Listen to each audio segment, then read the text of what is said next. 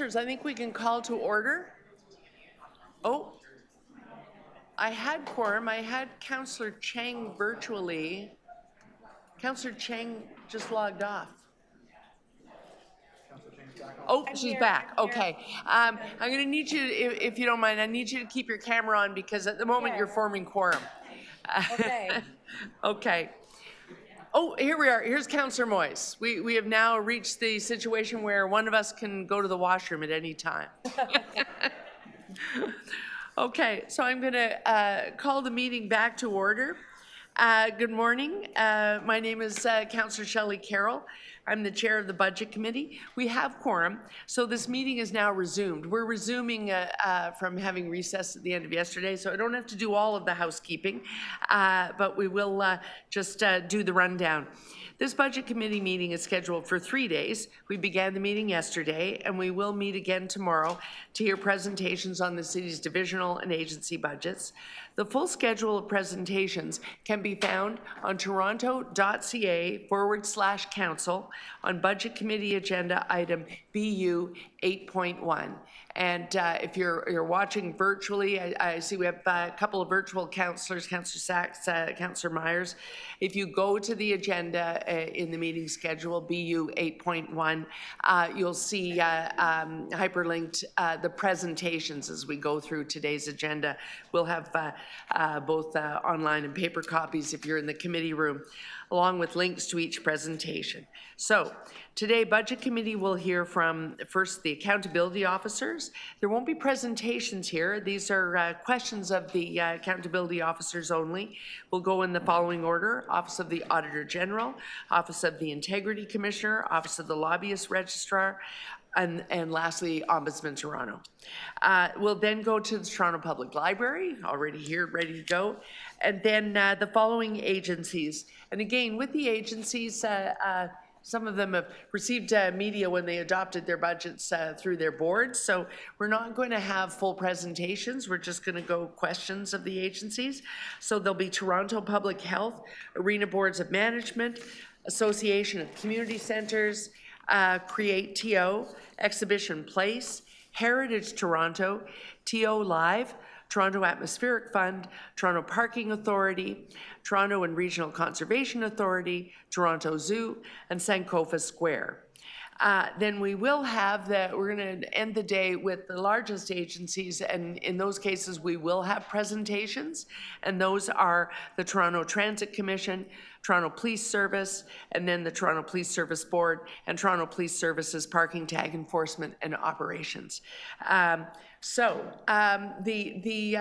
briefing note situation is the same as yesterday. If you're planning on a briefing note, please try and draft it and get it to the clerk. The reason for that is we want to be able to look at it, show it to the CFO to make sure that it's something that is certainly viable to get you all that information, but also so that if there's a duplicate in different wording, the clerk will be able to get back to you and suggest we consolidate some of the requests. So as soon as possible, that would be most helpful. So after each presentation, I'm going to open the floor to questions to staff on budgets for both non-budget committee members and members. And as we did yesterday, remember to get those notes in. If you can request online if you're not with us today by emailing it to buc@toronto.ca. We're going to be voting on a motion at the end of the day that actually puts those requests for briefing notes into the agenda, and we'll adopt them all at the end of this 3-day marathon meeting. So any questions before we begin? Seeing none. Our first group of budgets today will be the accountability officers, and we will start with our Auditor General. Good morning.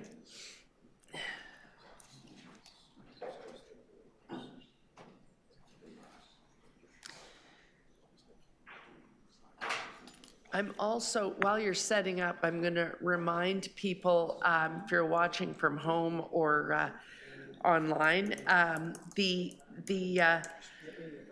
Toronto City Budget page, 2025 City Budget on the city's website is It's a slightly different format this year, but it has a very easy access to all of the briefing notes and analyst notes that are available now. So you can have a look at the analyst notes with that easy search engines under notes, reports, and presentations. You can simply search to get to the division we're going at. And for the accountability officers, that's particularly important because remember that the accountability officers report directly to us as council. So these are coming in their original draft state from the AOs. Staff do not impose, financial staff, I should say, do not impose anything on those budgets. So you're looking at the pure draft, shall we say. With that said, we have the Auditor General in place and ready to go. Are there any questions of the Auditor General? Councillor Perks. I'm not sure if this to who this question goes. In the briefing note, in the analyst notes,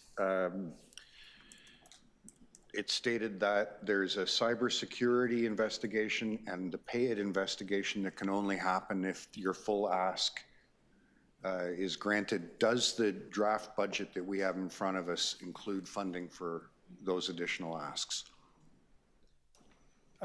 To the chair, I'll take that. For all accountability offices, we take the full submission that comes into the city and we ensure that it's reflected in the budget that we present as part of the launch. So it is presented as it was submitted and reflected in the Auditor General's budget submission. So, through the chair, to add further to that, so in our base budget, we have included, as part of our budget for professional specialists, enough for 2 cybersecurity audits. We have 2 budget enhancement requests. One is to do an additional cybersecurity audit, so that would make 3 in total for the year, and also a budget enhancement request for the pay-it investigation related to the specialists, keeping in mind that the cost of our own staff for that investigation would still be part of our base budget, and it is part of our work plan to do that pay-it investigation, but we do expect that we'll need contracted professional specialists for that investigation, and we have a very small, relatively small base budget for professional specialists, so that's why we've included those 2 enhancement budget requests this year. Okay, so they're in the draft budget as presented, and that's all I needed to know. Thank you. Yes, I'm looking at them now. Councillor Nunziata, did you have any questions? Yes, just a question. So I'm on the audit committee, and thank you for the work that you do. Now, when we go through the audit, there's a number of recommendations that you bring forward to the various departments on finding way for cost savings. Now, when we go through the budget, if all the recommendations have been adopted by the various departments, is there a line item that shows that, in fact, from your audit, there's been a savings from what you've recommended in the various departments? So through the chair, the divisions are required to have reference to our Auditor General recommendations when there are savings to be reflected in their budget. And our annual report, which reports out on our total cumulative estimated savings, will be coming to the February 12th Audit Committee, so that is coming out soon. And also just keep in mind that a lot of the savings that were reflected this year were one-time savings or cost avoidance, so those would not be reflected in the budgets of the divisions. So to the CFO, when we go through the various budgets, do we see that in their budget, that it's a line item that, in fact, there has been a savings within their budget? Because, you know, like, I know that we do all this hard work, but I want to see it as well. If we're finding savings, we need to see it. To the chair, yes. So when we develop the budget notes, we work in partnership with the AG's office, and wherever there's been implementations on actions that drive savings, we're able to highlight those and reflect those in our budgets going forward. Thank you. Yeah, I was just hunting it down in the analyst notes. It is highlighted there.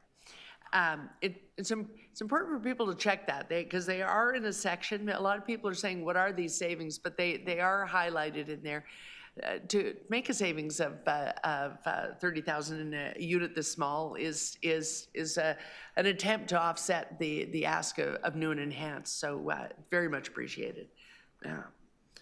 Okay. Councillor McKelvey, Councillor Moyes. Questions to the Auditor General, Councillor Chang, Councillor Sachs. Okay, seeing none, I think that's it. Thank you. Okay. Okay, and the next is the Office of the Integrity Commissioner.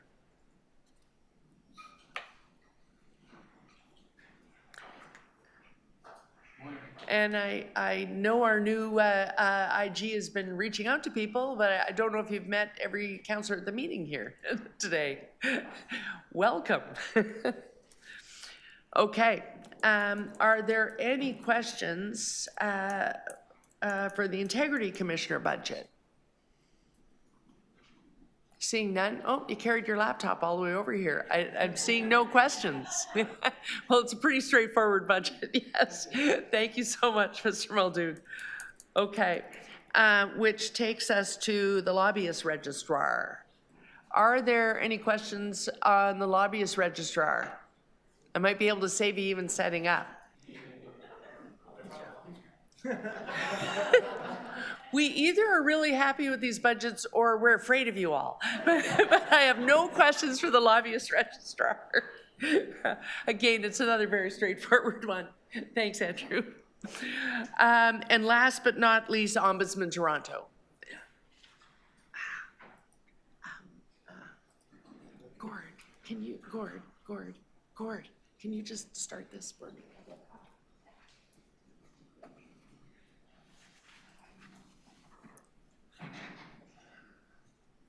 Are there any questions? You're free to enjoy your day.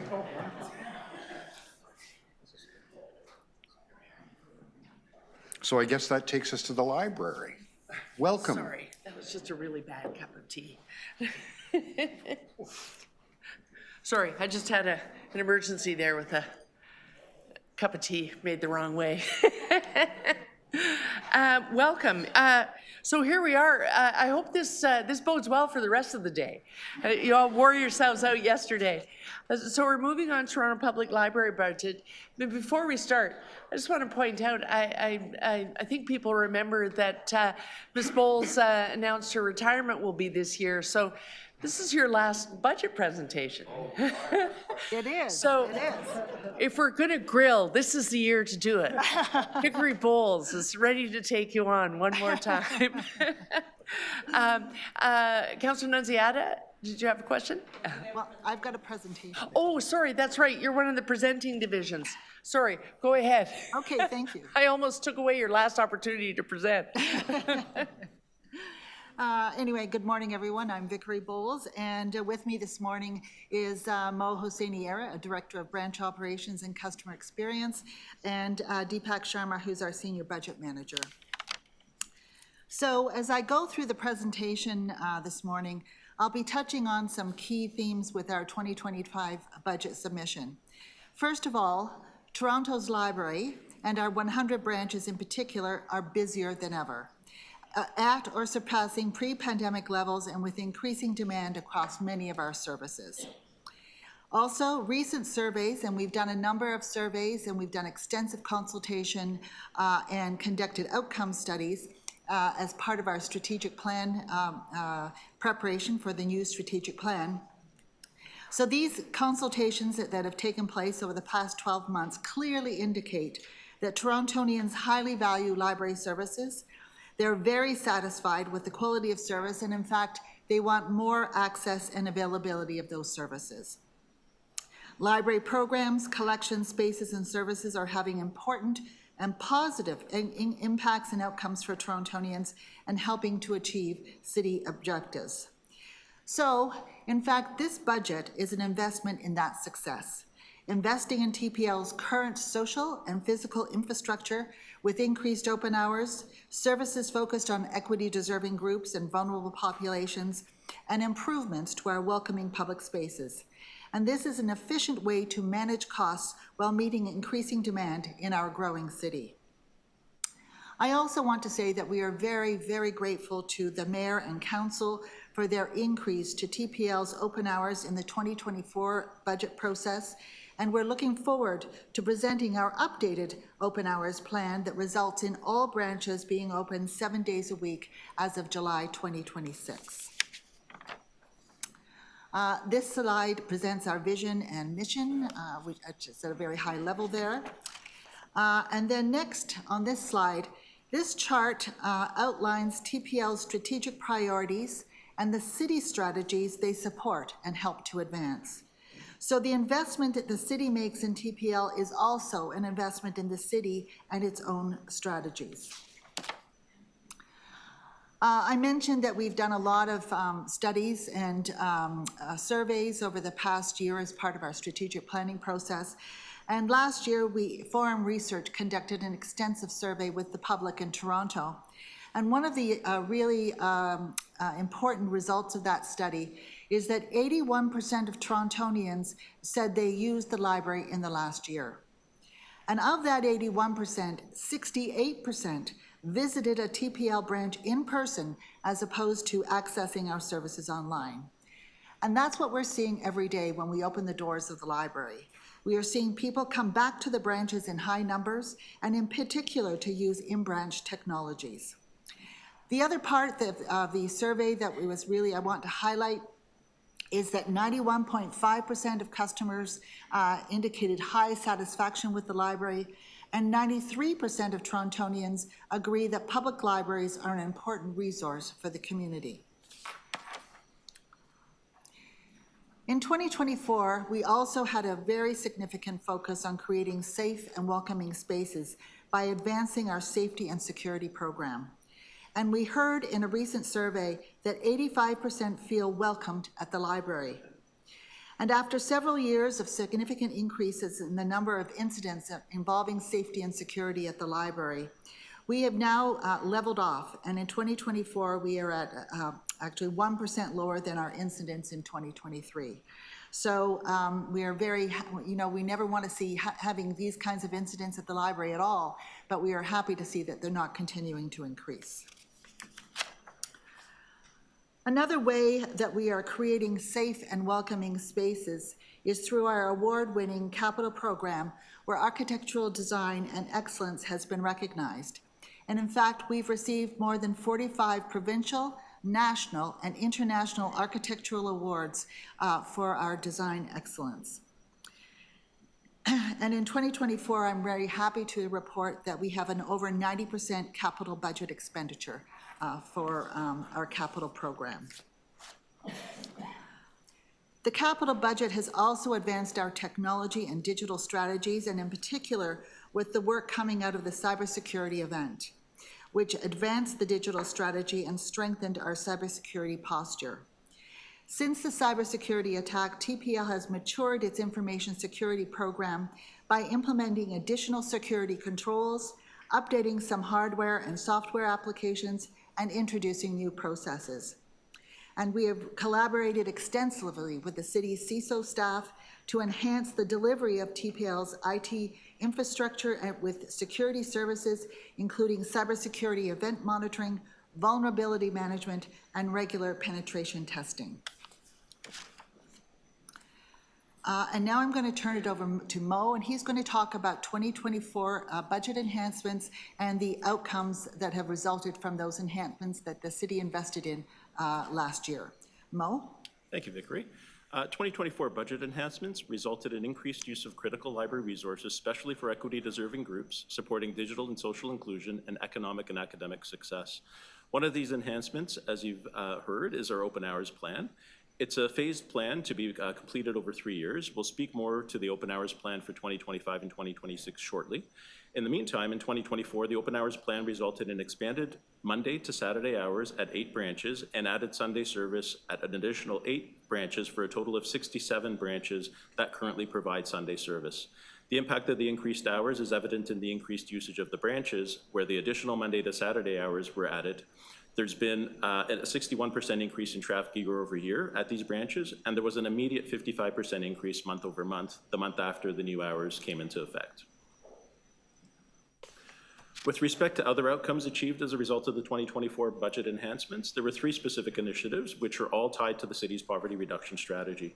Just a footnote that the numbers that you see on the slide are not for the full year. Full year data is even more impressive, and in some cases double what's shown here. TPL's Financial Empowerment Initiative provided financial counseling at 2 branches to low-income residents. Through multiple tax clinics and numerous one-on-one consultations, residents unlocked over $3 million in unclaimed benefits. In partnership with Gerstein Center, we offered low-barrier mental health and crisis support services, including one-on-one supports in 2 branches, provided more than 3,600 interventions, and over 5,500 individuals were able to participate in group wellness and addictions recovery programs. And finally, we added 4 new youth hubs, bringing the total to 28 TPL youth hubs across the city, providing youth with a welcoming space, access to programs, homework help, and after-school snacks. In the first 7 months of the year, we had over 109,000 youth accessing this service, with over 12,000 youth attending more than 500 programs. And now I'll pass it back to Vickery, who will provide us with the 2025 budget overview. So this slide provides a very high-level overview of the operating and capital budgets for 2025. In terms of the net operating request, that is at $247 million, which is a 7.1% increase over 2024. And I'll just note that that excludes COLA because we're in the midst of collective bargaining. In terms of staff, there's a 2.3% increase in approved positions, and these increased, the vast majority of these increased positions are a result of the open hours plan.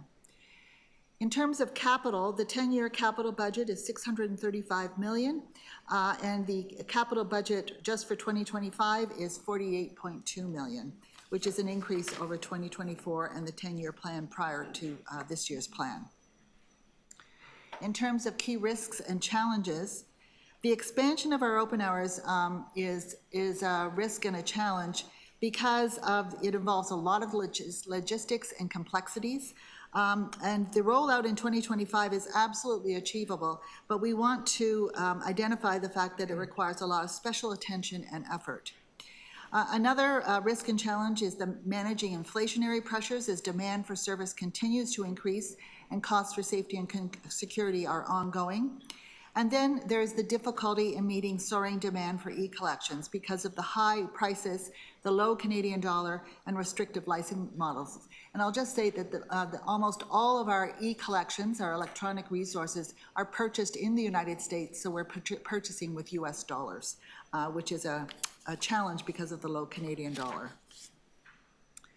In terms of the new strategic plan, I'm very pleased to present to you the 4 priorities for the new strategic plan: democracy, civic engagement and social connections, shared community spaces, learning and growth, and awareness and availability.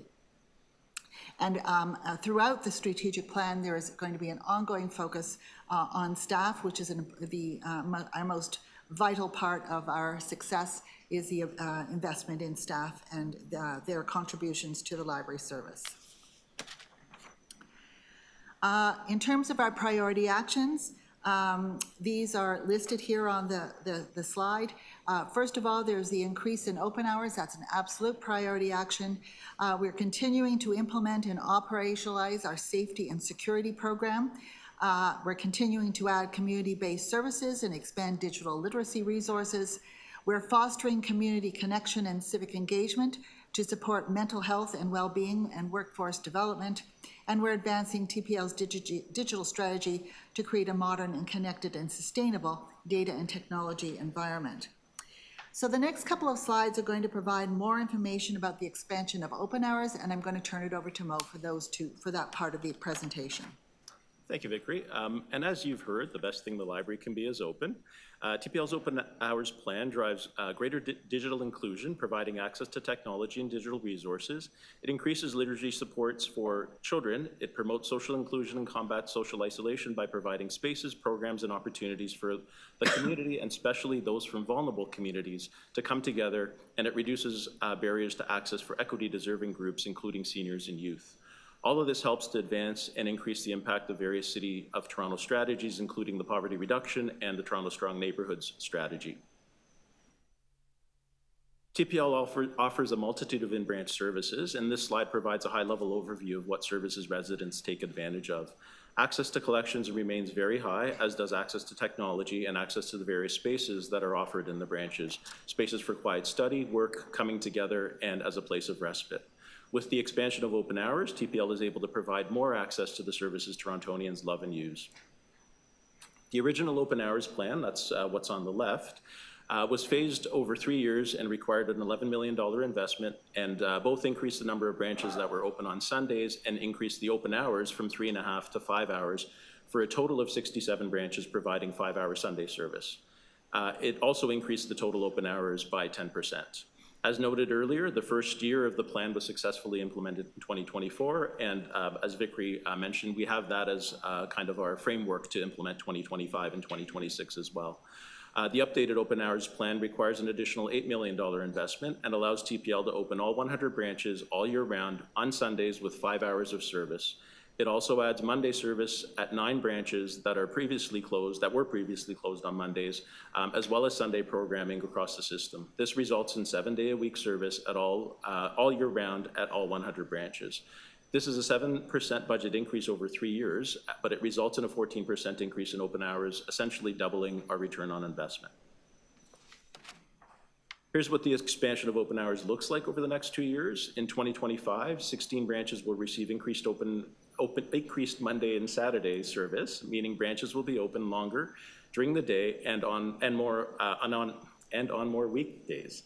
All 100 branches will offer year-round 5-hour Sunday service and will also provide programming on Sundays. Prior to this, only 27 branches, just over a quarter of our branches, were open on Sundays all year round, and the remaining 40 of that 67 were open only on seasonal Sunday service.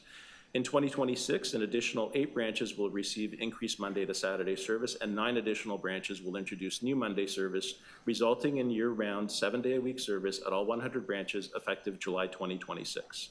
And now I'm going to pass it back to Vickery to speak to the 2025 and operating and capital budget submissions. So yes, now more details about the numbers.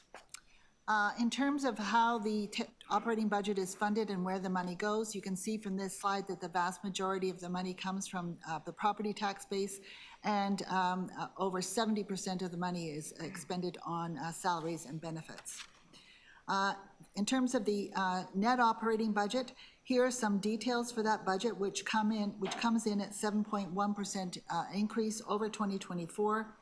The revenue identified on this slide is $188,000, which represents year-one funding from the Toronto Public Library Foundation for the expansion of the Financial Empowerment Program and the Social Services team, with the city assuming the cost in 2026. Now over to the capital budget. Here is information about our planning framework for the capital budget and plan. Key tools include the facilities master plan, the building condition assessment, the multi-year accessibility plan, and our service delivery model. In terms of key risks and challenges, certainly the rising construction costs is a challenge going forward with the capital budget. High inflation and the low Canadian dollar is resulting in rising costs of construction material and labor.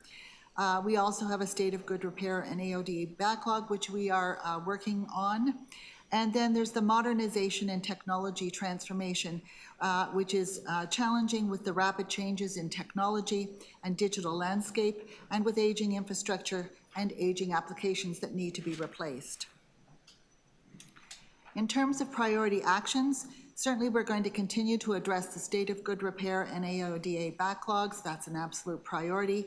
Continue to provide customers with access to current and emerging technologies, modernizing library technology infrastructure to improve efficiencies and to mitigate risks, and to manage growth through investment in the branch network and IT infrastructure that already exists, and to maximize non-debt funding sources as well. This slide presents the capital assets to deliver the services and the costs associated with those assets.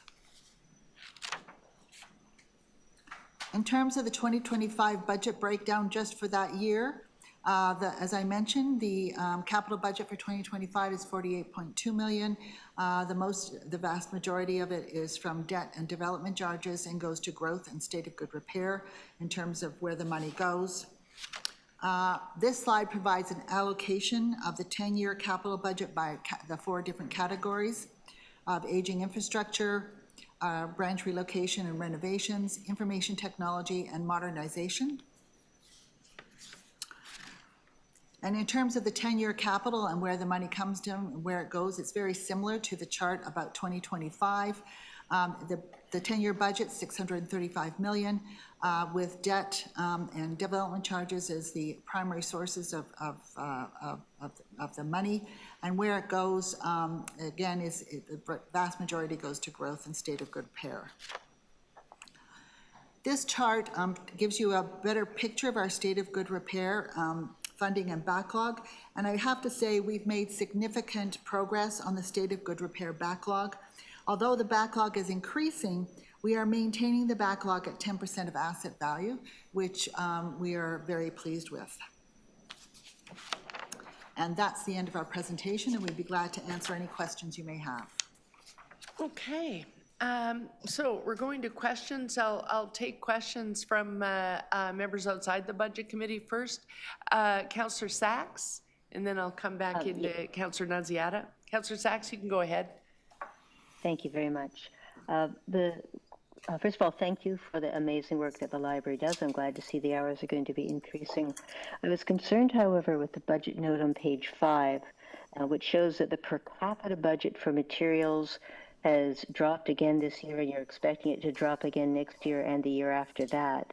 But it didn't give us any context. How does this compare with the long-term trend and with other comparable cities?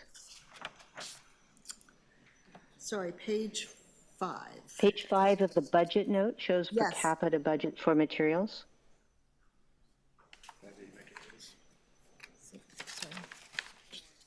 The basis, I see. Yeah, it's on the how we are doing chart on How we are page doing 5. chart? Yeah. Slightly different.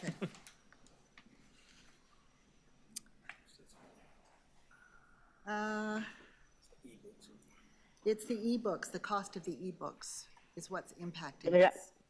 No, I understand that, but what the budget, what page 5 shows or says, if you look at the bottom of the page, how well we are doing, it says Toronto Public Library materials budget per capita was 7.7, I guess, dollars per capita in 2022, 6.8 in 2023. You're expecting to go down to 6.6 in 2026, but there's no context here. How does this compare with other cities? How does this compare with our past practice? If you don't know, will you get back to me? Yes, I can't tell you what the per capita rate is for other cities right off the top of my head, but I can tell you that we are not alone in experiencing the pressure of the cost of e-collections. And the reason it continues to go down in terms of the per capita is because a cost for e-collections is escalating so much, especially with the low Canadian dollar and the fact that we're purchasing and having to purchase with US dollars. Well, that was my second question. My first question was, if we have, given the tremendous pressure that you have to obtain these materials, which are in very high demand, can you manage that if the per capita budget keeps falling? But my second question is, in terms of the high cost of e-collections, are you working with libraries in other municipalities to try to get a better deal? Yes, in terms of the first question, yes, we're doing our best to manage it. We've actually increased the budget for 2025 for the collections budget, and that's part of this budget request. And we are looking to manage it by reducing the holds threshold for some of the high demand items, because so we aren't required to buy as many copies as we have in the past. And we're also doing it by doing a really thorough review of use of our e-collections in areas of great demand to make sure that we're keeping up with that. So we are working very hard to manage it. We've increased the budget for 2025 for our collections budget.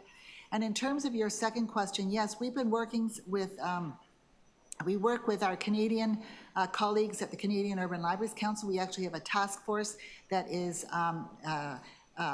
dedicated to working on how to improve the licensing issues that we have with multinational publishers and the high cost of ebooks and the fact that we have to repurchase them after 26 uses or 2 years, whichever comes first. That's a huge problem, not just for Toronto Public Library, it's a huge problem internationally.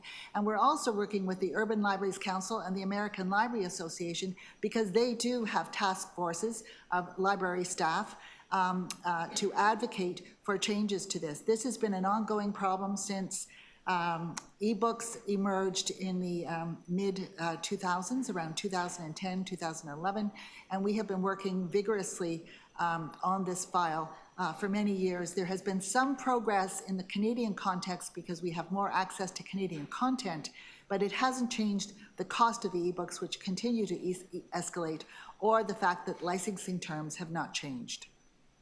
Okay, and that means the per capita budget is very important, so please let me know how ours compares. Yes, we will. We'll follow up with Thank you you. on that one. Thank you. Okay, are those your questions, Councillor Sachs? Thank you. Councillor Nunziata, library questions?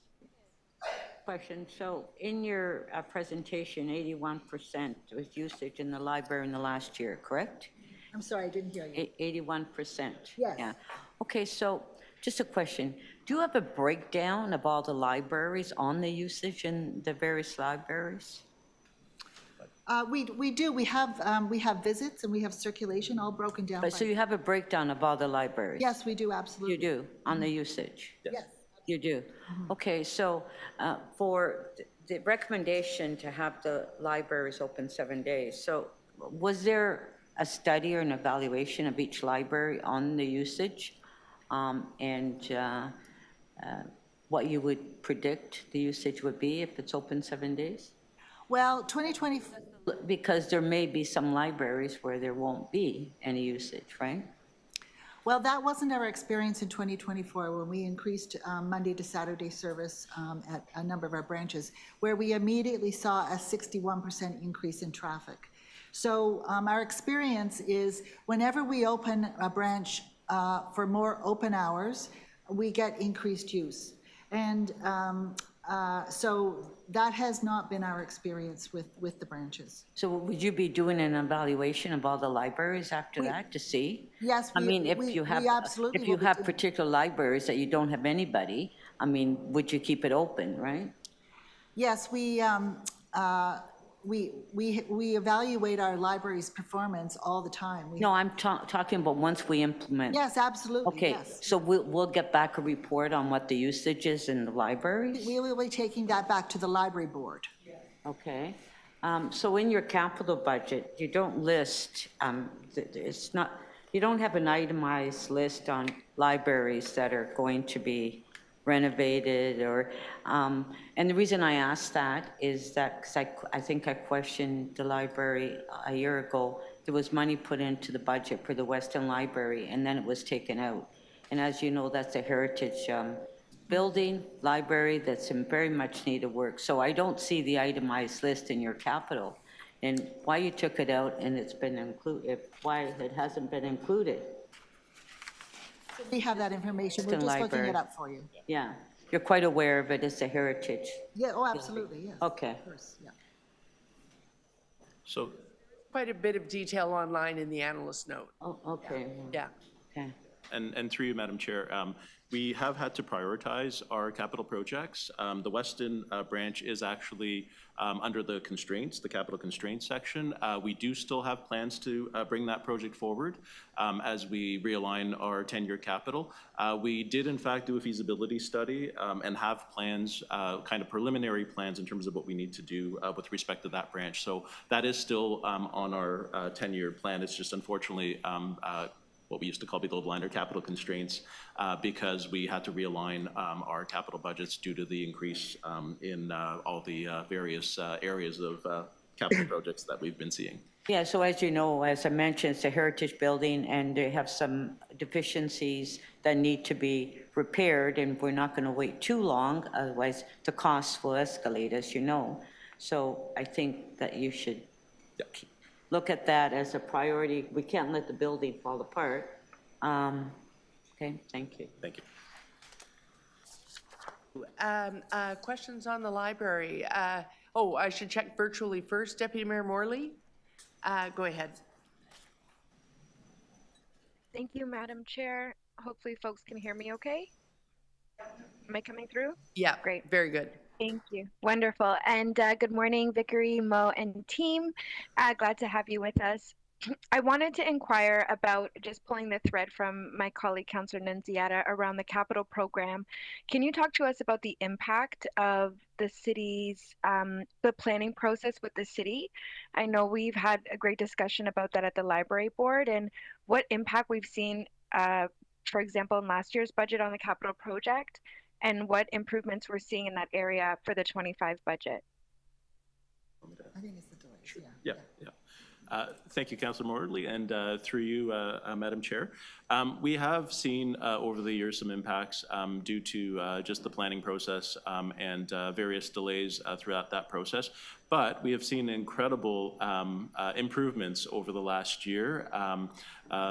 I can't remember her name now. We do have Valicia, yeah, that's right.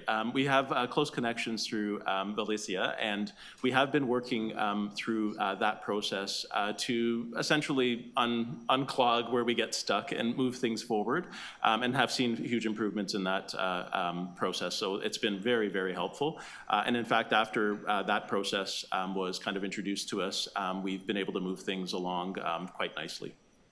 Great. And can you confirm there's sort of been a net benefit to the budget as a result of that deeper, more intentional collaboration and coordination from the city side as well with the library? Yeah, there has. And year over year, there's a kind of a natural 5% increase. The faster we can move projects forward, the cheaper the actual project will cost, because we would be dealing with current costs as opposed to future escalated costs. Absolutely. Thank you so much. I'll leave it there, Madam Chair. Thank you. Okay, thank you. While in virtual, Councillor Cheng, did you have any questions on library? I do, thank you. Okay, go ahead. Good morning. Very grateful for the library, very grateful for the North York Central Library especially. Very well used, always see lineups before they open. People are anxious to get their seat. And I think that is my question with regard to growth plans in areas where secondary plans are going to be expanding population growth, and across the city we have new areas of density that are popping up, entire new neighborhoods. And so in light of that, and knowing there's so many economic pressures, is there a threshold of density where a new library is considered, or a library is expanded? And is there also consideration of maybe creating kiosk models with smaller footprints to expand accessibility across our growing city? Thank you for the question, and through you, Madam Chair. We do have a process through which, and we work very closely with the city's planning department to receive pipeline data. We have a facilities master plan, and through a process of reviewing that facilities master plan, and in the data that we receive, and through the various other factors that we consider, population density, growth, changing community, the demographics, all of those factors, the condition of the building, so building condition assessment, all of that feeds into that facilities master plan, and essentially tells us whether there is a need for additional services in that area, or whether we're meeting the need as is. Based on our service delivery model, that particular document outlines in terms of service level what we should be building and providing with either a district branch or neighborhood branch, the size of that branch. So that, along with our facilities master plan, is what we look at when we consider if there is a new branch required. So the example I can give is the Etobicoke Civic Center. When that came online, we went through our facilities master plan, and based on all the numbers we had that were provided to us through planning, based on growth and density, it identified that there was definitely a need for that location to have a new library. And anytime we do have a request, we go back to those factors to make that decision. In terms of your second question with respect to a kiosk, we've looked at that model. It really isn't cost effective or efficient for us to try to deliver service through that particular. We do have bookmobiles that do that much better than a kiosk would. And again, we review our bookmobile stops annually to see if, again, usage and growth, if we're continuing to meet the service levels that we need to meet with respect to that service as well. I wonder if there would be cost savings in the kiosk model if they were co-located in community centers, places where people already naturally congregate that are staffed, buildings are already maintained, and in areas where there is less accessibility to libraries, maybe those are locations people can get, order books and have more access to reading materials. The issue with kiosks is they don't begin to offer the range of library service that the library offers. We have 100 branches. With the Etobicoke Civic Center, we'll have 101 branches. And we have 2 bookmobiles that offer service and help fill in where anywhere in the city there are gaps or increased growth. So we have looked at this model, but we've not pursued it because it really doesn't address the kind of library service that we offer here in Toronto. Mm-hmm. Okay, my next question is about, as you know, the city has a lot of pressure and financial decisions about increasing budgets creates pressure for everybody. So I'm just wondering, in terms of expanding hours, was there ever a consideration of perhaps scaling back Monday hours so that Sunday hours, because the weekend is when more people can access the library. And so if we want to expand that access, instead of opening 7 days a week, maybe closing on Mondays or scaling back hours on Mondays, so to support that greater accessibility as a way to expand that accessibility without increasing the budget. We've done extensive analysis on our open hours and use, and certainly weekends are very popular, but so are Mondays. Mondays are used by a lot of seniors and mothers with small children, and it's when we open Mondays last year, there was a 61% increase in traffic at those branches. So Mondays are a very popular day, and there's a lot of support. I mentioned all of the consultation we've done. There's tremendous support for more access to library service. So, we have done that analysis, and the conclusion is that, the actual ideal situation is for 7-day-a-week service at 100 branches, which is what, the mayor announced in October at the press conference she held to announce that all 100 branches open 7 days a week, which the library board and the staff support. Okay. Thank you. Thanks, Councillor Chang. Questions, Councillor McKelvey. Deputy Mayor McKelvey, sorry.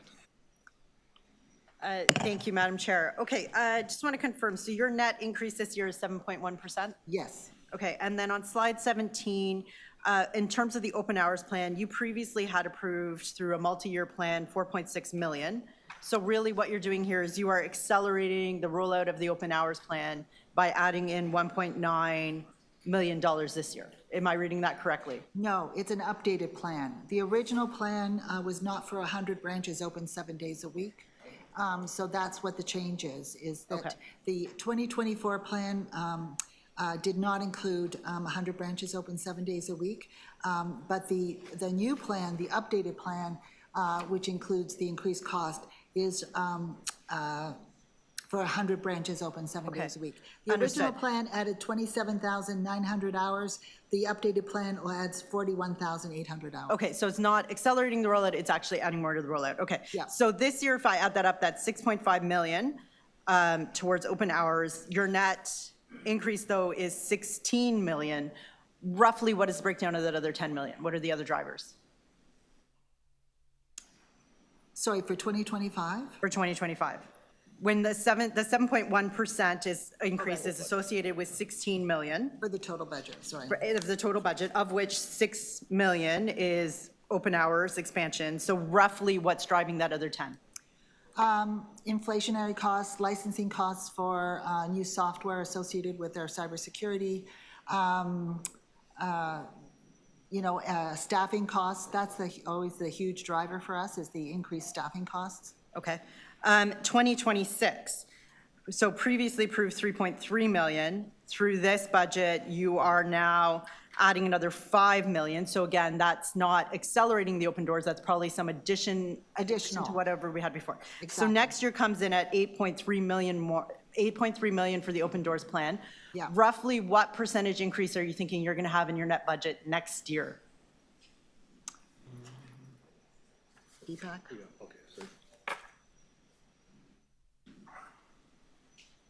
And as you're pulling that up, then I guess the follow-up question to that is, when do we stop seeing above, like 7% and, well above inflationary increases? When does it stabilize? Well, I'll tell you, the annualization for the open hours continues, ends in 2027. So in 2028, we would expect to be fully rolled out, fully staffed up, and moving into a point where we could start to really move to more of an inflationary increase year over year? So through you, Madam Chair, so in 2026, we are projecting 7.4% net increase. A 7.4% increase to budgets, Yeah. to the budget next year, okay. And in 2027, it will be 3.6%. So it will drop in 2026. And to 3% in '27, okay. The Sunday hiring and expansion, is that straight time, time and a half, double time? What is the pay model for that? half. It's time and a half. In the collective agreement, yes. Okay, so you're expanding service at 40 branches to Sunday, well, all 100 branches are gonna have Sunday service. As of this year. And the employees working on Sundays receive time and a half. How do you fill those positions and make those decisions about those hours? About the hours or about the staff? Hours, how do you get it? Is it regular, you're a it's Monday to voluntary. Friday person, but you decide you want Sundays at time and a half? How does that work? How do you It's roll that out? voluntary and it's based on seniority and Voluntary based on seniority? it's voluntary based on seniority. And then if we can't fill all the positions, we go externally. If you take that Sunday 5 hours, is that a reduction of your 40-hour week, or are you getting No, it as overtime? It's an add-on, Is it additional, in addition to your 40 hours? yes. You can sign up on Sunday for 5 more hours at time and a half. Yes, it's a 35-hour week. Okay. They get paid 35 for a 35-hour week, and then if they can sign up for time and a half for Sundays. So then to make this happen, if you're doing voluntary extra time, how much is your staff complement growing this year? What's the net increase in your staff complement? Yeah, it's 44.6. So you're hiring 44 additional people, and people can volunteer to take those Sunday hours. Yes. Will that volunteer for Sunday hours continue indefinitely, or will you get to a point where that's scheduled and just part of your regular work week? Is that because it's being rolled out? We would have to negotiate that through the collective agreement. You have to negotiate that with the union. Yes. Okay, thank you. Councillor Moyes. Thank you, and through you, Madam Chair, and thank you for your presentation today. It's nice seeing all of you. Maybe I would like an update on the cybersecurity. Are you back up to 100%? And what safeguards are you put in place to prevent this from happening Yes, again? yes, we are. We're just in the process of upgrading our printing, but access to printing is available at all of our branches, and by February, we will have all new printers in our branches with a new pay-per-print application. But yes, we're up and running. Okay, excellent. And with the increased hours of the libraries, with that comes more use and also more cleaning. So how much more is that added to your budget in regards to keeping the libraries clean? Well, that's incorporated into the budget increase. Okay. It's all part of the budget increase. And I see that you have a robust strategy for supporting those who are underhoused. You itemize it here in your presentation. How much of that is affecting your budget, or is it? Sorry, I missed your question. It says here that 9% of people seek shelter from out of the cold or Right. heat. But you also have in here, there's increased security, you're working with the crisis centers and Yes. all these other groups. How is this impacting your business? How much more is that, how much more is it adding to your budget? Well, the Gerstein crisis workers, they were added to the budget this year. How much was it? Close to $500,000 for the crisis workers. We pay about $6.6 million for security guards. So, you know, did you want all of that itemized? No, but it's quite significant, right? Yeah. Just want it stated. And also to, you mentioned that the cost of e-books keep going up because of the cost of a Canadian dollar and all these other issues. Are you looking perhaps to reduce the amount of e-books that you're carrying? And also do you think the American tariffs that may actually come eventually may affect the cost of e-books? We're not anticipating the tariffs to impact the cost of ebooks because we are purchasing from the United States. So the result of the high cost of ebooks is that we are purchasing fewer, but we are doing our best with the money we have for the ebooks to buy, to maximize and to make sure we're serving the public well because there's such tremendous demand for e-content. The use increased by 15% last year. The use of ebooks and e-audiobooks in Canada on Overdrive, in Toronto on Overdrive is the highest globally in the world. Our customers really use ebooks and e-audiobooks, and they're very, very popular with them. So we're not cutting back. We're doing the best we can to serve our customers with the funds that we have and the pressures we have in terms of purchasing them with Canadian in the U.S. with Canadian dollars. And I think last year you mentioned to me that you're not able to charge a user fee for ebooks. No, we can't. Yeah, I remember that. No, that's under the Public Libraries Act. We can't. I remember that comment as well. All right, thank you so much. Thank you. I think that is, Councillor Crisanti, I'm going to allow it, but in future, you got to be here because we want to do the outside the budget committee first. Okay, go ahead. Thank you so much, Chair, and I'll try and be quick. So I'm just trying to follow the money here. Total budget is $268 million? Gross. Gross, okay. And then you're on the expenditure side, it shows library materials, 23.1, is that 23.1 million in Yeah, materials? that's collections. Okay, That's our does that collections. include books? Yes. Okay, and then what is materials and supplies? Books as well? No, it's not No. books. No, it's just materials we need to operate in the library with our, Okay. in our branches. Is that up or down from previous years? Materials and supplies, it's up around 2.7 million this year. It's up by what? 2.7 million. 1 million. And is that primarily, what's the budget for books? We got to buy books, correct, from time to time? Is there a We buy specific them every number? year, yes. Line item for books, has that gone up? Yes, we've increased the budget for our collections budget. This year is 23.1, and what was it last year? It's around we increased it by 1 million, so it's a 5% increase. It's a 5% increase. We increased it by 5%. 5% increase for purchasing more books. So in 20, and correct me if I'm wrong, in 2022, we eliminated late fines and fees? Yes. We did. What motivated that, and what was the revenue from the fines that we actually eliminated? Well, we did it over 2 years. We eliminated children's fines in 2021 and then adult and teens fines in 2022. We did that because libraries across North America have been eliminating overdue fines because they are a barrier to service. And the impact of fines were disproportionately on low-income families and vulnerable people. So when we did our analysis and see who was blocked for not paying fines, the vast majority of children, for instance, who were blocked lived in neighborhood improvement areas. And so the elimination of fines for adult, teens, and children has resulted in those people, many of those people returning to the library and using the library, and many have been, and much of that activity has been in areas of the city that are part of the neighborhood improvement area. Yeah. What was the revenue for that we did have at the time that we were collecting? Revenue was, I think it was, Almost same, around 21 million. it was For for fines?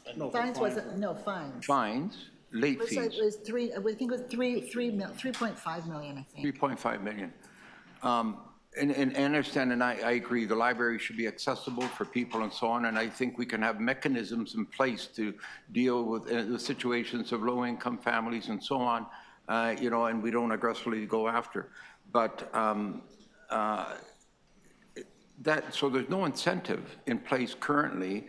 So if I come and borrow a book tomorrow or today, there's no real incentive for that book to be returned, is there? Well, you know, we've done an analysis of what's happened since we eliminated fines, and there's very little difference at all. In fact, people are continuing to return books on time, early or on time. In the case of someone not returning a book on time and they Yes. hold on to it, What do we do? They are still charged. They are charged for the replacement of that book. So instead of an overdue fine, what they get is a lost fine.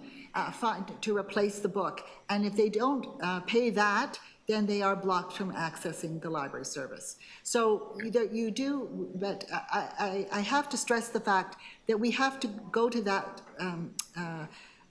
situation not very often. The vast majority of Torontonians return the materials on time, even with no fines in place to All right. incentivize them Thank to you. do So so they have to then, if someone doesn't return a book, they will get billed for the value of that book. Yes. And if somebody does return a book late, but the book is damaged, do we also charge them for that book? Yes, we do.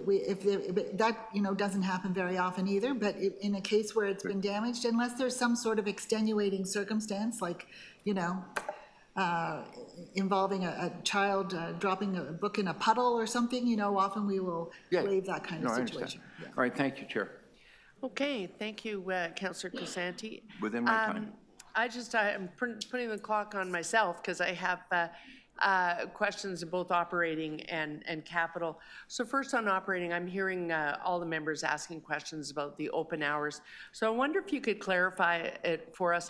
The board has adopted the plan for the whole 3 years, but that still applies to our financial bylaws are such that we can only adopt 1 year at a time. So while we see in this proposal all of the go forward to year 3, which would be in the 2026 budget, that still has to be adopted by council in that year. So it's appearing here as in the budget, but that's a board decision that we would still have to decide we can afford. Am I right about that? Well, you know, we understood that there was approvals in place for the future years so that we could plan all of this out. But I think city finance would have to answer that. Yeah.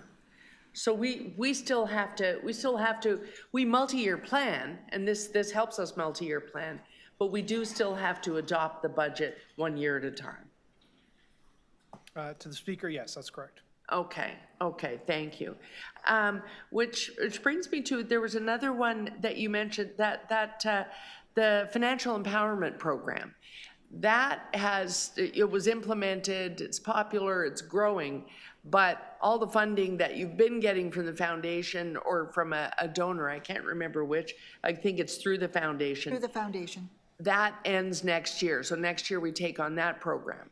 Well, actually, it ends this year for the existing program, and it's in the budget.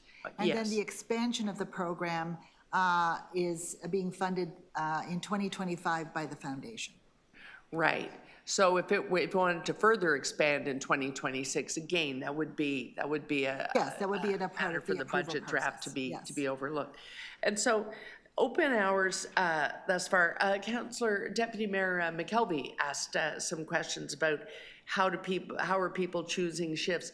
Because we are moving to a library system that operates 7 days a week, is that I know you can't divulge details, but is that matter on the table for the collective bargaining agreement being negotiated this year? Because it was really constructed around a system that had 5 days at best. Is there any conversation of that now? Certainly, going the forward? discussion of the expansion of open hours is part of our collective bargaining process. Okay. So we have what we have before us today, and 2025 has already been announced. But for 2026, we have competing pressures of adding a phase of open hours, adding any program like financial empowerment services that might be moving over to the city. And this budget does not include the collective bargaining agreement because it's not finalized. So those are all pressures coming to 2026. Right. So I think it's important to remember that's going to have to be a focus of meeting all those pressures in 2026 is going to have to be a real discussion. In capital, I thought it was just me. We have our branch Pleasant View where it's taken forever to do site plan, and Mo knows I worry every day that the money we put towards it is worth less and less every day. But I noticed in the capital plan that site plan delays are the case in about 3 or 4 renovations across the city. Dawes, a couple of others, it's site plan issues. Is that being raised in a sort of systemic way? We're under the gun here. These are city facilities. The longer you torture us, the less our money's worth. Is that being addressed in any way in the senior leadership team? Through you, Madam Chair, yes. As I mentioned earlier in response to Deputy Morley's question, we've been working very closely with Valencia, who's been helping us move the various projects forward. And we have raised it with senior staff in planning as well. So we've seen traction this year, and hopefully that process continues in the coming years. Okay. I noticed that Dawes is now pushed way out. Is that all site plan issues, or is it just a matter of smoothing your funding along? Because that's a pretty ambitious project. There were site plan issues with that location as well. There's also an issue with negotiating with the neighbor with respect to other legal factors, but mostly it's been unfortunately planning issues that we've been working through. But that also is moving forward now.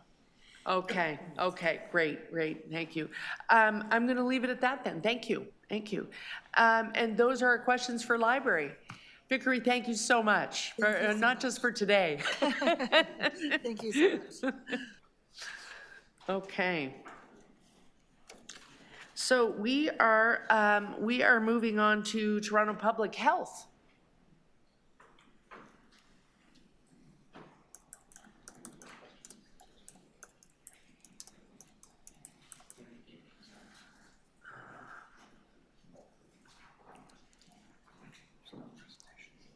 Yeah. So councillors, we have not scheduled a full presentation on this one, so you may want to switch to your analyst notes. But we are open for questions right away. Councillor Nunziata's not here. I'm going to start with outside the Budget Committee. Councillor Sachs, did you have questions on Toronto Public Health? Okay.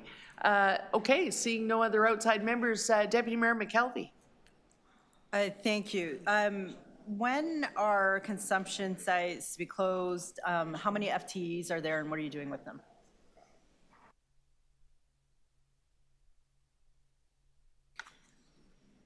Chair, thank you. These supervised consumption sites are set to close.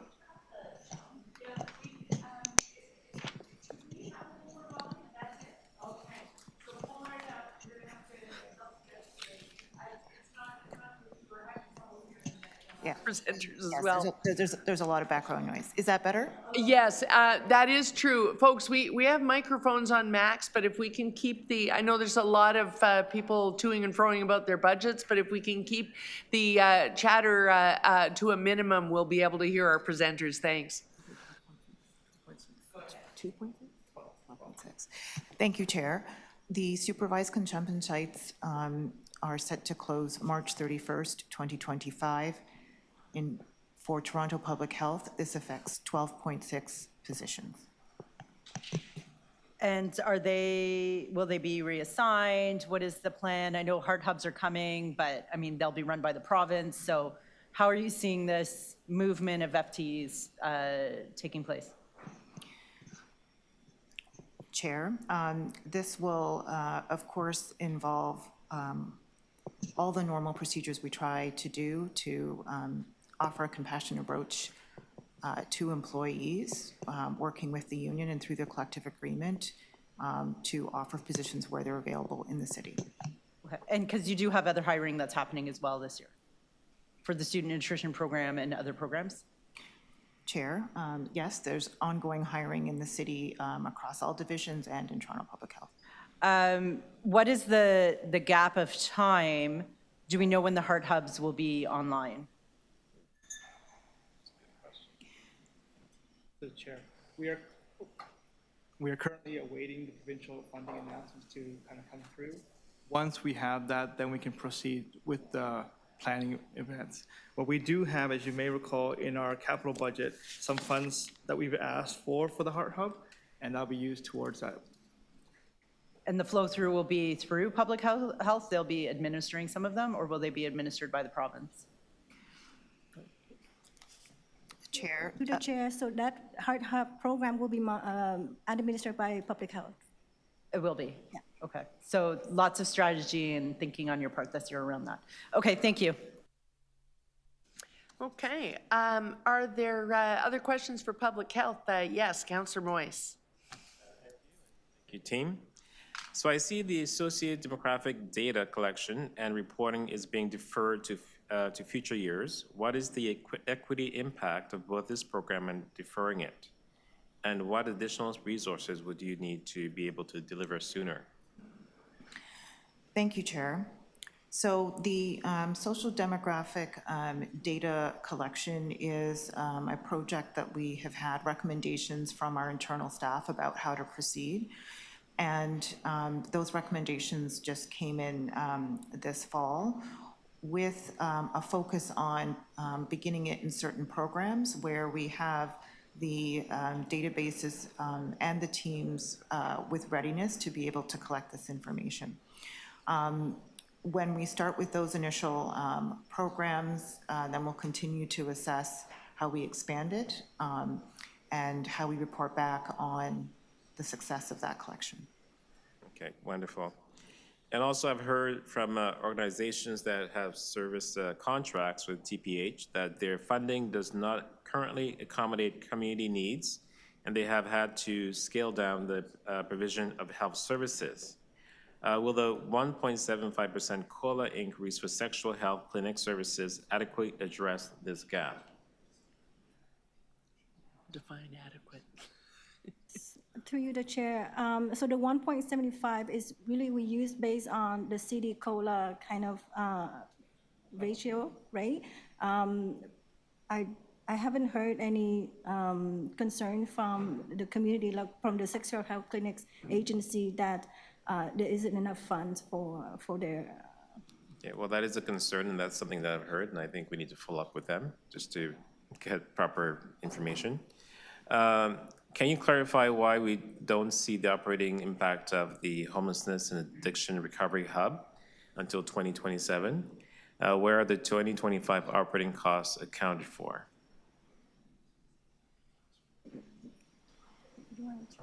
Through you, the chair. So the Heart Hub, why you're not seeing the operating impact is that the construction project is not, projects expect to be complete before 2026. 2026. Yes. And I think Deputy Mayor McKelvey touched on this, but you said the operating cost of the Heart Hub will likely be funded by the government provincially, April 2027, what is at stake if the other levels of government do not fulfill their commitments?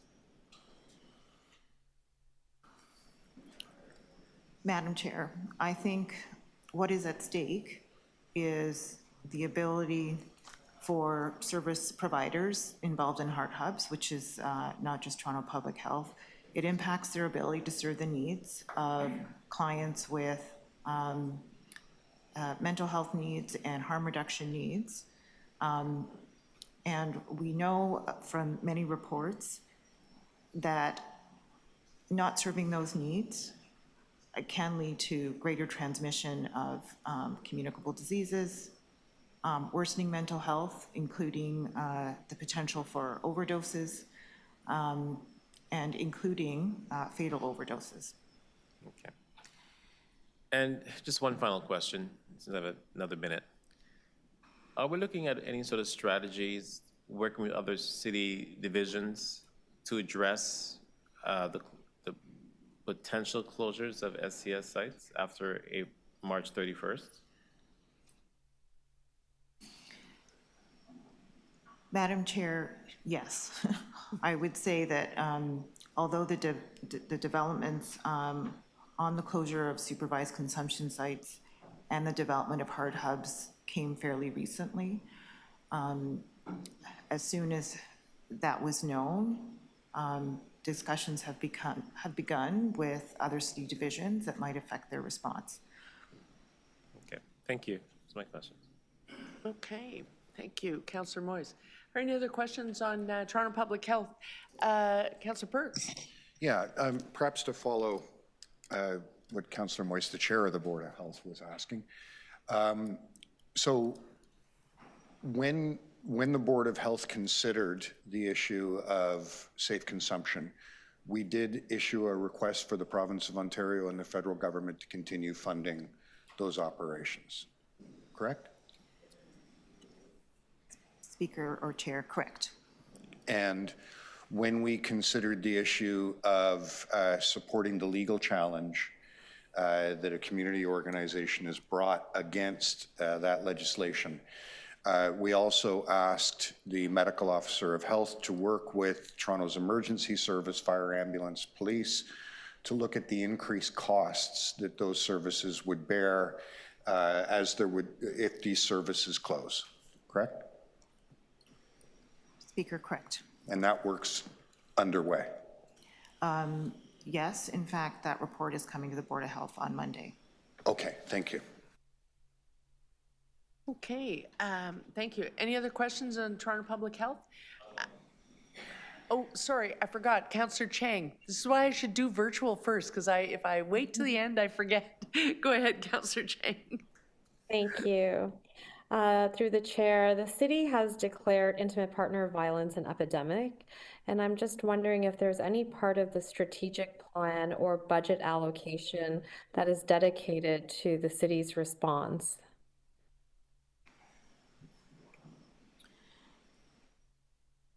Chair, I would say specifically, no, you won't find a particular line item on that in the budget.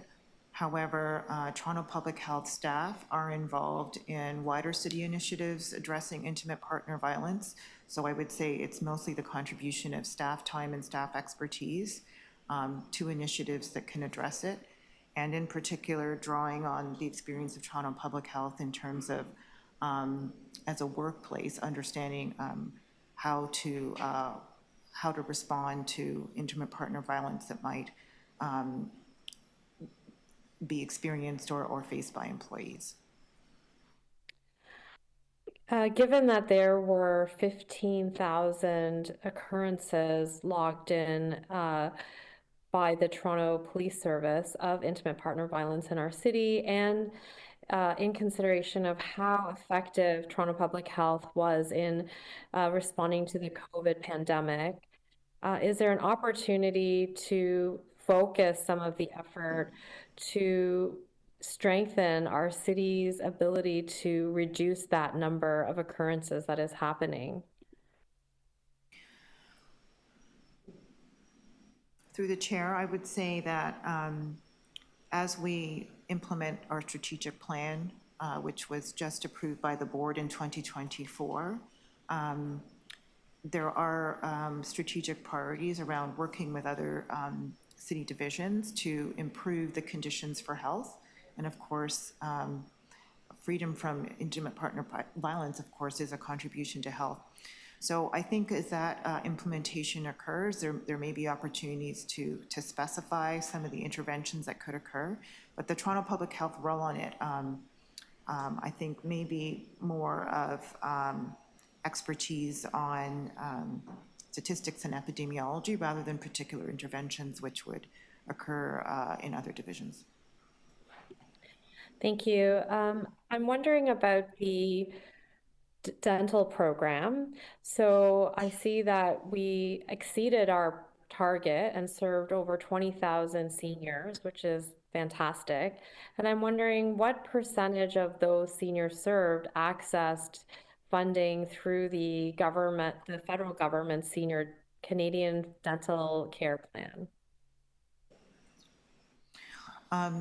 Through the chair, I can say that currently the Canadian Federal Dental Program does not allow Toronto Public Health to be a provider. It's really a program for clients to access through other providers. So 0% of our patients would have benefited from the new expansion of our clients would have benefited from that expansion.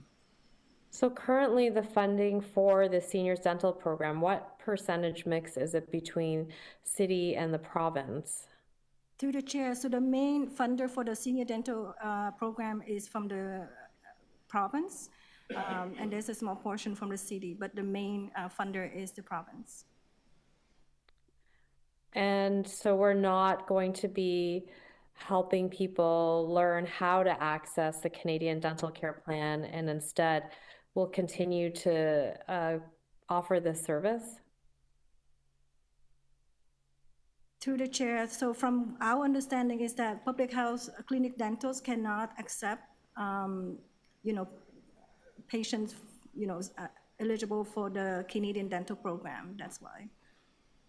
What I mean is even teaching people how to access it, because it's a system that has been created by our federal government, and it does take some, I think, navigation to learn how to go to the website and submit, but that program is widely available now, and maybe some of our efforts could be directed at strengthening seniors' awareness of how to access that program to lighten the load of what we do for seniors in our own dental clinics in order to potentially expand how we serve other demographics who are not eligible for this federal program. Is that something that could be considered? So I'm seeing challenged expressions on the faces of Toronto Public Health.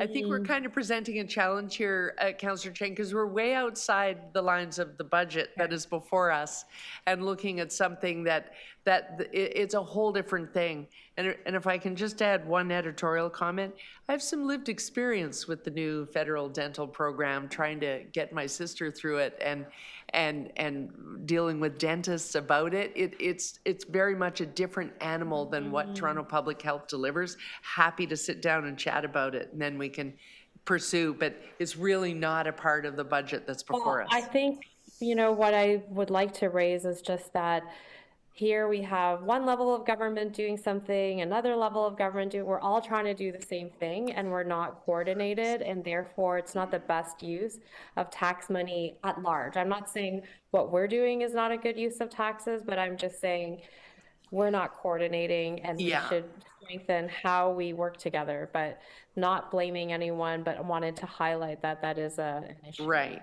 but they are very different programs, so I'd be happy to sit down and go over the difference between the two with you. But we are over time now. Okay, so I just have a couple of quick questions myself. We didn't touch on it at all, but it's the thing I get the most questions about since we launched the budget, is the student nutrition piece. So I'm wondering if you could just sort of quickly outline for us while this is a cost-shared program, we're putting city funds into this, to the introduction, expansion that we're doing this year. But what is the track record on when we do that? Am I right in remembering, we have a history of when we do that, we generally see the private sector and the other orders of government that take part in student nutrition kind of catch up with us? Is that the hope here? To use the chair again, we do continue to have provincial funding that's going to go to help the student nutrition program as well. And we did, as a province, sign an agreement with the federal government that will also have funds to help the student nutrition program. Both these programs do not funnel proceeds through the city. They are done through our foundation partners. Right. So it'll go through the normal, the two big foundations. And in terms of where we're going to apply it, Toronto Public Health, it keeps you have an ongoing evaluation still, I believe. So you pretty much know what schools you want to now target and which you want to expand and which new schools to add. There is an evaluation process. Again, through you, there is a process where there's public data available to talk about the income levels of various school participants. Plus, there's a factor of school readiness. Right. As you're likely aware, the school community relies on volunteers as well as the principal's involvement. So with those factors combined, there's an evaluation criteria to assess the neediness as well as readiness. Okay, so we're confident that by the end of this year, we can actually roll out this expansion. Agreed. We do have an existing program that we'll expand upon to say, here's the additional school communities that we think will be available. And I'm sorry I didn't set my clock, I forgot, but one other thing, because we're adding the new element, which is to deliver some snack program through Camp TO. Will that be done, is that a partnership with park staff then, or are we hoping to mobilize volunteers to help with that program as well? It's a little unique to the way we deliver in schools. Agreed, again, through you, is my understanding is that's not something that we are going to be participating in. We're going to be actively assisting, I believe it's Parks and Forestry it's now called. Yeah. Right. Oh, so yours is more of a knowledge transfer, how to do it sort of thing. Okay, thank you. Those are my questions, and I think those are all the questions on Toronto Public Health. Thank you. Okay.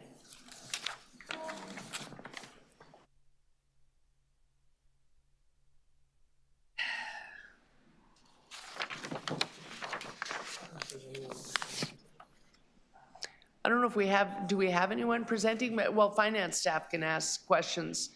I think Councillor Moise probably has questions. Arena Boards of Management?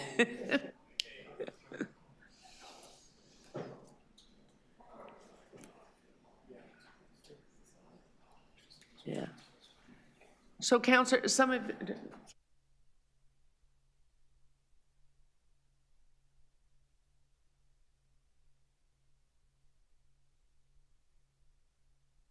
that's a good idea. Interesting idea there, but right now we're in the middle of arena boards. Are there any questions on arena boards of management? What we have is the analysts who went through, because they're each unique, but we have the analysts here to answer any financial questions on it. Are there any? I may have. Councillor Moise, yes. So looking at the list, the 2024 list here, revenue versus net expenditure, I see that many of the arenas here do get some subsidy from the city at the end of the day because they haven't raised enough money. But also too, looking more closely at the Mossbach Arena, which I'm more in tune with, I see that in 2022, they were given $400,000 in emergency funding, over $223,000 in 2023 for emergency funding, and $293,000 in 2024 for emergency funding. That's over $1 million in a 3-year period. And I see now this year, even more money is being put into this system. What are we doing to fill that gap?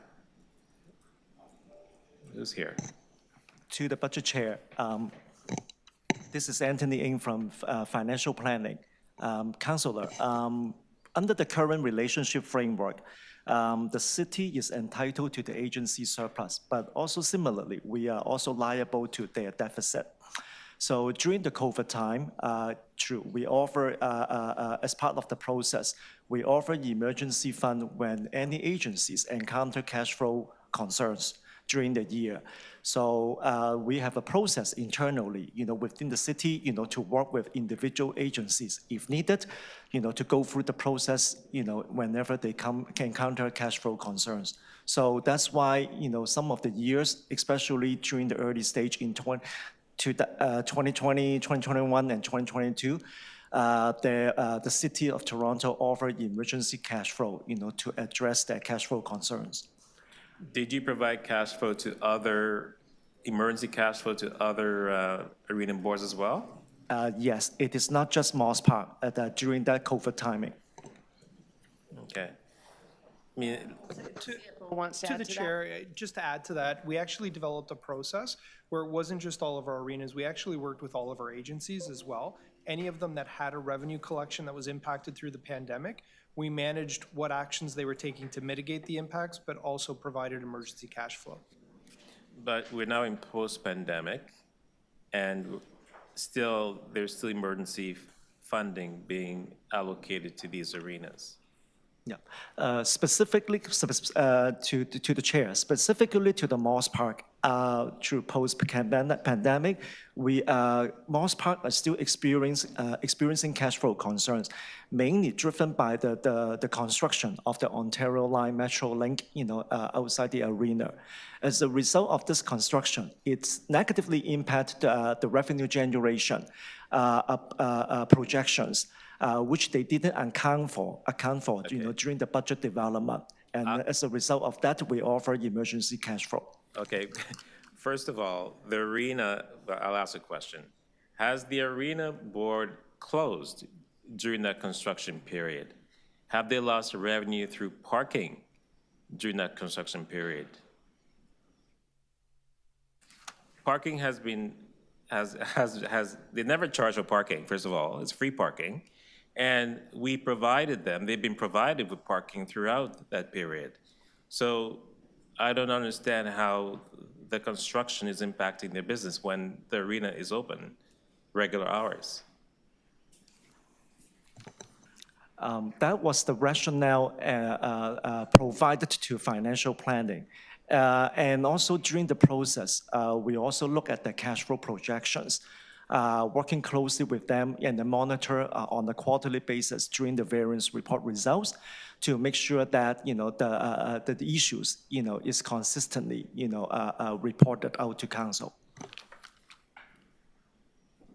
And City Manager, the CFO had one comment.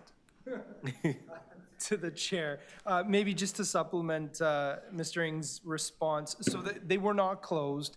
We still were budgeting revenue to be achieved. The budget assumed that there would be roughly $1 million in revenue. The challenge is the actuals that we actually received, in part because of the impacts of the Ontario line, were closer to just under 700,000. And that was the challenge that we saw. It was about a 70% achievement of the revenue that had been forecasted by the arena board, which led to the deficit position. Thank you. I'm at time. Thank you. Yeah, so it sounds like this is an individual arena that needs a deeper meeting. Yeah. Okay, seeing no other questions on arena boards, I'm going to suggest, because we're into small agencies and in some cases there'll be no questions at all.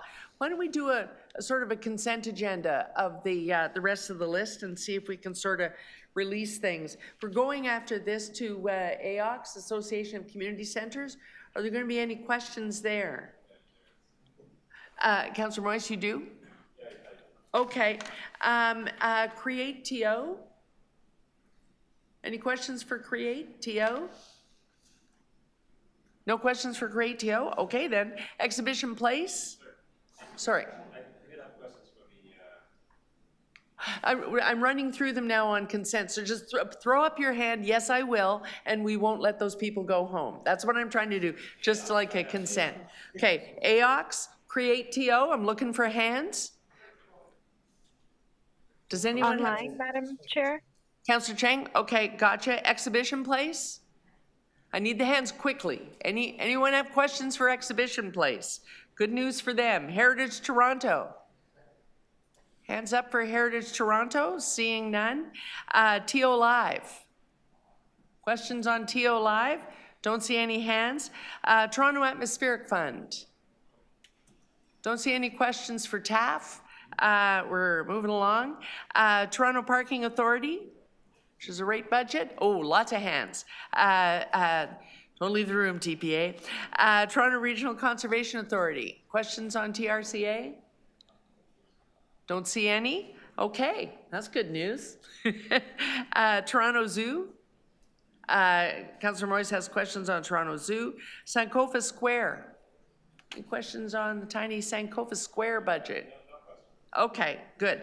Okay, and then we're into the big agencies. So that's just to help people. Not that you're not all equally important, you're just not worth $2 billion each. So, so we have a list. Matthew, you were keeping track with an actual writing utensil. So do you want to read back to me which ones I have? Oh, thank you. You guys got my back. Okay. So it looks like Mr. Gupta's been sitting here, and we're now going to jump over him and move to, although, Councillor Moyes, did you have an AOC question? Yeah. Yeah, you do have an AOC question. Chair, And I also and then have we're, a question for AOC as well. got it. Okay, and after that, we're jumping right over to Exhibition Place. Okay, so Councillor Moyes. We're at AOCs? Okay.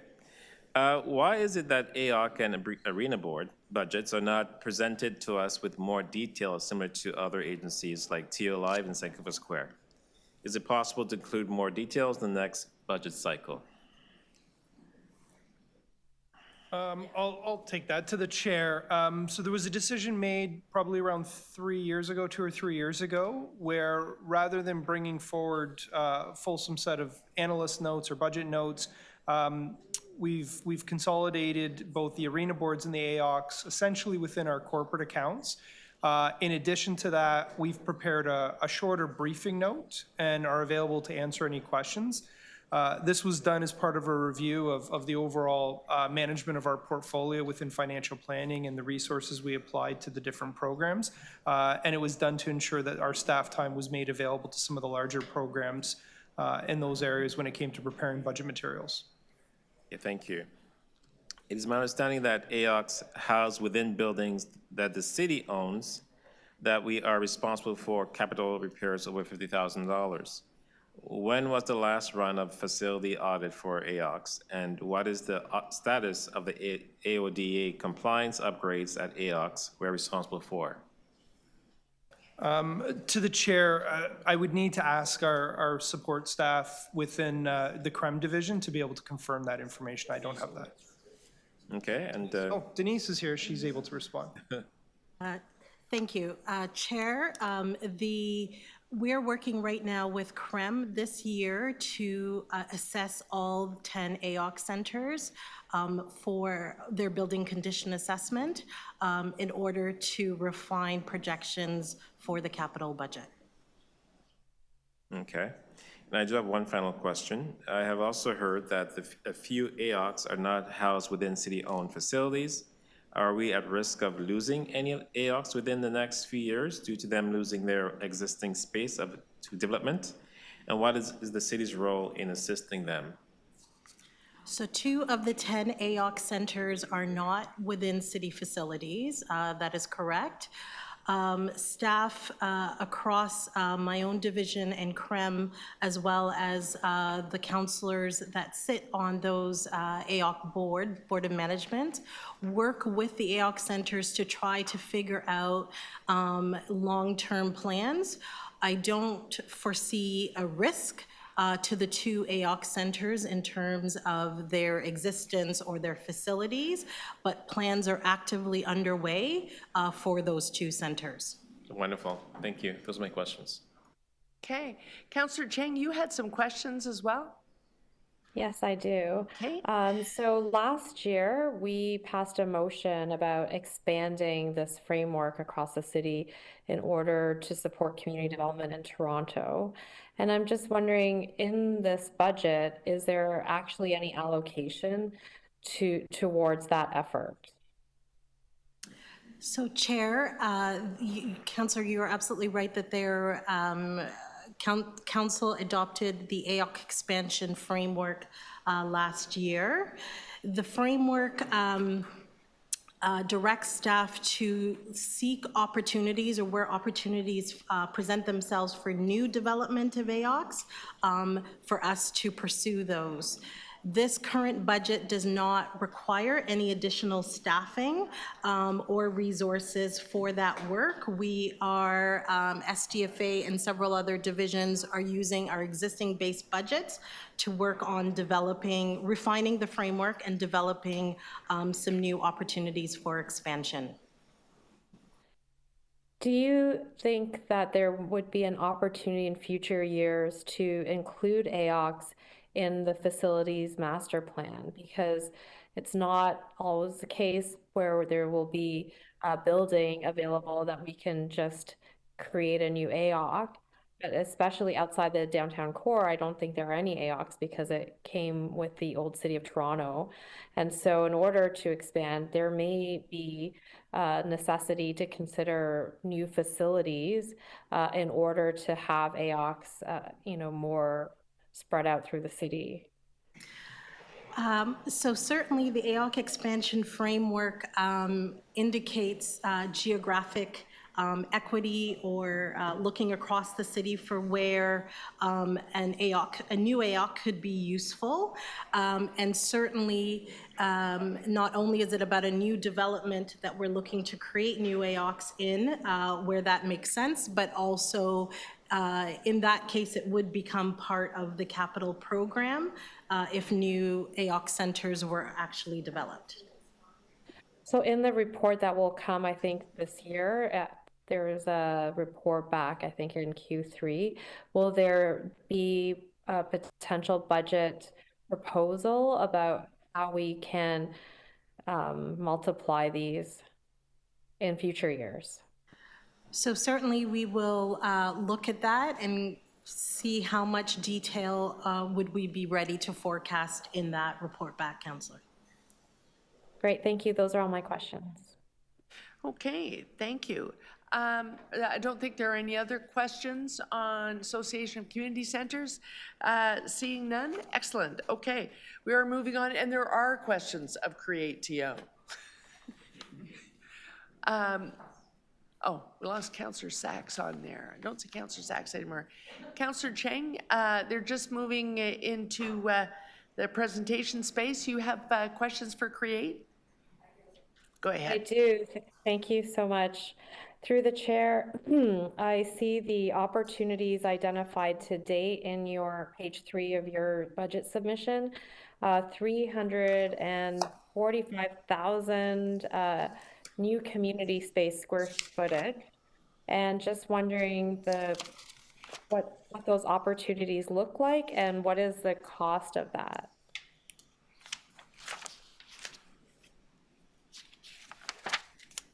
Okay, thank you for the question. Through you, Madam Chair, those would be projects that, those would be community spaces through the Housing Now program that would have been designated through the planning approval process. So and there were 3 different phases of, 2 phases of Housing Now, and there's about 107,000 square feet of community space in phase 1 and an additional 31,000 in phase 2. And then separately, another project that I can specifically mention where there's considerable community space is the Parkdale Hub project, which has about 112,000 square feet. And then additionally, there's projects such as the Etobicoke Civic Center with 58,000 square feet, 260 Adelaide with 10,000 square feet, and then the Allen District. So these are all projects that have received zoning approval, and within that zoning, there's designated community space allocation as well.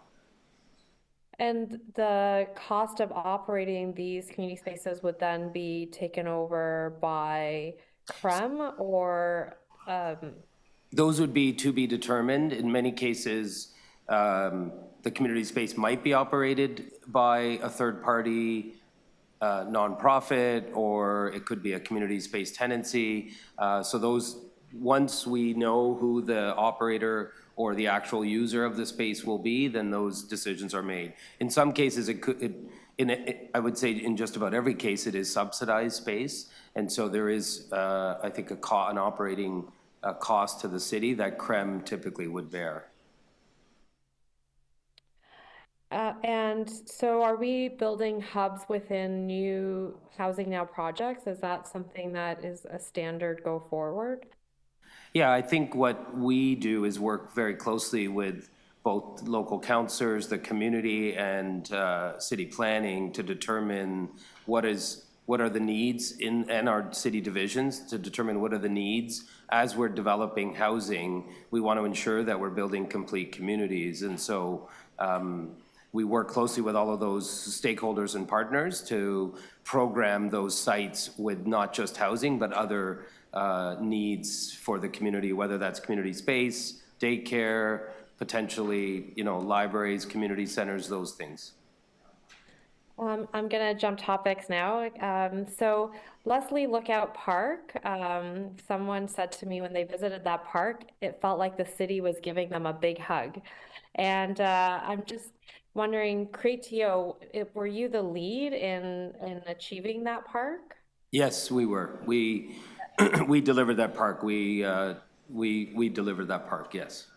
That is correct. And it's an $8.9 million park, is that correct? That is correct. And it's very interesting to me, the budget for it, because I did dig a little bit.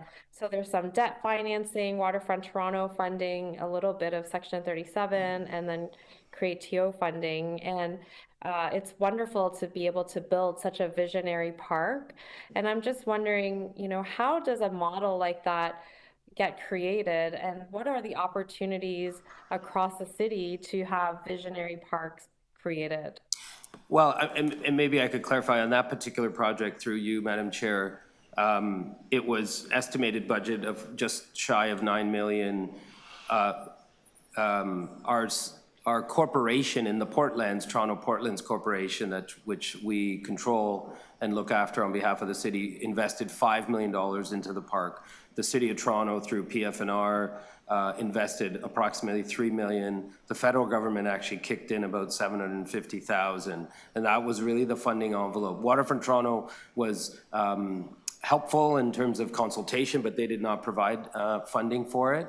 And our determination, these are lands that are controlled by Toronto Portlands Corporation as stewards on behalf of the city. And so we made the decision at our board level that it was important to try to bring the Portlands planning framework to life. And that area on Leslie Street is a green portal, and we decided that we wanted to show some leadership and make that a signature park on behalf of the city. And we're quite happy to take a look at other sites as we continue to develop out the Portlands where we can do that, and we work cooperatively with the city and Waterfront Toronto and others to do so.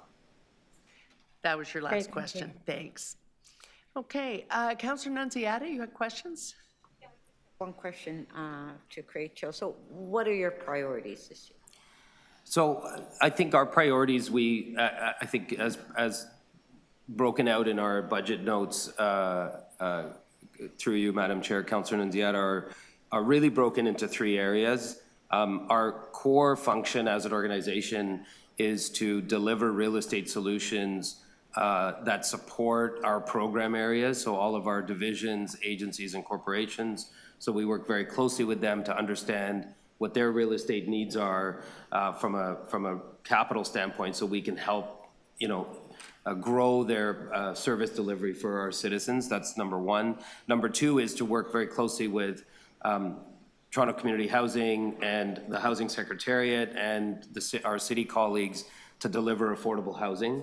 And then our third priority is to be good stewards of the land in the Portlands that is actually under our ownership. And so we have continued to drive revenue to grow that portfolio. We have over 80 tenants that we manage. We've increased revenue over 30% in that portfolio. And we work closely with Waterfront Toronto and other Portland's stakeholders to ensure that we're doing that on behalf of the city responsibly. Thank you. Thank you, Councillor Nunziata. Any other questions on Create TO? I only had one, and unless it leads to others, it seems like you're sort of at a constant number of positions now. Have we got the complement to, because Create TO is now, people know to access you if they have a potential for one of these. Have you got the team you need to meet the demand now? Are we sort of constant? You know, I think that's a fair question. Thank you, Madam Chair. I think we recognize the financial situation that the city is in, and so we know that there are no FTEs that we can ask for, and not only that, our budget submission is a flat budget subject to a slight allocation for a cost of living adjustment for staff. Right. I do think we're close to the right size. I would say that, you know, if you look through some of our budget notes, we've increased the number of projects that we are working on. That's why I asked, From 30 to close to almost 200. And so I think it's a matter of setting priorities. I think if we had more resources, we could prioritize more projects. But I think, you know, our teams work hard. They're very committed to city building and having a job with purpose and with meaning. And so I think we're satisfied with the allocation we have now and the headcount we have now. And let's see what it looks like over the coming years. Okay.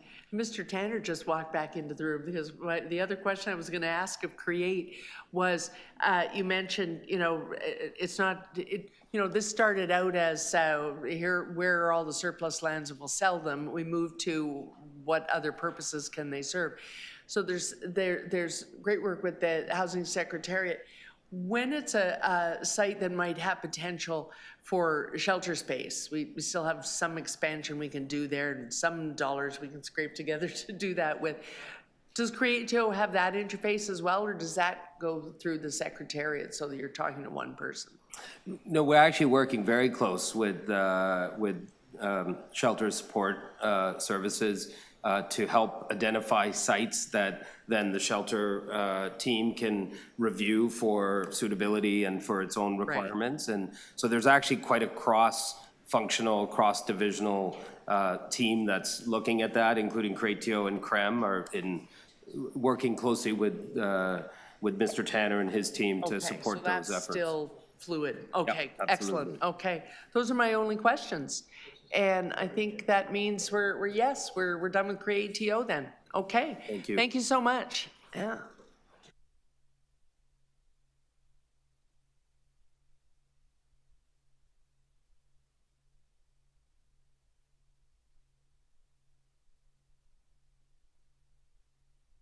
Okay. So we released a bunch of divisions, so we're all the way up to Toronto Parking Authority. How about that? Were you starting to worry about whether you were going to get out of here before lunch? Guess what? You are.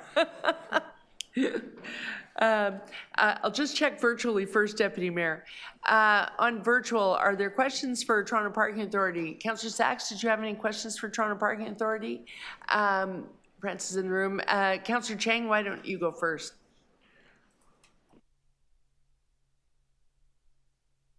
Thank you.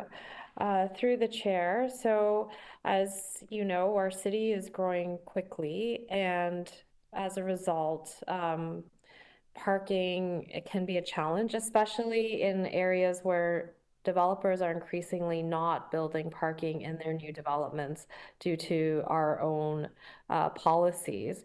And one developer suggested to me that city should be looking at areas of density that are coming in new secondary plans and plan to build new parking lots. And I know that we have Transform TO, we're trying to get everyone on bikes, but realistically, especially in the inner burbs, there is still a need to drive, to access services, to go about your daily life. So I'm just wondering, in terms of your capital plan, is there almost like a facilities master plan as the city grows to grow our parking infrastructure? And is there consideration of countries in Asia like Japan or other international cities where they have incredible transit and they still do invest in parking infrastructure?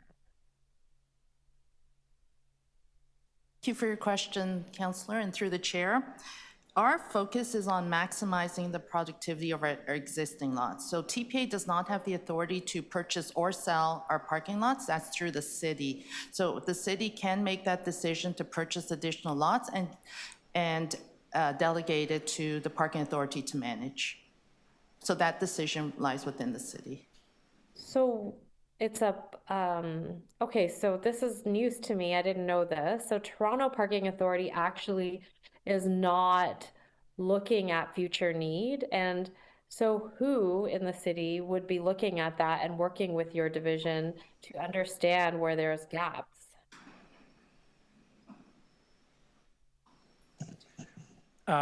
Madam Chair, maybe I can clarify. So there's an overarching city parking strategy which is coming forward through transportation services this year.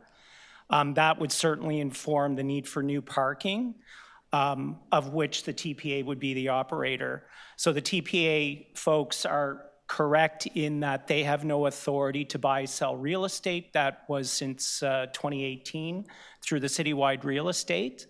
And certainly the Toronto Parking Authority would be a close partner on that parking strategy work, which is currently underway. So for example, there are 2 lots that are coming online in 2025, and that's St. Lawrence and Simcoe that will be the operator of. Thank you. And I think here in North York, we got some new bike share stands. We're very excited about that, but did notice there seems to be not a very regular replenishment of stock at these sites. And I'm wondering, is there budget investment in this year to have more redistribution happen? Thank you, Councillor, for the question through the chair. Yes, we're constantly looking at our operational model and looking at efficiency. So one of the challenges we found is a lot of it is within the downtown core, and then a lot of it is one way. So we do have to work through the models and the data to determine when we move the bikes back out into the suburbs and how often. So it'll be based on data, and yes, there's budget to do that in 2025. Right. And the other issue that I have heard is a challenge that TPA experiences from a budget perspective on property taxes. So maybe can you explain a little further about, you know, where there's pressure created because the best use of the land in high density areas means that there is a higher property tax on the parking lot? Thank you for the question, and through the chair, so property tax does exist within our off-street division. So if we don't pay the property taxes, the city has additional pressure. We do run a commercial operation that is profitable, so that subsidizes our bike share as well as other businesses. So that if the city wants to waive property taxes, we're open to that, but I'll leave that to council. Yeah, whoa, hang on a sec. It is a $25 million pressure on our budget. We can do it, Councillor Chang, if you are willing to raise the overall property tax increase. That's the short answer. In the ward where the idea originated, yes. No, I'm only kidding, but that was your last question. Councillor Nunziata, you have questions for Toronto Parking Authority? Yeah, just a few questions. As far as our charging stations, are we making or losing money? Charging stations for EV? Yeah. The charging stations for EV, we are making money on the off-street charging stations, and we're not making money on the on-street charging stations at this point. But it's a small part of our business currently. It's about $100,000 annually. So we're losing money then? On the on-street, yes. Yeah, yes. so what is the plan? We will continue to look for efficiencies, and it will be part of a larger strategic plan for EV. And to the chair, and- through environment and climate and the direction from council last year, there's work underway for a larger overall business strategy for electric vehicle charging across the city, including the TPA, but looking at all of this opportunities for charging. And part of that focus is on how to maximize revenue within the context of both operating and capital dollars. Okay, so another question. You have a list of all our parking lots where we're actually losing revenue, right? Yes, we do. And so is there, would there be a list that we can go through in some of these parking lots, like where people are actually not paying, and we're not making any revenue at all? Is there any thought on what we're doing with these lots? So thank you for the question, and through the chair. TPA identified a number of parking facilities as surplus to our needs where we operate at a loss, and we've shared those locations with CREATEO, and the current status is those locations are being reviewed and determined for other city building uses, such that they would no longer be operated as parking. Okay, just one more question. I never take my 5 minutes, as you know. Has TPA, have we been negotiating or working with Metrolinx and some of their stations on providing the parking in partnership in some of our stations, like where the GO and the Up Express are, where now Metrolinx is providing the parking? Did we ever try to negotiate with them that we would provide that parking space? Through the chair, we have engaged Metrolinx, and we will continue to explore opportunities with them around parking operations. Okay, thank you. Okay. Councillor Crisanti? Thank you, Chair. So my question is along the lines of the Toronto Bike Share. Can you just confirm the total revenue that we're taking in on the Bike Share program? It's about $14 to $15 million annually. Okay. What is it costing us to operate? It operates at a loss currently. It costs so in our 2025 budget, it's going to cost $23 million. So we're subsidizing this to the tune of almost 10 million, 10 million? So Bike Share is part of a larger mobility across the city of Toronto. So what it's meant to be, and it is one of the largest growing programs in North America. Okay. The council can decide, it is currently operating at a loss, and every bike, every member, every ride we add does add to the, it's a subsidized program. So council can make that decision. We operate efficiently, but you either increase the price. We've operated across 25 wards, so that does add to the cost. So if we do want to operate it at a profitable level, there are different models to look at. Does your report identify which areas of the city it's most efficient and profitable versus some areas and wards where it's not profitable? Definitely, if you're south of Bloor, the central is definitely most profitable. Okay. So then north of Bloor, we got some, any consideration to maybe eliminate some of these, non-profitable areas? That will be, so we operate this program on behalf of the city. Yes. The city can make that decision. So we'll make that and maybe put a motion forward at council to, make sure that this stays active in the profitable area of the city, so we stop losing money here and stop subsidizing it. That's a potential. Okay. That was my question. Thank you. Yes, thank you. Okay, that's the end of the questions? Okay. Oh, sorry, no, I meant for Councillor Crisanti, sorry. So No, I'm done, thank you. Yeah, that's the end of outside Budget Committee. I'm bringing it in. Councillor Moise? Thank you, Madam Chair. So I noticed your budget doesn't increase your staff complement. What is your vacancy rate and how is your retention? We've tried to, thank you, Councillor, for the question through the chair. We have maintained our headcount to drive efficiency. So we operated, our focus is on operational efficiency. So that's why we haven't increased our headcount. In terms of a vacancy level, we've managed around 15% of a vacancy. We'll add headcount as the business needs require. Okay, based on your budget. So in 2025, a new parking garage is expected to be transferred to TPA for operations, one being St. Lawrence Market North in my ward, and the other is St. Patrick Street.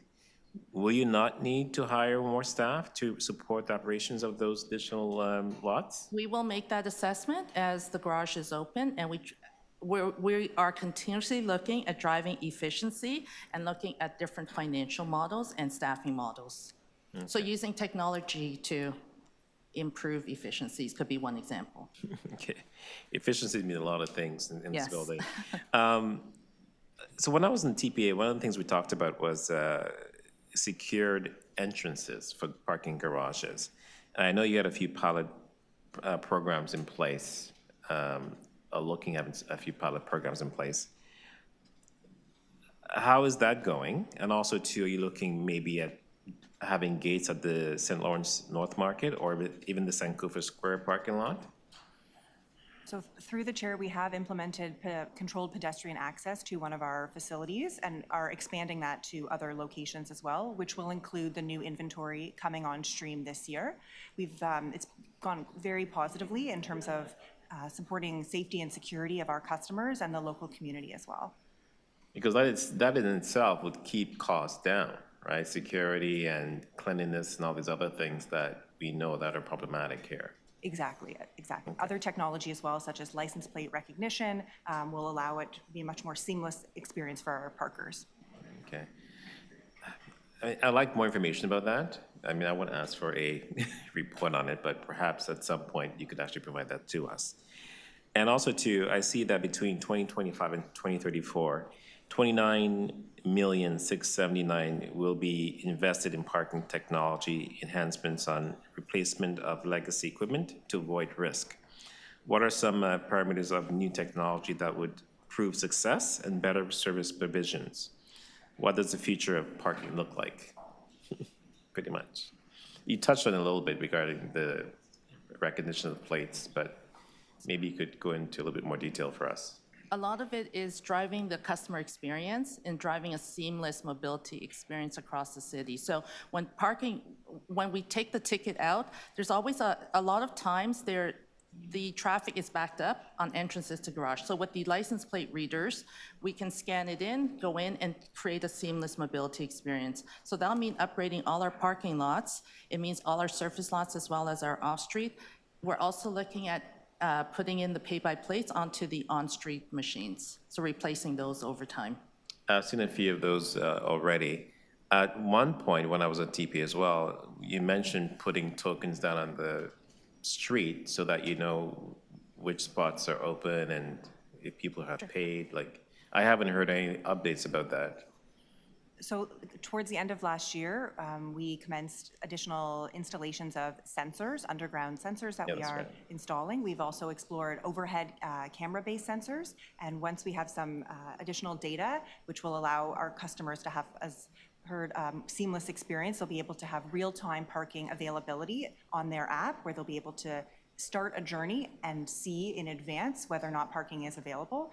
But in terms of that future of parking, somebody could commence a journey, be able to see in advance, potentially maybe one day book that parking, and allow them to have a really positive experience with their journey. That eliminates people circling the streets. They know exactly where to go. And we keep talking about congestion in the city. A lot of this is focused on eliminating some of that congestion. Okay, that's wonderful. Well, we're in 2025 now, so you have 9 more years to go. Thank you. Thank you. Councillor McKelvey, Deputy Mayor. Thank you. So earlier, I guess it was last year, it's 2025 now. So in 2024, we increased fines for not paying a meter. Have you seen an increase in compliance with paying since we brought in that fine increase? Through the chair, we did see a temporary increase in customer behavior in terms of paid transactions, but it's sort of dwindled off over time, so it hasn't really sustained over time. But we do see that strong enforcement and the deterrent of a high parking violation penalty is improving compliance. For 2024, do you have an estimate of the lost revenue from not paying a meter or not paying in your lots? We don't have that exact data. Is it possible for you to do that, or do you estimate that on an annual basis? We have the preliminary data from our sensors that will give us real-time occupancy. We'll be able to compare that against paid parkers as well as parkers that have not paid, and we'll get a better understanding of the non-compliance and the revenue implications. Okay. Thank you. People go through, they follow. Okay. Questions on TPA? Councillor Perks? I just have one question. I see we're doing some fare increases. There's a little bit of revenue growth there that comes from increases. Just to clarify, in case this comes up later in the budget process, how do you evaluate where the rates are going to go up? So we take a really data-driven approach in terms of rates on street as well as off street. We look at parking behavior both since the last rate change occurred and as well more recently. For off street, we look at our competitors nearby. We operate in a competitive marketplace where we have private sector operators, so we're looking at the rates they're charging. And as well, we have policies that guide us to ensure we're parking them at a competitive rate that allows for good value for our customers. But the types of data that we're looking at is things around utilization, transactions, as well as looking at the core, in particular on street, the really valuable real estate that curbside space takes up, so wanting to price it accordingly. That's where I was going this. If it goes beyond just what you see in usage to what's happening in this neighborhood. Oh, there's suddenly a bunch of restaurants here that it's 150 for 2 people to eat. And so we look at some of that, because that can be dynamic in the city. Those hot neighborhoods change. So we look at that as well? Yes, exactly. We do look at that commercial activity. Okay, and so there was a lot of talk, we're meeting a lot of environmental goals, so there are a lot of talk of places where you have the lost leaders, the bike program, et cetera. But overall, what's the revenue coming back to the city, and is it pretty much staying on projection? Yes, we're budgeting a net income of 41 million. That means $30 million goes towards the city.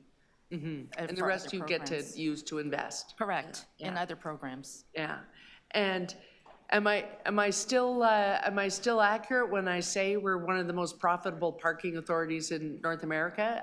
Many have contracted out because they couldn't make any revenue at all. Yes. We're still one of the most profitable, are we not? I would say so. If not the, yes. if not the most. Yeah. Okay, thank you. Thanks so much. That's all for Toronto Parking Authority. Thank you so much. Thank you. We're doing great, guys. We only have one other smaller division, Toronto Zoo, which somebody had questions on. No presentation here, but we do have some questions for you. Welcome. Yeah. First, I'll go virtual first. Are there any questions with our virtual participants on Toronto Zoo? Thanks to Councillor Sachs. Councillor Cheng's camera's gone off. Did you have no questions? Thank you. Councillor McKelvey, Deputy Mayor, you had questions? Oh, it was Councillor Moyse. Okay, go ahead. Thank you. Just 2 questions. So one of the priorities action outlined include Toronto Zoo's interest in collaborating with community partners. Could you elaborate on how the Toronto Zoo's collaboration with community partners such as the East Scarborough Storefront, TCHC, Wood Green Settlement Services, and Native Child Family Services has contributed to supporting youth and families from equity-deserving communities, primarily in Scarborough, but also across Toronto? Thank you for the question, and through the chair, as Toronto Zoo, I think we're really proud to work with our community partners to ensure both that residents from across the city have the opportunity to come and experience the zoo, but also that they have the opportunity to seek job opportunities with us to build skills development. So a few examples I can share. We do work with Toronto Community Housing Jace Care Foundation to host a zoo day for over 400 Toronto community housing youth every year.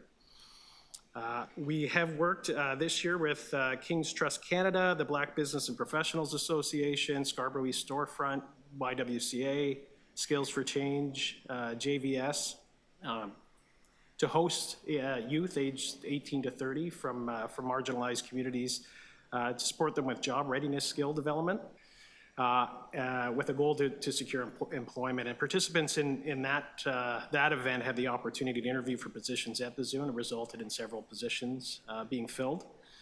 We hosted a 3-day Breaking Barriers event that was hosted in partnership with the March of Dimes Canada and Canadian Council on Rehabilitation and Work. And again, providing soft skills, pre-employment development opportunities. Again, it ended with opportunities for the participants to interview for job opportunities at the zoo. And we worked with TDSB to support the Indigenous Student Summer Leadership Program in July. And that offered mentorship and skill development opportunities for Indigenous students, and they had the opportunity to work on various projects at the zoo as well to help gain experience and build their skills.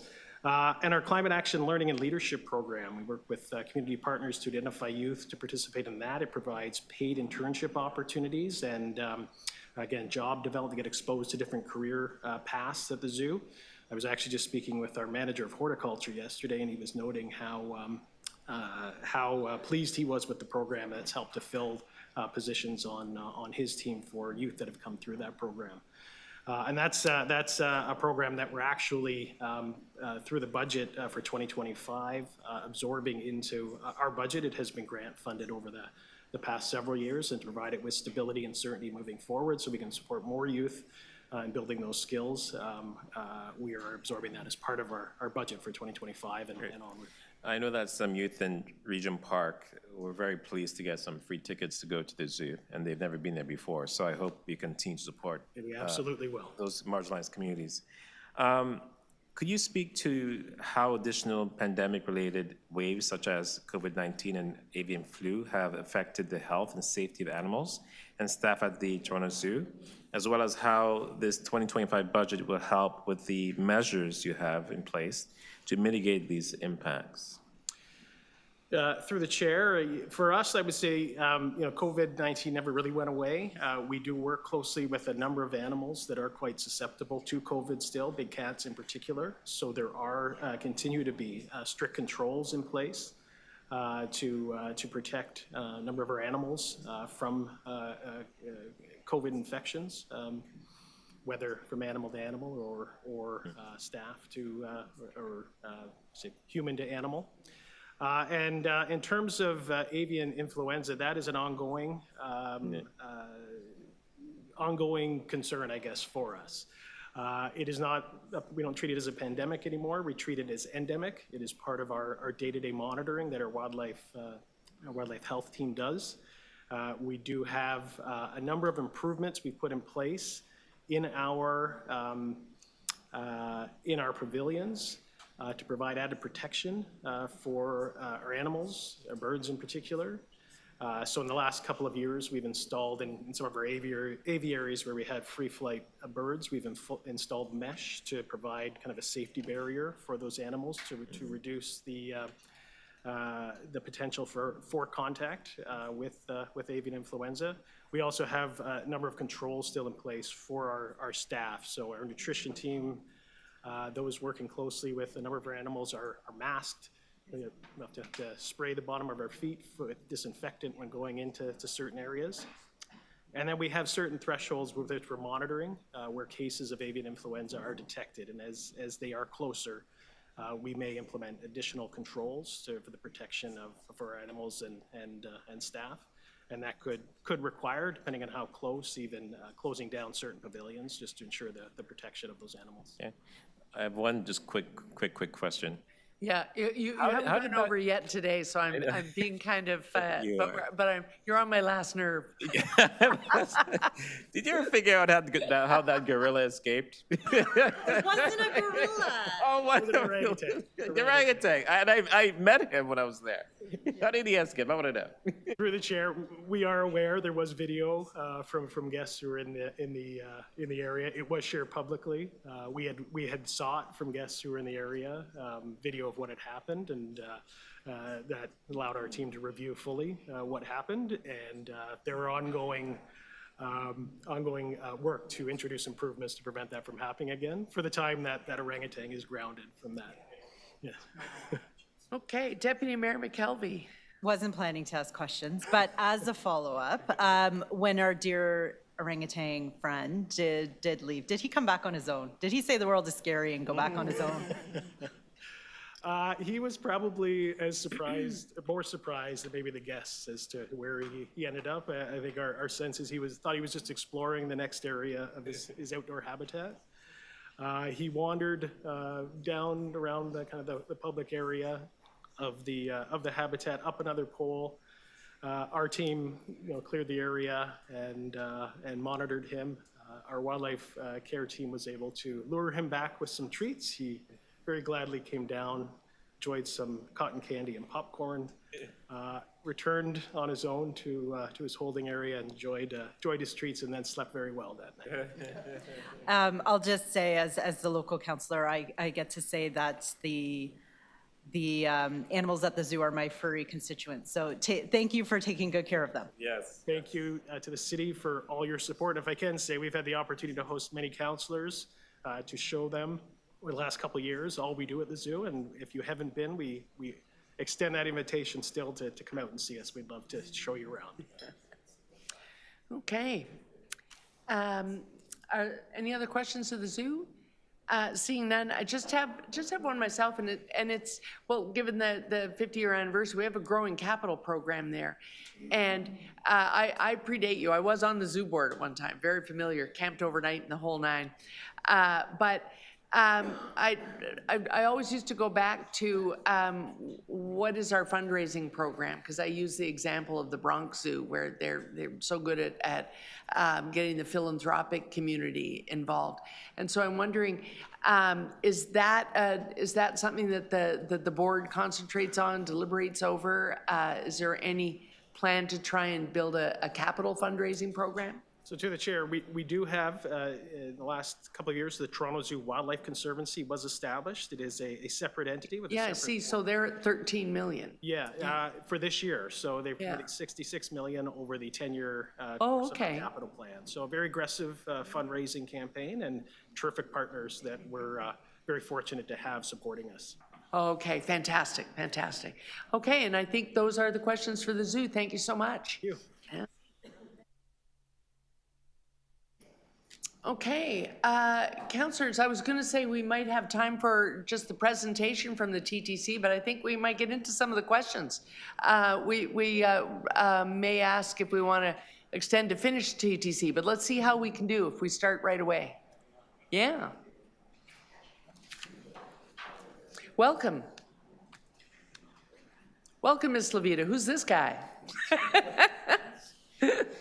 Somebody.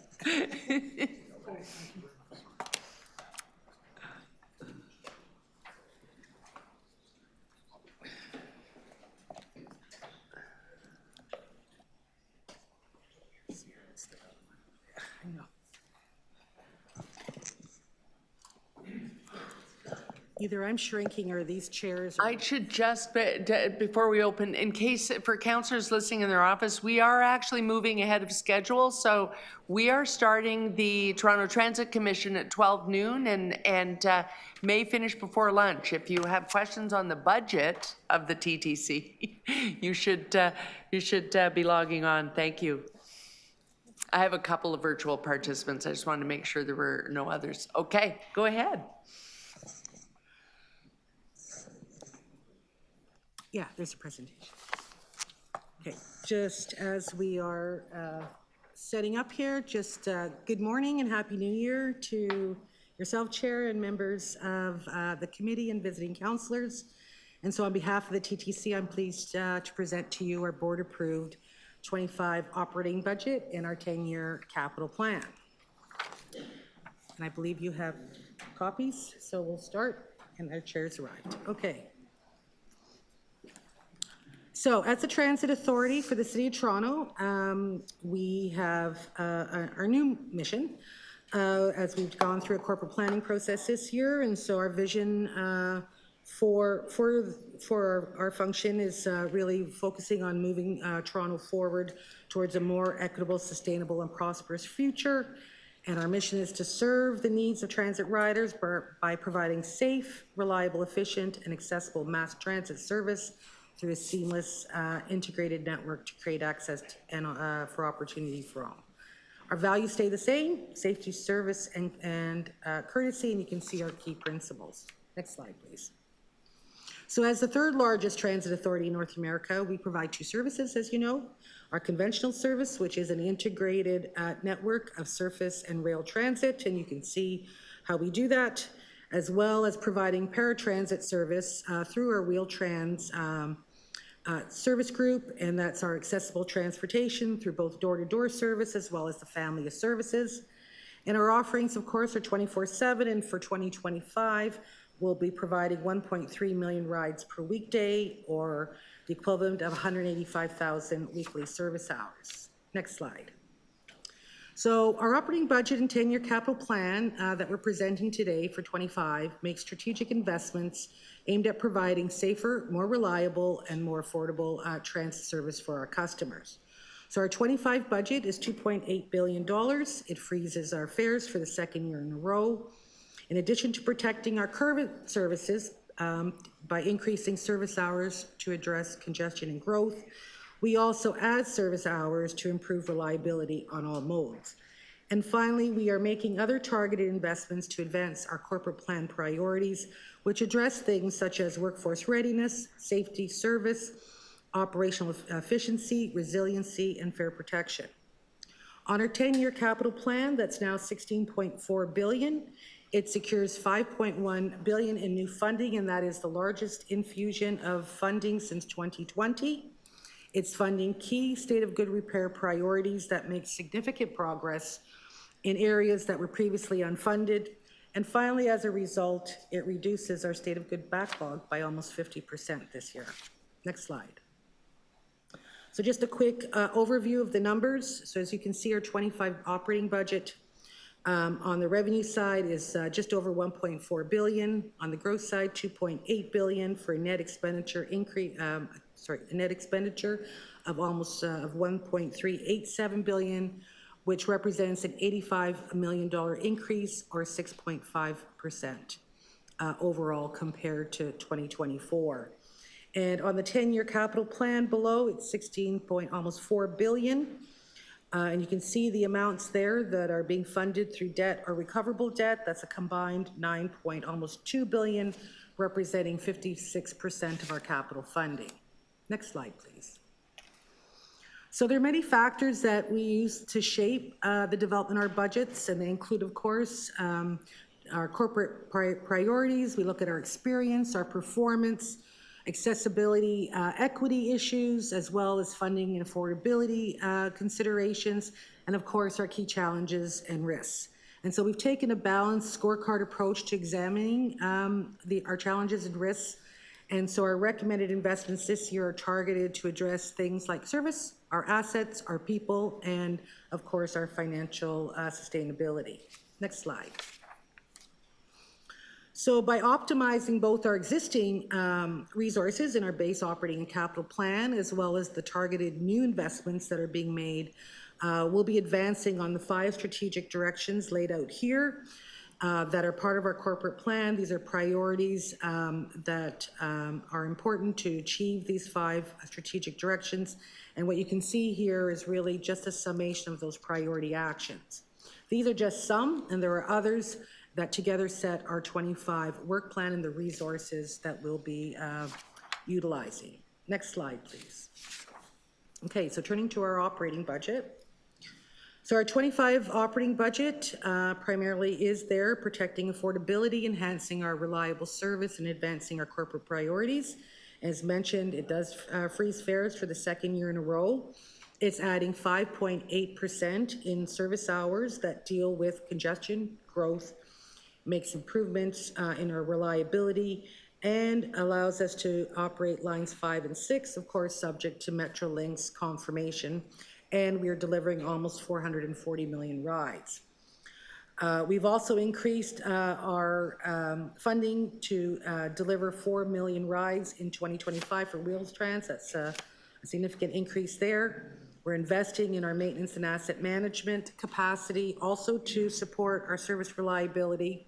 This budget captures $37 million in efficiency measures, continues $15 million in bridging strategy, and finally funds a total of $15.2 million to advance those actions I've referred to.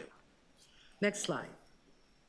So as you can see on the left, our 25 budget of $2.8 billion has 49% of that being funded from the property tax base, 38% from passenger revenue.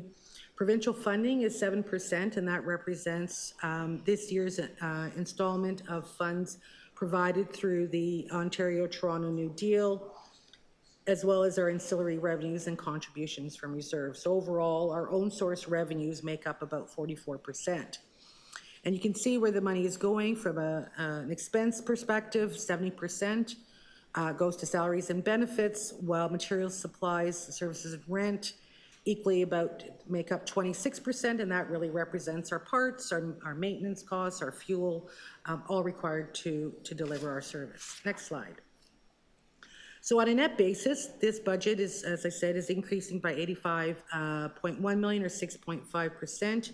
And you can see here that revenues have increased overall by almost $93 million, primarily from our conventional service, or almost 7%. And on the expenditure side, costs have increased by $177.9 million or 6.7%, again, mostly on the conventional side, for the net $85 million increase. Next slide. So in 2025, our base pressures actually total $79.5 million net. These pressures really amount to $202 million, and they're reduced by $122 million or 60%. And so if we just look in the bar chart, you can see that those that are brought together in the blue color really represent fixed costs, and those that are required to maintain our current service levels and amount to about $145 million in total.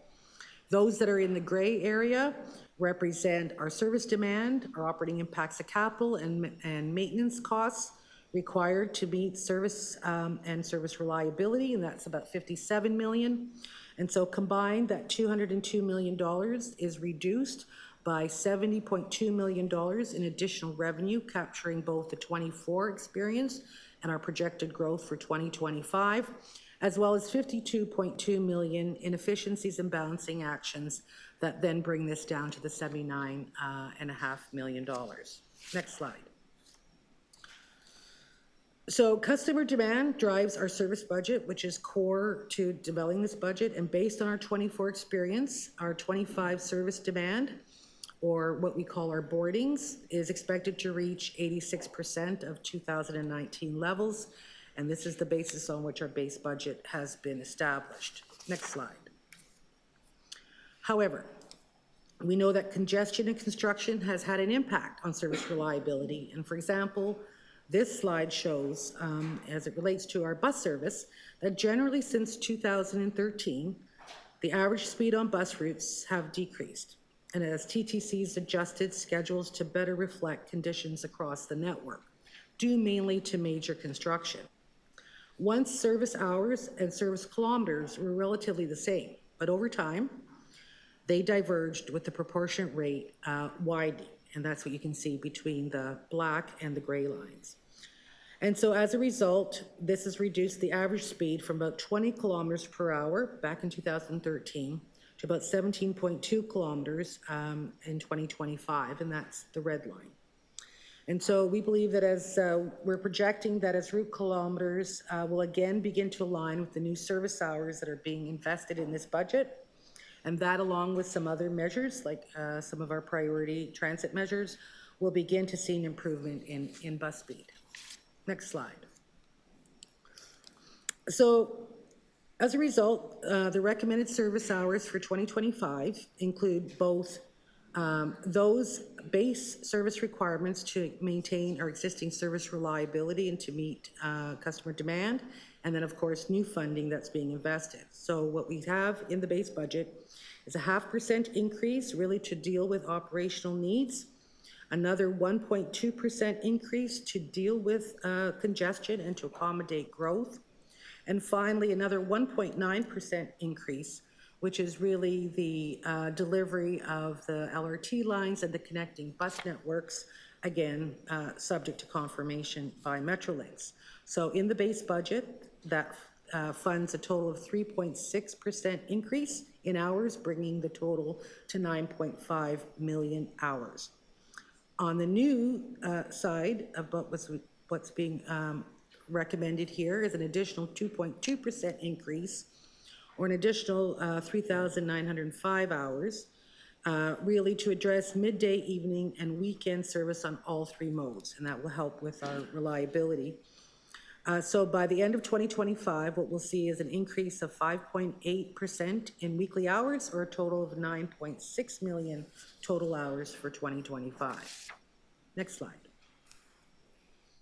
So when we look at our ridership experience, what we see is that hybrid work travel patterns have now stabilized, normalized with commuters still continuing to come into the office about 3 times a week.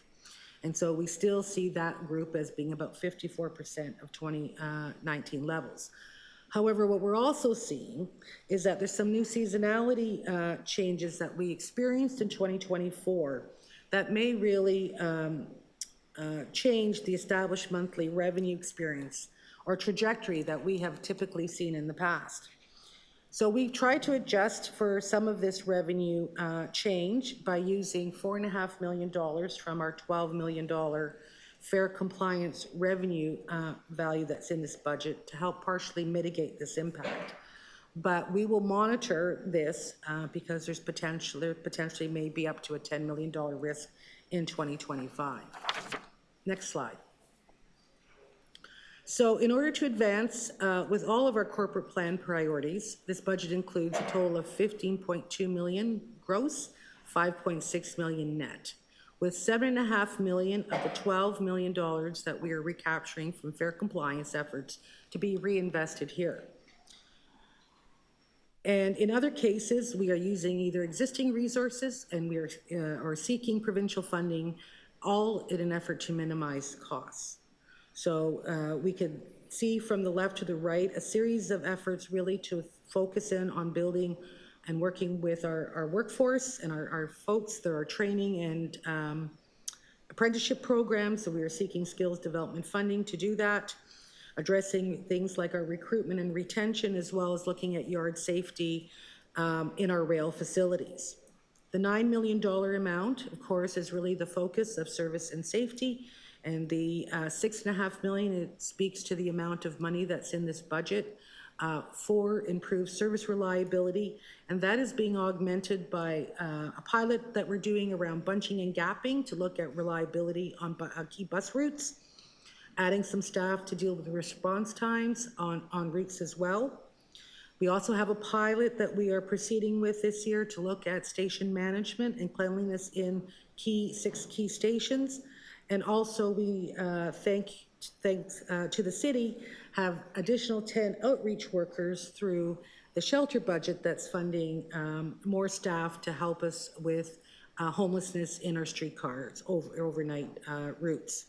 And finally, we're including some funds here to ensure that we've got our asset management programs in place. One in particular of note is our work cards that have taken on a higher level of duty from capital activity that we are undertaking. The third area, which is the $200,000, now that's being funded from Ontario Toronto New Deal funding as well, but it's an additional investment to augment our LRT operations so we can focus on assessing our customer demand and satisfaction on those 2 lines. As well, we've got another $200,000 really to protect us now and into the future. So we have some augmentation here to support our cybersecurity capacity and to begin our resiliency program, for which we have capital funding that's been added in 2025. And finally, as part of our efforts to protect our revenue, there is an expansion of staffing here for our fare compliance program. That will see additional resources added onto basically our bus network and through our bus stations so we can increase our presence in the system. So this also helps with our safety, customer safety as well. And so there are additional resources of about 55 fare inspectors and 10 special constables. And you can see here, here's the net amount from the 12 million of fare revenue that's being used to help offset this overall. So, well, we spoke in very high level hours. This next slide really gives you a sense of how those targeted investments are going to be used to improve service reliability and the customer experience beginning in 2025. So we've highlighted where those investments will be targeted, both in terms of our lines and our routes, as well as those areas in which our pilot for station cleanliness, as well as our bunching and gapping pilot will be focused. So finally, as we look out to the following 2 years, the TTC will continue to face financial challenges.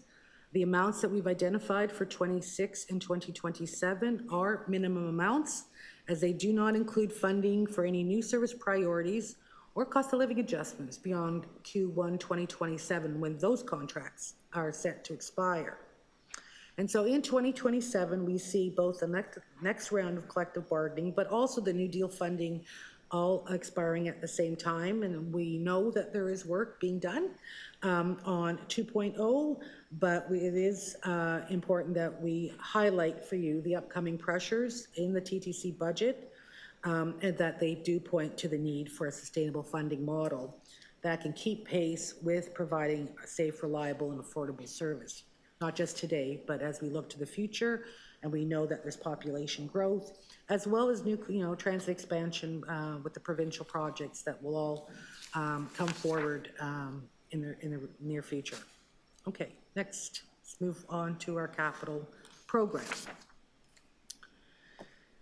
So the TTC has stewardship of just over 26 billion in capital assets that are used or required to deliver our services, and they're outlined here.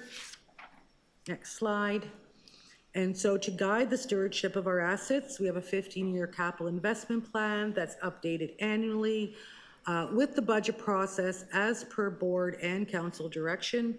And so in 2025, this updated capital investment plan now totals 53.4 billion.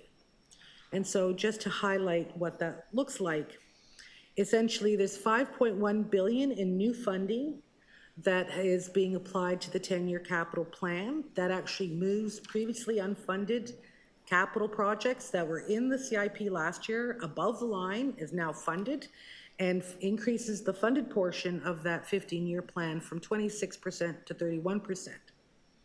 Most of that going to state of good repair also reduces our backlog by almost 50%.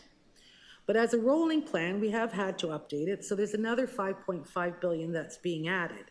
Some of it for accelerated state of good repair work because of asset condition, primarily in our subway and surface track and some key equipment, but also to add incremental transform TO funding, as well as net zero cost estimates. So as we integrate those requirements into our capital work, we've started to identify what those numbers are. Next slide. So this is just a little bit more to understand the shift between 24 and 25. So to your left, we would have said last year that our unfunded capital portion of our CIP is 35.5 billion, but you can see below the 5.1 billion in items that have actually now have been funded. So that's the good news. And so on the right-hand side, it's now 37 billion unfunded, and these are the key additions that contribute to really a swap between what has been funded and now what's been added for this round. Okay, now to our 10-year capital plan. So highlights for our 10-year capital plan. So this capital plan of 16 billion now includes the matching 1.5 billion in federal and provincial funding for the 55 replacement subway trains on Line 2. We are now in a procurement process and through a blackout period, and so we've moved ahead on that. It also provides 1.2 billion as the city's share for approximately 700 e-buses and 900 more charging stations. That reflects the next 5-year fleet requirements for our bus fleet. The reallocated funding that council approved for the Gardner and the Don Valley Parkway has been allocated to fund our fleet overhaul program. So that pretty much fully fulfills that, and we are happy or thankful for that. This capital plan also upgrades critical subway systems infrastructure with additional $368 million, and it funds a major control center that is required. It has interdependencies with the city as well, with the provincial Ontario line. And finally, we've added $67 million to advance our innovation sustainability program that the board approved in 2024. So just to give you a sense of where this additional funding is coming from, so you can see down, starting at the bottom of this bar chart, we had 11.3 billion in base funding, which is coming from the prior years. 1.3 billion, which includes the 500 million approved by council, that has given us the ability to repurpose what we've done internally, as well as deal with the overhaul money. 1.2 that's been added for the 5-year bus procurement. 1.1 of additional funding there that's allowing us to have additional funds due to the extension of the CBF per council's approval, and finally the $1.5 billion from the matching funds that have now been unlocked. Next slide. So as a result of that 5.1 billion, we're now able to fund immediate state of good repair projects that were really critical for the TTC, and you can see that these were all identified as key priorities that were critical to the continued safety and reliability of our program. So on the subway side, we had, of course, the trains, state of good repair programs, as well as our overhaul for our subway trains. They have now all been funded. The procurement of the next first 5 years, plus our bus midlife, now have been funded. Our state of good repair for our streetcar in the first 5 years has been funded, as well as our major control center. So we've been able to allocate that money across all areas. So just to give you one final impact of the funding that council approved, our overhaul programs now for subway and streetcar have been fully funded over the 10-year period for subway, and in the first 5 years for streetcar. Which is very significant for us. When we look at our bus overhaul, that red area was of deep concern to the TTC because we really did not have sufficient funds. That has now been funded. And then finally, we have our bus procurement. So just to provide the final breakdown on our capital budget, you can see where the money comes from. 45% from City Building Fund. The provincial and federal government combined 34%. When you look at the other amounts, that's another 21%. So essentially 66% from city funding sources, and our intergovernmental partners 34%. 68% of this is going to state of good repair. This next slide just provides an overview of how that $16 billion program is allocated by our various portfolios. Key point is that over 60%, or 10.2 billion, is dedicated to state of good repair and capacity improvements in our subway system. Next slide. So by prioritizing state of good repair with the additional funding we've received, our backlog has almost decreased by half. So last year when I was here before you, we saw it rising to about 8.2 billion, or tracking at about 20.7% of our asset value. Today we've made, because of the progress we've made, we're down to 10.7% as a result, or 4.3 billion. But needless to say, there's still a backlog. So despite this progress, there are still key unfunded capital needs that amount to the 37 billion. And while they're all beneficial to the TTC, the state of good repair remains our key priority, as noted in the blue box at the bottom of this chart. So just to wrap up, So while our funding in 25 budgets make significant progress, we continue to face challenges in the near future.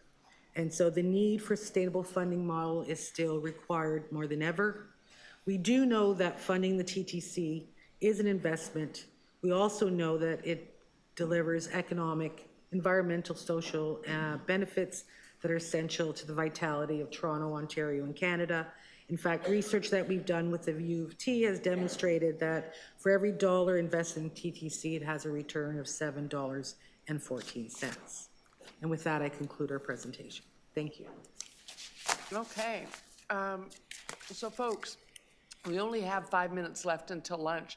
So I'm going to suggest we bonus ourselves and give ourselves, the lunch hour starts right now. I know that every counselor has questions, so we're going to have to take our lunch break. I'd move to extend, but I don't think I would make it. Okay, so we're back, but please be back at 1:30 sharp. Thank you. Thanks, everybody.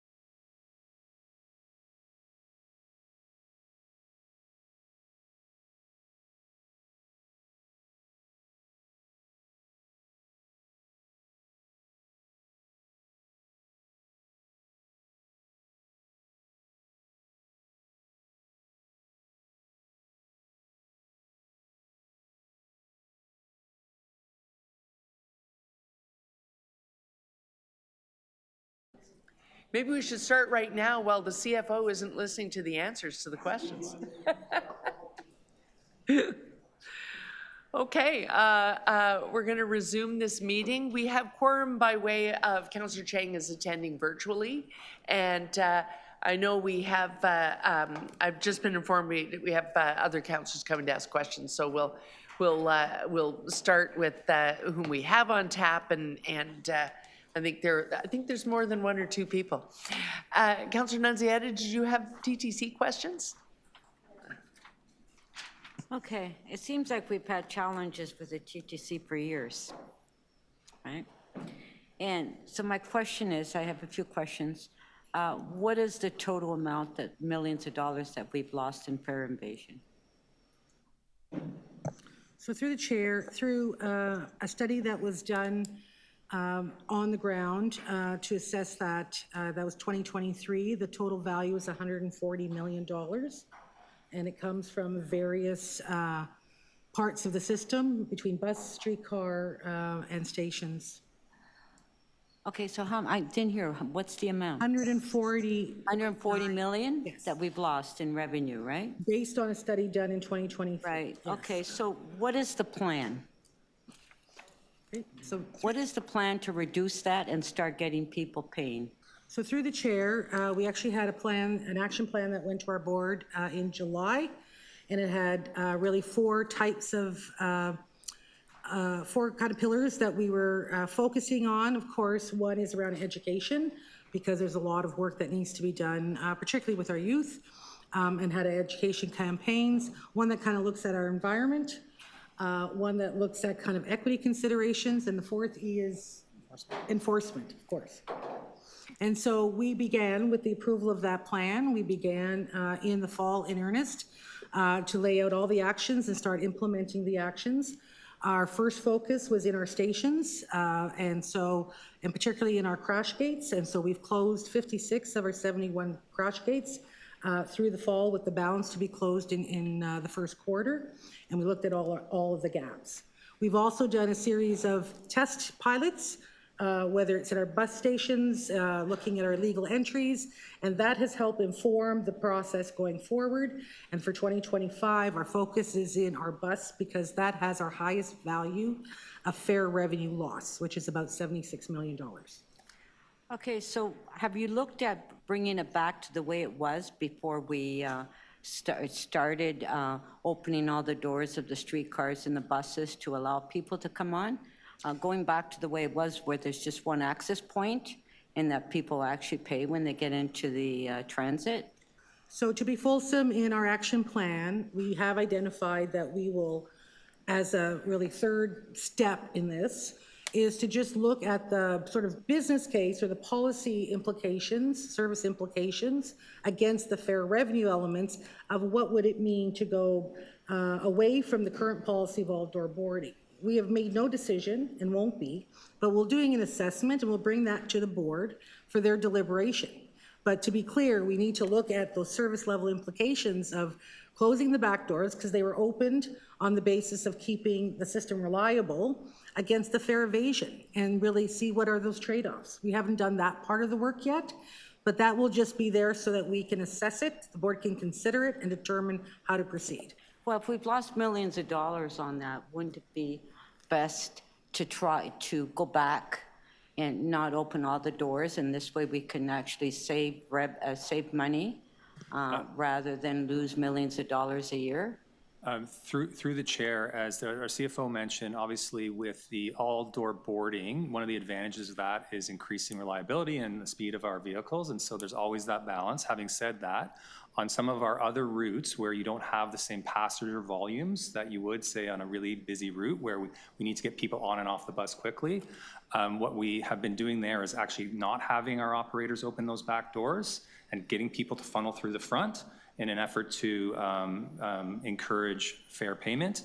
As I think everyone knows, with some of the issues we had with assaults on operators, our operators in the TTC have largely removed themselves from being a fare checker or kind of in the business of fare compliance.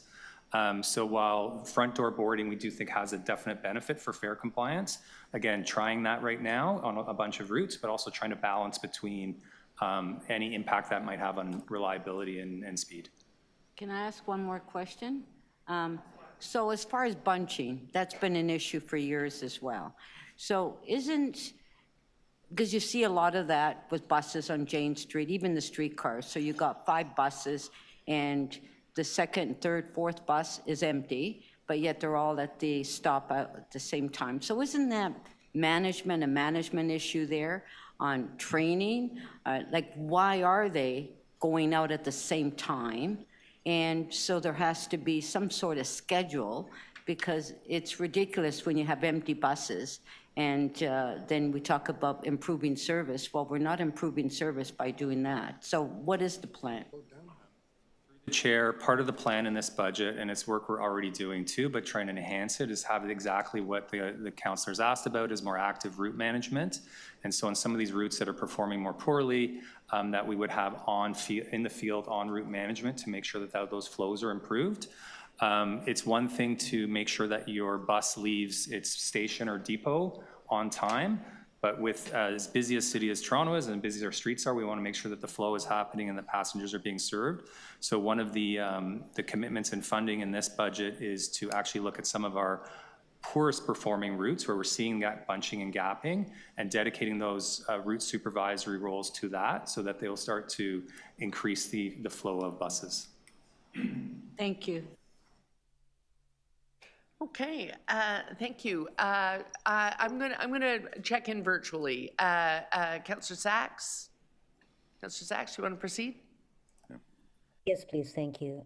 Yes, thank you, TTC team. Following up on Councillor Nunziata, the fare cheating, you told us at the board that the 140 million didn't cover all losses. The actual loss was probably more like 150 million. How long will it take to get that back to the level that it was in 2019 when the Auditor General said it was unacceptably high?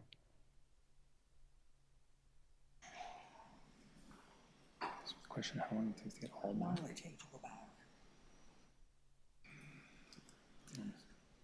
I'll try to answer that question.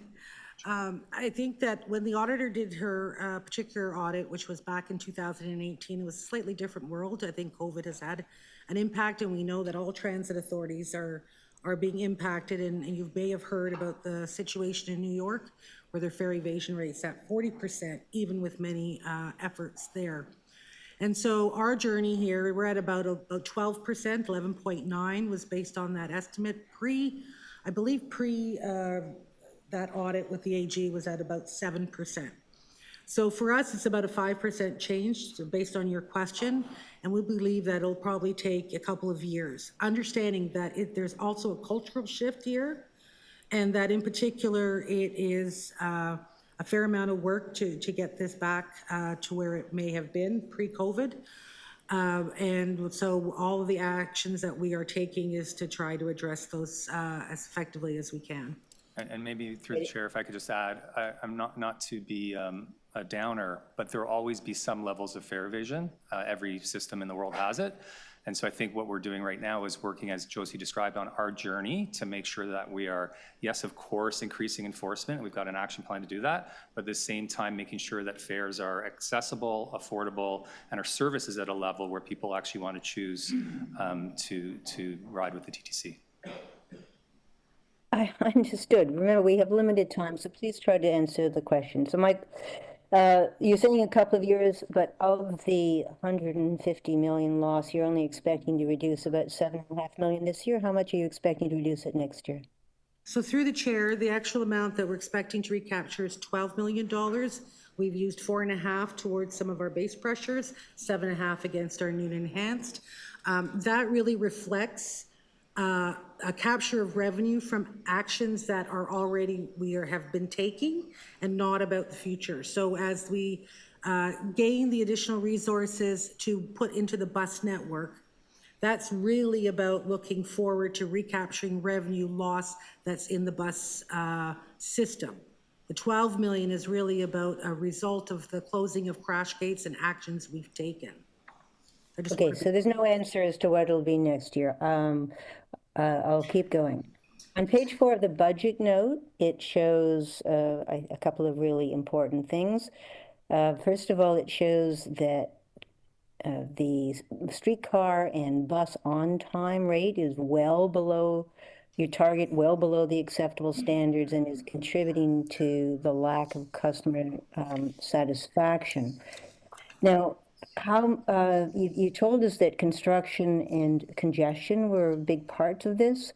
What are you doing with the city transportation network to address those two issues, and how much of the streetcar improvement is due to the changes that I led in Chinatown? Through the chair, we have been working with the city through their congestion management plan to address many of the issues that we face in operating our vehicles in these crowded streets. In this budget in particular, we have dedicated quite a few sizable investment to priority transit. And so that's a series of things. That's the red paint you would see on priority transit lanes. It's adding queue jump lanes at pinch points where we are experiencing slower movement of buses. And so those interventions are an important part of the investment we're proposing that comes through this budget. The other thing we are doing is with the other thing that's of importance that is the investments that are being made in Rapid TO.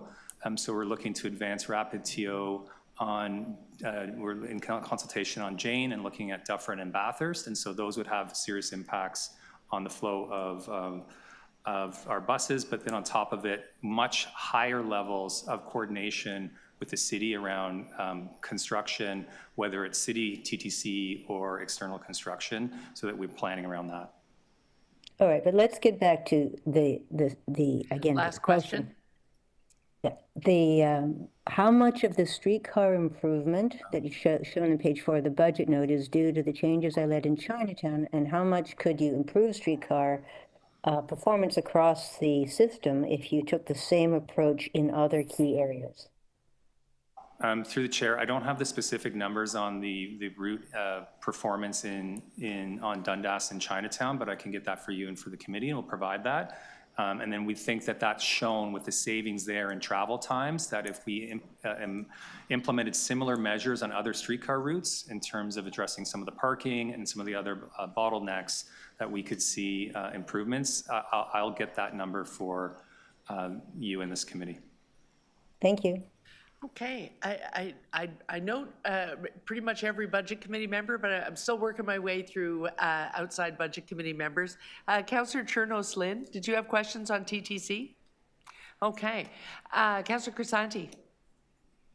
I'm torturing the chair. I'm making him go last. Thank you, Chair. So I'm going to just carry on where on the fare evasion topic. It's an important topic. I could tell you since 2000, I think 2014, and that time frame, it was around 40 million. 2018, I think it went up to about 70 million. I take a 4-year break, I come back, and since twice that, it's 140 million maybe today. So I think it's fair to say it is a situation that is out of control. My question is, you've got $2.6 million that you're investing. We're putting $2.6 million towards mitigating fare evasion and in the hopes of saving $12 million. So how did you arrive at the potential $12 million saving there? And it also says here that 7.5 million is going to go towards ongoing program costs. What is that? Suggesting that only the net benefit might only be around 4 million.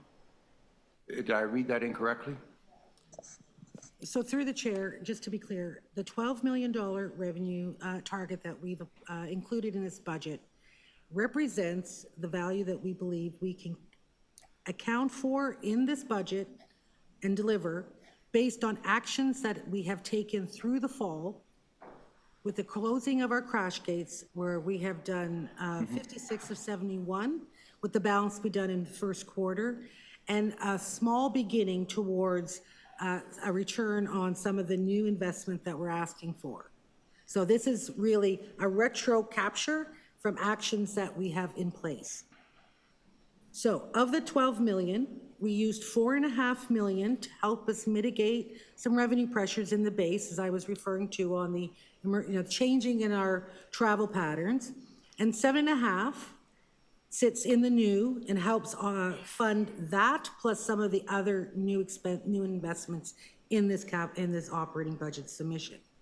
What we are asking for in terms of new resources are additional fare inspectors and a few special constables to help us with the bus network. So let's recall that our existing resources only dedicated to streetcar. At one point in time, our operators used to do that work. There is no group of people assigned and dedicated to our bus network where we have the highest value. So this request is about moving forward with additional resources to help us address and put actions in place to help address the fare evasion on our bus system. Okay. Okay? I don't know if that helps clarify. Well, it does somewhat, but again, we have a very serious fare evasion issue. It's somewhere in the $150 million range today. And I tell you, it's the talk of the town. I think people are laughing at us right now. We're the largest city in Canada, and we continue to let this issue get out of control. These are small measures we're taking. There's going to be some benefit here, but there's not going to be great benefit. I think we need some tougher action. There a question in there, Councillor Crisanti? We're doing questions right now? Yes. The question is this, is there any consideration in taking some of these tougher measures, piggybacking on what Councillor Nunziata said, single entry, at least in off-peak hours, potentially maybe doubling of fines, and having dedicated signs in the complete system that is very clear that fare evasion will be punished to the fullest extent of the law. People need to know it's not a free ride. We need the system to sustain itself. Councillor Crisanti, I wonder if we could keep it to That's questions. my question. Okay. Is there I'm just going to take a moment before you answer, Ms. Levita. We are looking at people who live the transit system every day, so we don't need so much of the commentary. I would welcome all of your commentary on wrap-up day when I take speeches, but the questions can really quickly be addressed because they're living and breathing the system, and they're as concerned as you are. If you want to proceed. Yeah. Is there consideration for tougher action? Thank you, through the chair. Thank you for the question. So as many people know on our system, we have quite an extensive communications campaign just to address that. We have signage all over our buses, streetcars, subways, in stations, speaking about the benefits of paying, but also the implications of not. There are fines associated with that, and there are notices and tickets given as a result of people who are inspected and haven't paid. We are looking at every option in terms, and I would just say we're taking this quite seriously. We have the new investment does not represent the beginning of this journey. We are taking actions now. We have seen actually good results from some of the things we've tried over the course of 2024, and all of our metrics, and we study all of this, are improving, and certainly in the second half of the year. This is to look at expanding, as Ms. Levita said, to our bus network so that we can start to both educate and enforce on that mode. I'll leave it at that, Chair. Thank you. Okay, thank you. Outside committee, Councillor Myers. Through you, Chair. So just to, not to belabor the point, but just to make it clear, in addition to the measures that you mentioned, Josie, on things that we're doing to combat fare evasions, we're also phasing out our legacy fares and implementing body-worn cameras, and we've also implemented a plainclothes fare enforcement pilot, correct? Correct. In addition to the $12 million fare evasion, we've also identified $37.2 million in efficiencies. Can you say whether those efficiencies have had any effect on services? So through the chair, those are sustainable efficiency measures that have no impact on service. So if you take it together, 12 million plus 37.2 million, that's about $49 million. That represents about a 1% tax hike on the property tax budget, correct? 1.06 to be exact. Thank you very much. So is it fair to say that the TTC is doing our part to keep the tax bill low? I think we've done everything within our control. Thank you. Can you just detail what's happening with the unspent money for the delayed openings of lines 5 and 6, which were negotiated as part of the New Deal? So through the chair, the funding that we had in our budget was offset by the funding from the Ontario New Deal.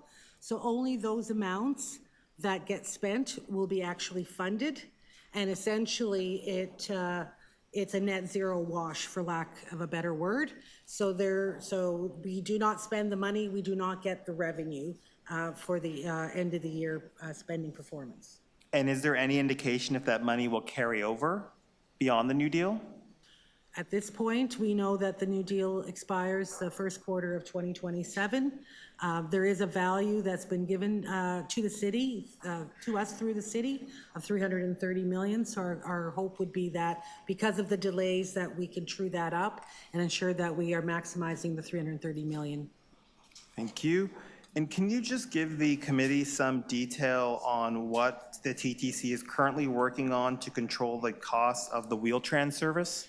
Yeah, so through the chair, Wheel-Trans service, because of changing demographics, we've seen quite a spike in new registrants, and so we are looking at various things. One of the key things, of course, is implementing the family of services. We have 4 what we call travel trainers, where staff are in fact working with individual registrants to show them how to use the system, and that actually has a cost avoidance, a savings, and then a cost avoidance as we can determine which folks actually need to be on the paratransit system, because that's about $50 a ride, versus being able to use all or some portion of the system, particularly as we become more accessible through our Easier Access program. Thank you. And just to confirm, we hired 3 travel trainers as part of 2024 budget, and as a result, we avoided $600,000 in costs from people who have taken conventional transit but would have otherwise taken Wheel-Trans services. We actually saved that money. That was actually a savings as part of our $37 million.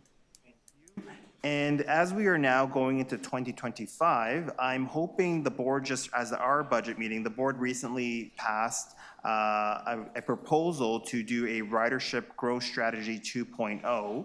Could you just detail what that is and also let us know about the TTC's strategy to grow non-fare revenue? Thanks for the question through the chair, maybe in reverse order. So we are looking at doing an assessment of non-fare revenue opportunities and really looking around the continent and the globe to see what other systems are doing, to see how we can increase that pool of money. And so obviously we do it a lot now. A lot of that is with advertising, but looking to increase that and consider other opportunities and options there. We'll also, as you said, with the motion passed just recently at our budget, begin the work of a ridership growth strategy. That will be looking at ways that we can obviously make the service more attractive and enhance it so that people come back to the service, but also do the necessary work to, I would say, for lack of a better description, market what we have and what's out there and communicate with all their different customer bases and ridership groups. Thank you. And just the final question for Steve Conforti. Is there any other agency in the City of Toronto that has successfully cut its state of good repair backlog by 50%? To the chair. Other than the TTC? To the chair, I don't believe that there's any other agency that would have a backlog that as significant. So off the top of my head, I can't quite think of it. It's okay. Thank you very much. Let's go there. Always find out the answer to a question offline before you ask it. No, it is an achievement. We jest. Thank you, Councillor Myers. Okay, I am going to take it into committee now, and I'm going to start virtually. Councillor Chang, you had some questions? Yes, I do. Thank you, Madam Speaker. So I think I heard the answer recently. Can you just share the cost per ride for Wheel-Trans? So through the chair, it's roughly about $50 per ride through our service. And is there a budget in this, what is proposed to fix the intercom system? Through the chair, do you mean the intercom, like the subway announcement system?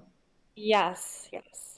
It is not new money in this budget to address that, but we are working on that. Both the on-train, which is a more difficult situation because of the train manufacturer, but looking at ways to enhance not only how audible the system is at our stations, but also in our, I would say, enhancing the way we communicate with customers when there has been And is there a delays or timeline diversions. for the train fix? Because many residents, including myself, when we're on the train and something has happened and you hear this fuzzy voice, no one knows what's happening. And if it were a dangerous situation, no one would know. So I think it should be a prioritization to this. And I'm not hearing that. Is this achievable in the coming year?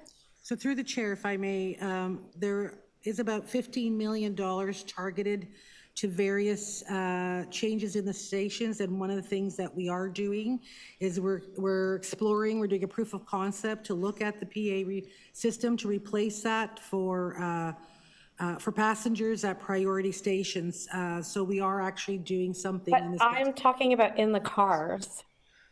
Through the chair, on the vehicles, what we're trying to do is, while we're trying to have the technology fixed with our supplier of our trains, which is way longer and more difficult than we would like, but something we think is a priority, we're actually starting to use our operators on the trains making individual announcements much more often. And those, we actually audit those, and those have been, we hear from our customers, those human beings making those announcements on train are more audible, but there's still much work to do, and we're seized with it.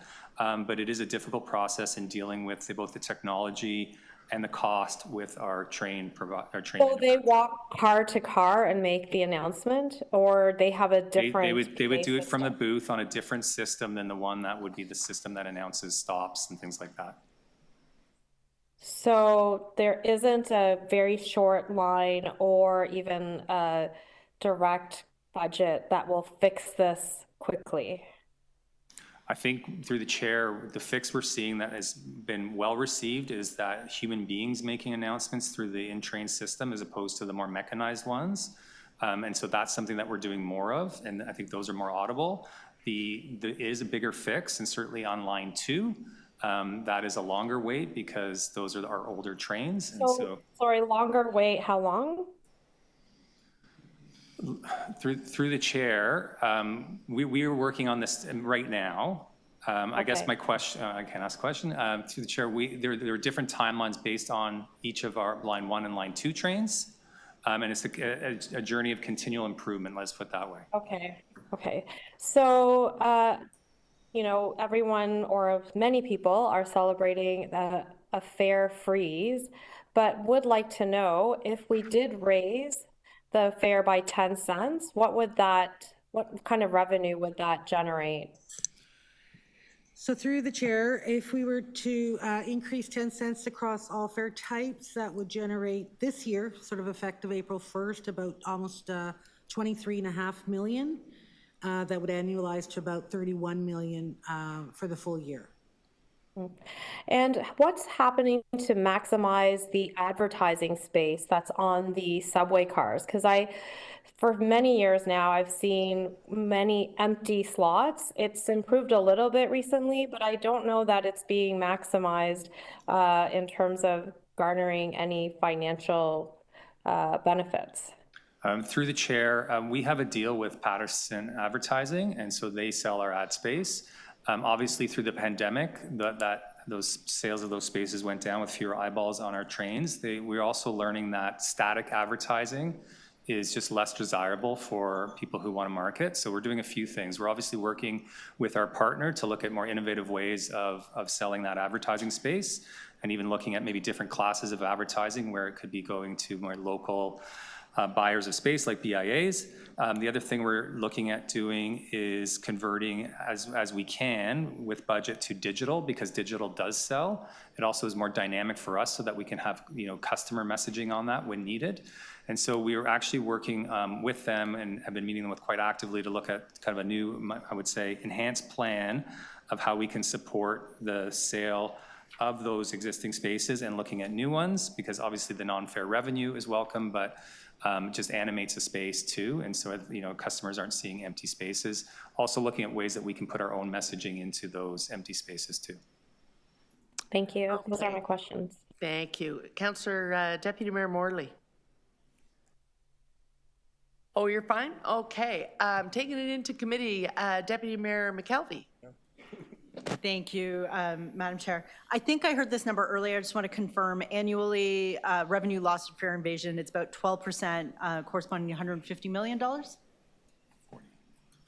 the chair, 11.9% based on the last audit, 140.9 million. Sorry, it's so hard to hear in here. How much?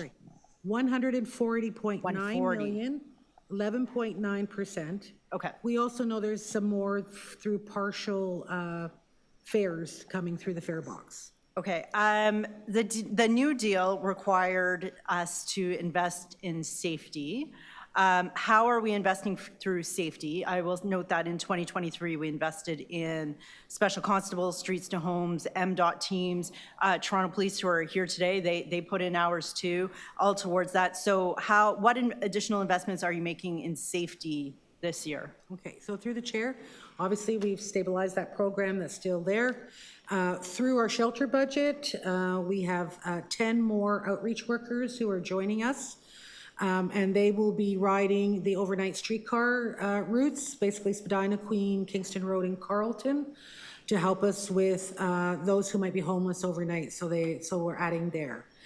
We believe that adding the resources for our fare inspectors and special constables, adding more presence in the system, also contributes to our safety issues.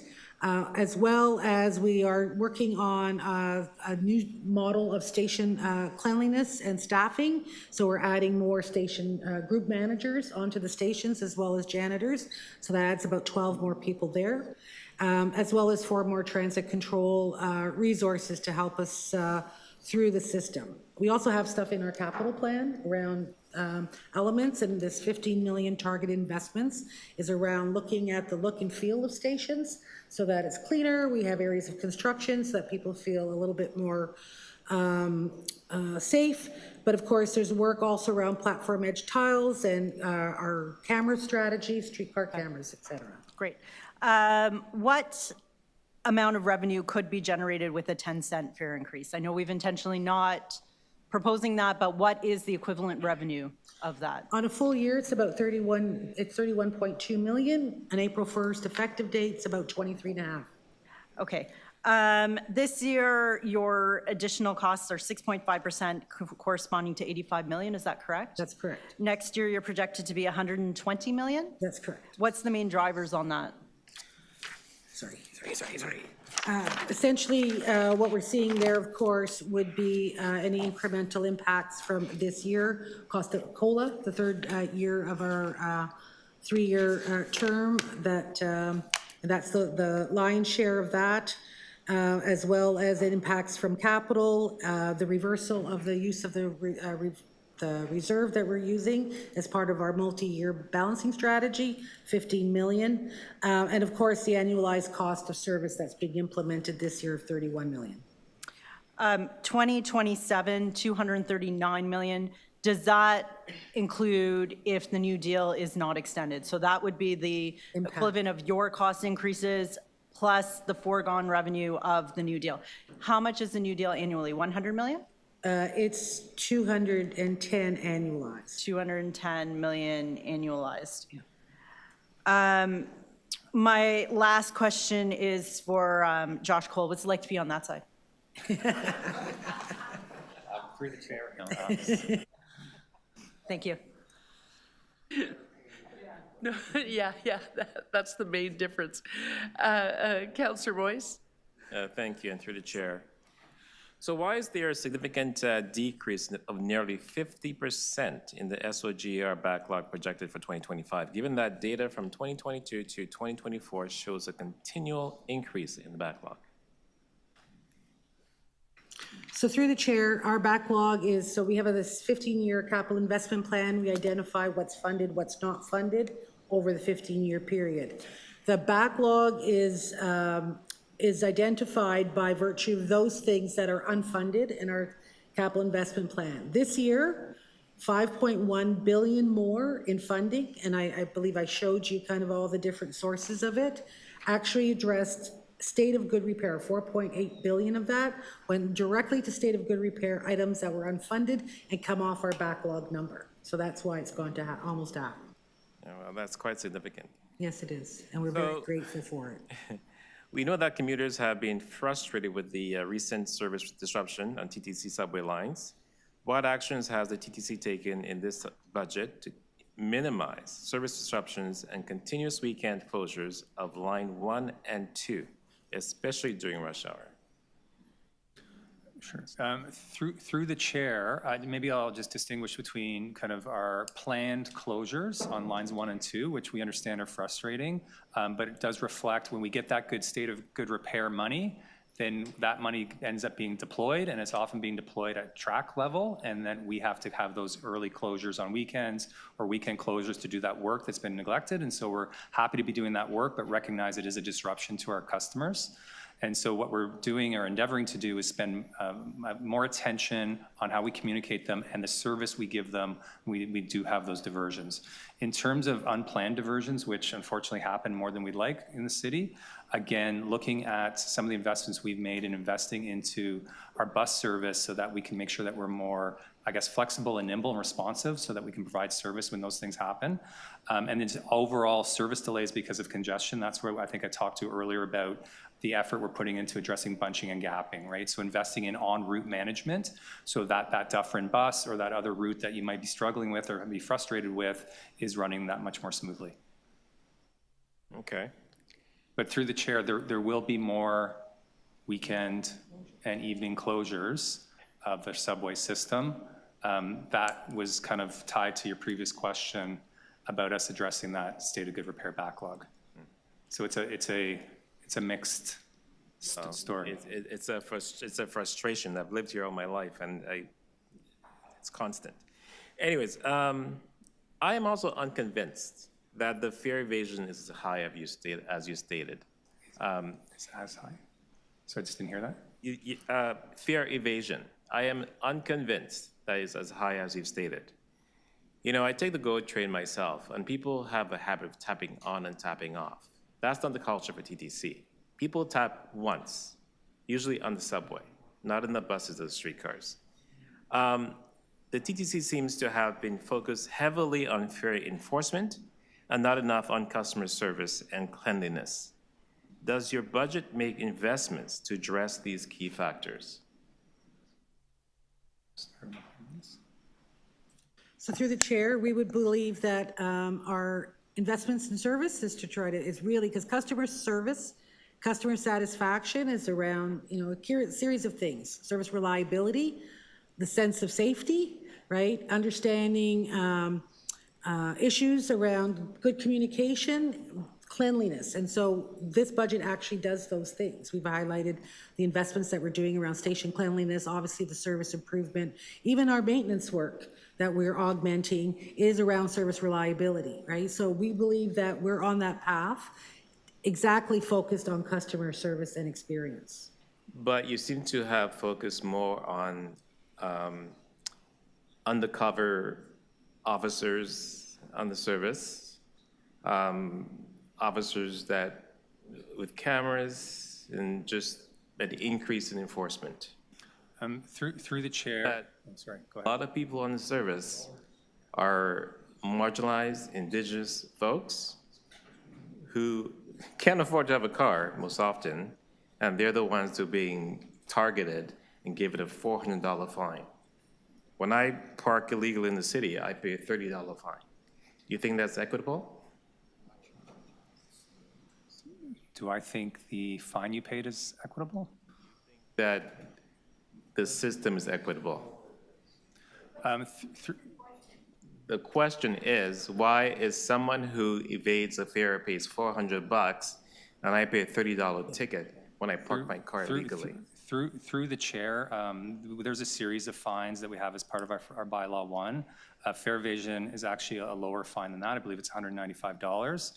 We've actually, through our board, been directed to look at whether we should have a graduated fine system like GO Transit does or other systems used. So that's something we're actually exploring to see if you would have a much lower fine rate, and that if you're a repeat offender, that would increase. In terms of the part about enforcement, take your point.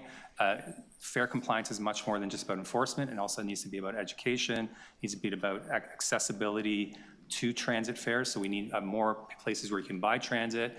The introduction of open payment has helped with that. We need expansion of other transit fare options, and so that's part of it too. So it's not just enforcement. We recognize that the conversation often does focus on enforcement, but we're doing a lot on the education front and trying to address equity issues too as we look to improve fare compliance. Okay, Councillor Perks. Boy, I've got lots. On the issue of bunching, many things contribute to bunching.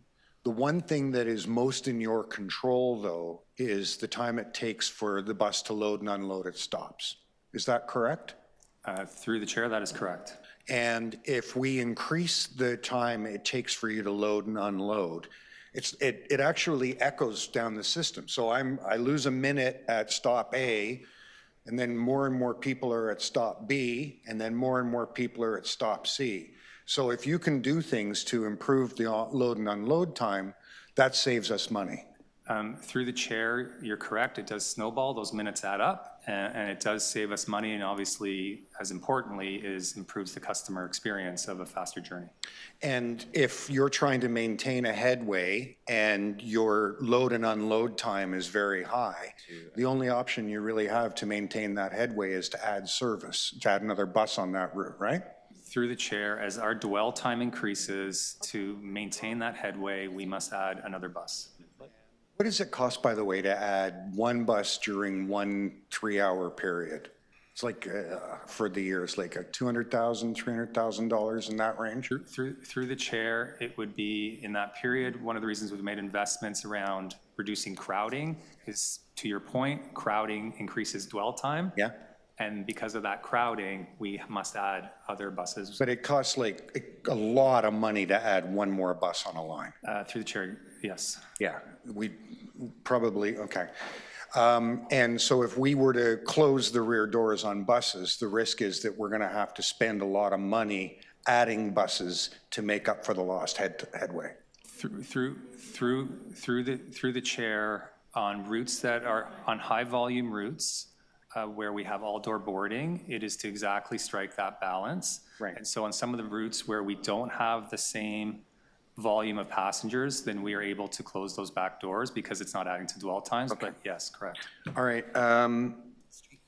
On the issue of fare compliance, we had a conversation, I think it was in November or December, and at that time, you said that you were going to be doing some work on actuals for what your fare compliance in previous years had generated, and that you would share that with us. I do see you plugged in a number for what you expect, and thank you for doing that.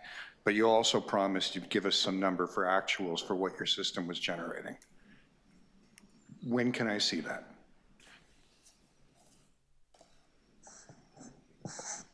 So maybe I misunderstood the request at the time, Councillor, but I believe that the 12 million was our attempt to look at how, based on the actual work that we're doing, what that would manifest. Right, and you were going to show me what that actual work was generating. That's not here. And I'm just wondering if I can get that. Sure can. Okay, thank you.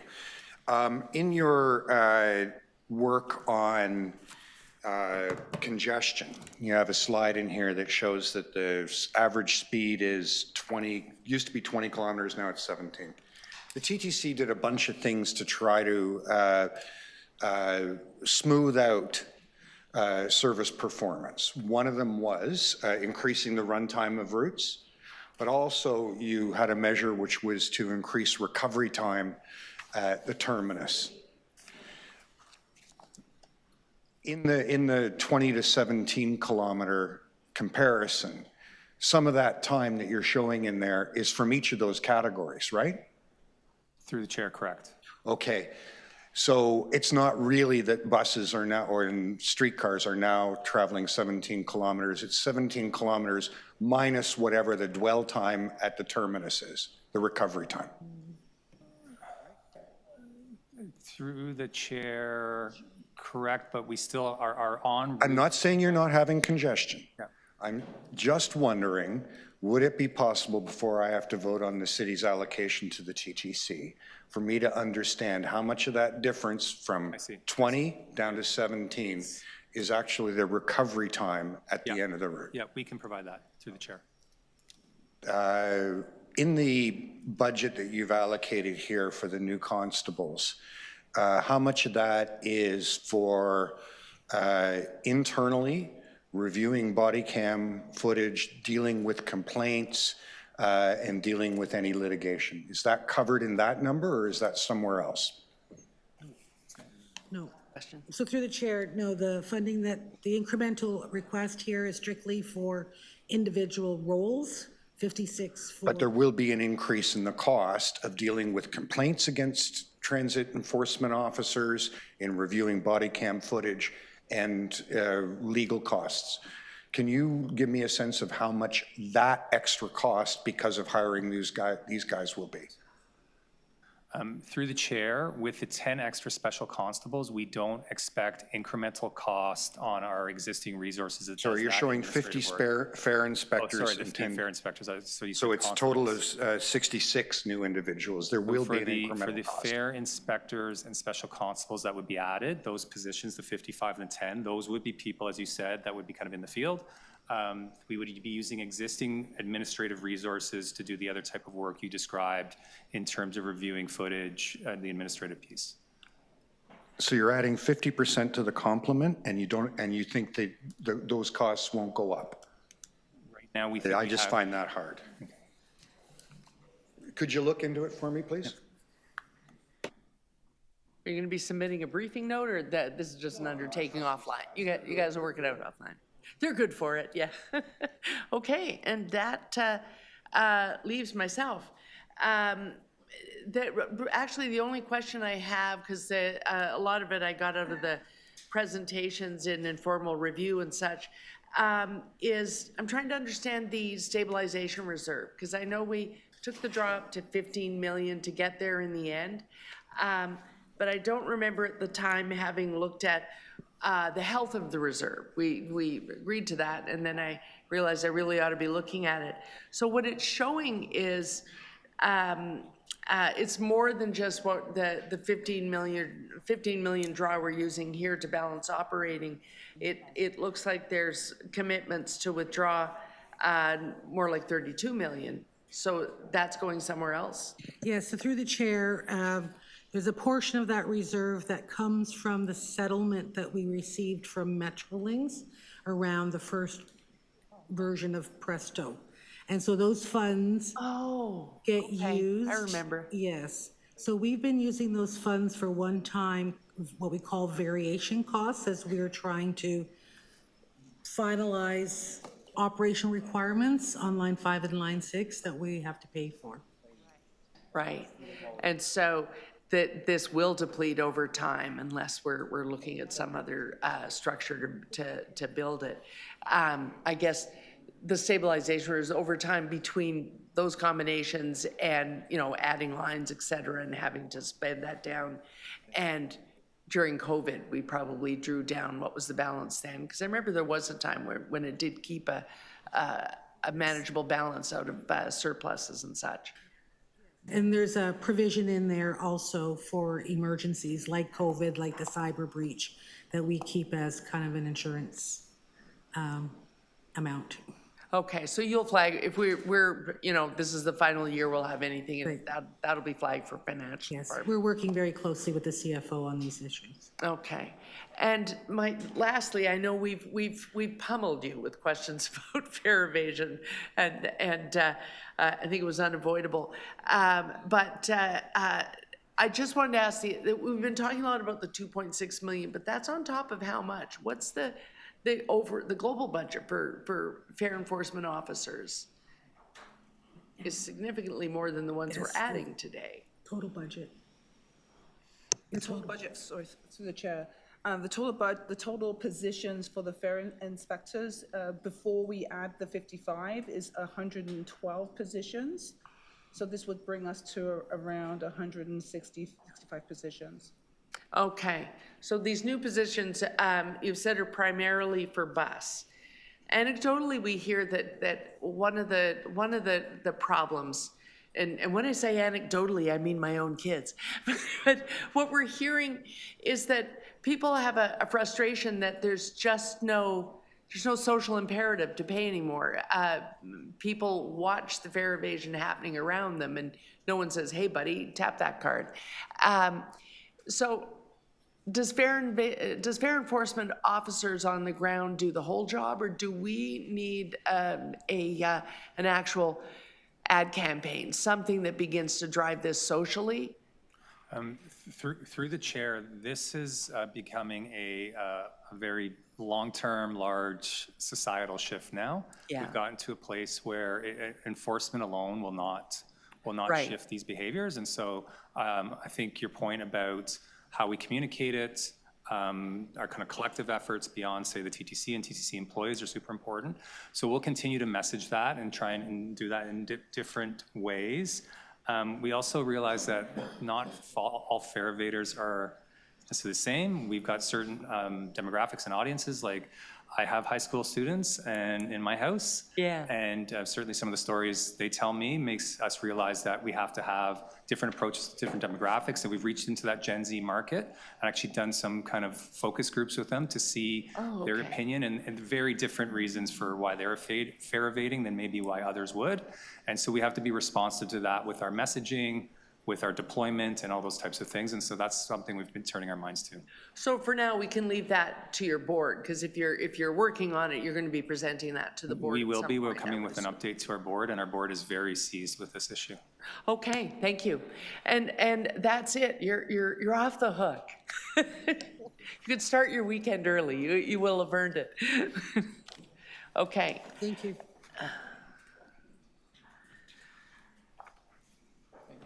Okay, councillors, we just need a second to make a shift here. We're gonna move TTC out and move the Toronto Police Service in.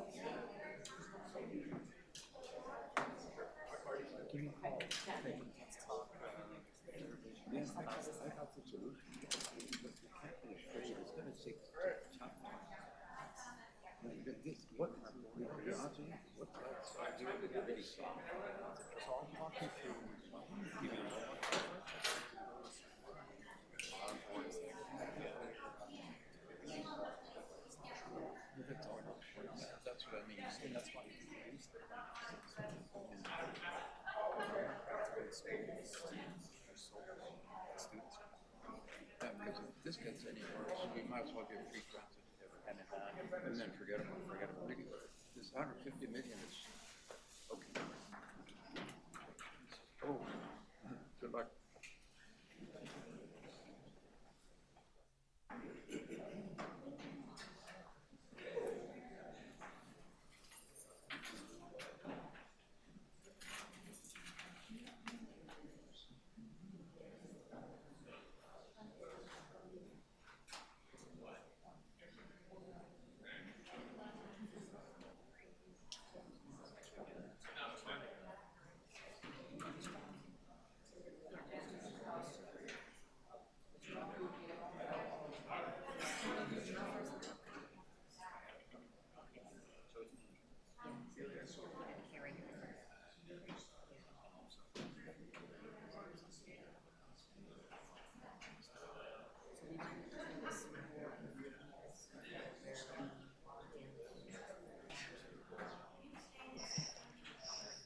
Okay, councillors, I have 2 virtual attendees, so we do have quorum to begin.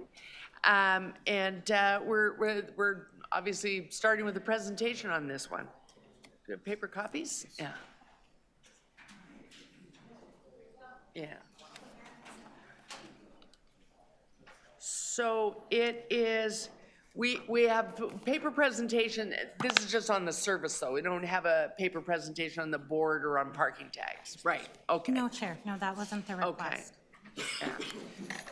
And I just want to understand the logistics on changing slides. Will they do it? Oh. Where's that?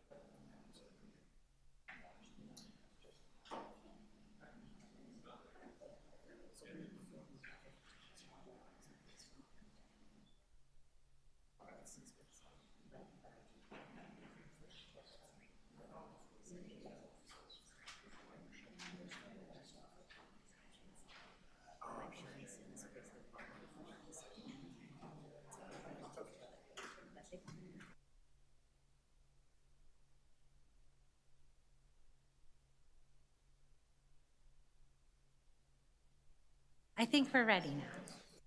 Okay. Okay, we're all connected. Go ahead. Good afternoon, Madam Chair, Budget Committee members, councillors, city staff. I'm here on behalf of the Toronto Police Services Board. My name is Dubi Kanangisil. I'm the Executive Director. Along with me, Chief Myron Demkew, Chief Administrative Officer Savina Dhaliwal, Director Ian Williams, and other members of the Toronto Police Service. As you know, the board is the legislated body entrusted with the duty to ensure the provision of adequate and effective policing in Toronto. Today, we will be presenting the Toronto Police Service budget request, unanimously approved by the board at its meeting of December 12, 2024.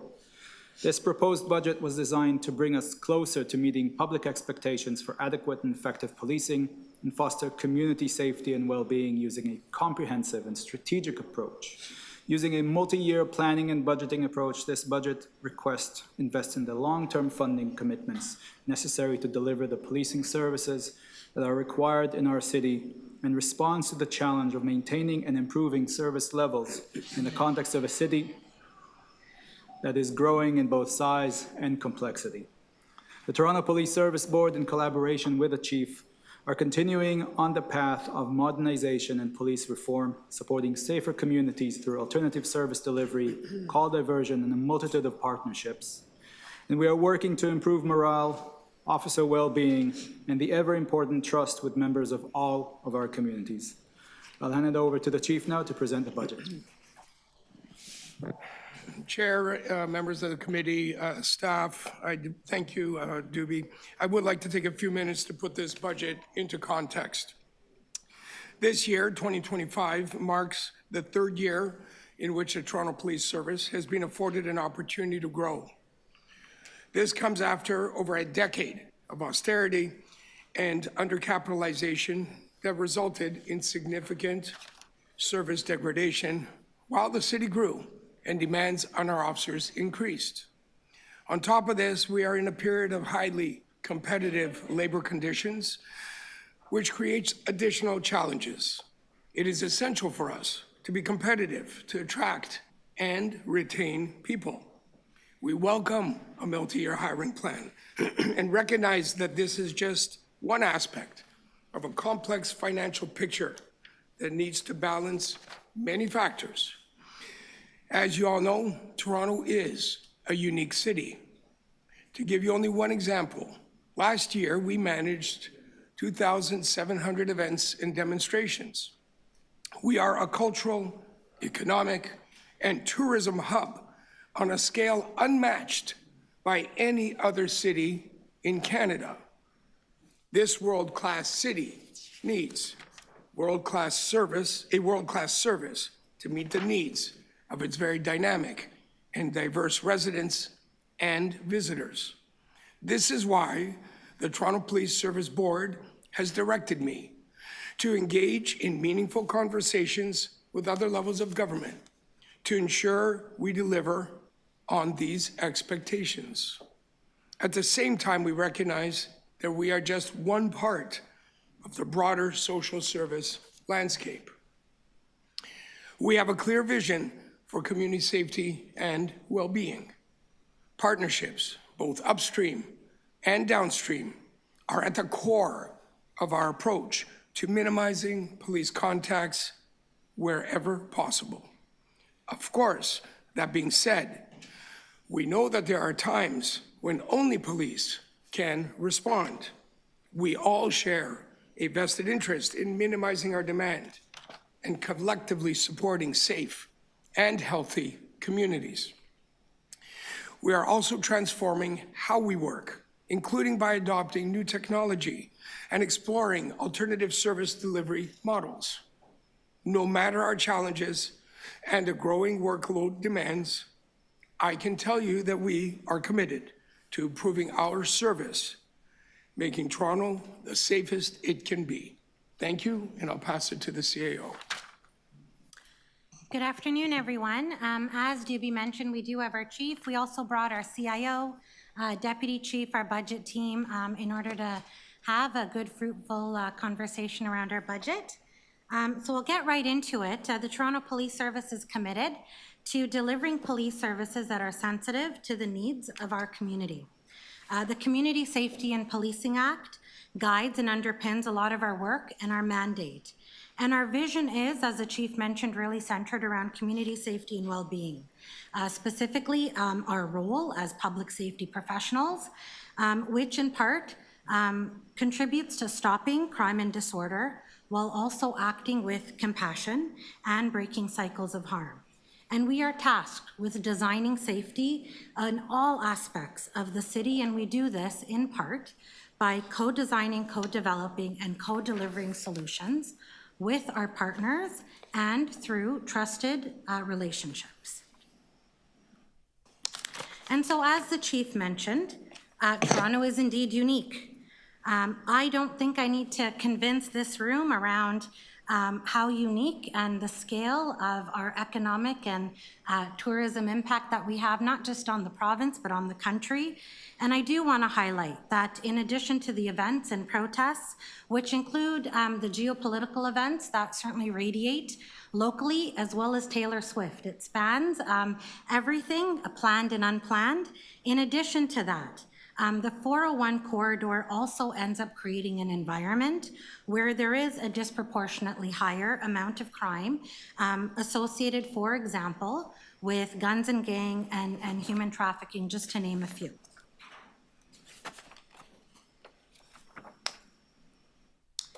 And so we have certainly in the last few years put considerable effort around explaining what we do around services and explaining these services in 6 broad areas. This helps in terms of how we allocate resources. It also supports how we measure how these services are being delivered and the workload associated with these services. And so specifically, 911, response and patrol, what we're talking about here is emergency services. It's calling 911 and receiving a timely and appropriate response that provides the required assistance. And it really is about the right service for the right circumstance. When we speak about investigations, it's about case closure rates, and it's also about supporting victims of crime and minimizing incidents of criminality and victimization. Crime prevention speaks to a lot of the proactive work we do, strengthened through community relationships, increasing community resilience, and creating education and awareness so that neighborhoods and communities can also support maintaining their own safety as well. Events and protests certainly have been in the news for the last year, and it really does relate to the complex situations that happen on our streets, everything from concerts and games, planned and unplanned protests and demonstrations, and the public order needs that are required for everyone to enjoy a safe and vibrant city. Traffic and parking really does speak to keeping the city moving, whether that's through warnings, enforcement, patrol, so that pedestrians, cyclists, and vehicles can all move freely and safely. And then the last one is courts and prisoner management, and that is a provincially downloaded responsibility. It is our work to support the judiciary system and make sure that anyone participating in the justice system is safe and is transported and is cared for. And so I'll now turn it over to Ian Williams. He is our Director of Information Management, to walk you through some of the workload metrics, as well as to highlight some of the outcomes that we have been able to achieve with the investment of the last few years. Good afternoon. Thank you, CAO. Button. There we go. I'm going to highlight a few key metrics across our service lines, further to the chief's comments as well as the CAO's, just highlighting some of the drivers of demand and the outcomes that our workload and our teams put into addressing these community safety challenges. And so one of the top level drivers, of course, of our workload is around calls received. And each year we receive approximately 2 million calls. And one of the notable trends associated to that is the increase in top priority of events that are associated with those calls. Last year, we attended over 400,000 calls for service, and it was a notable increase, and one that's been continuing year over year, where we're seeing more of the top priority calls, those which are, of course, a danger to life, presenting both public safety as well as officer safety risks.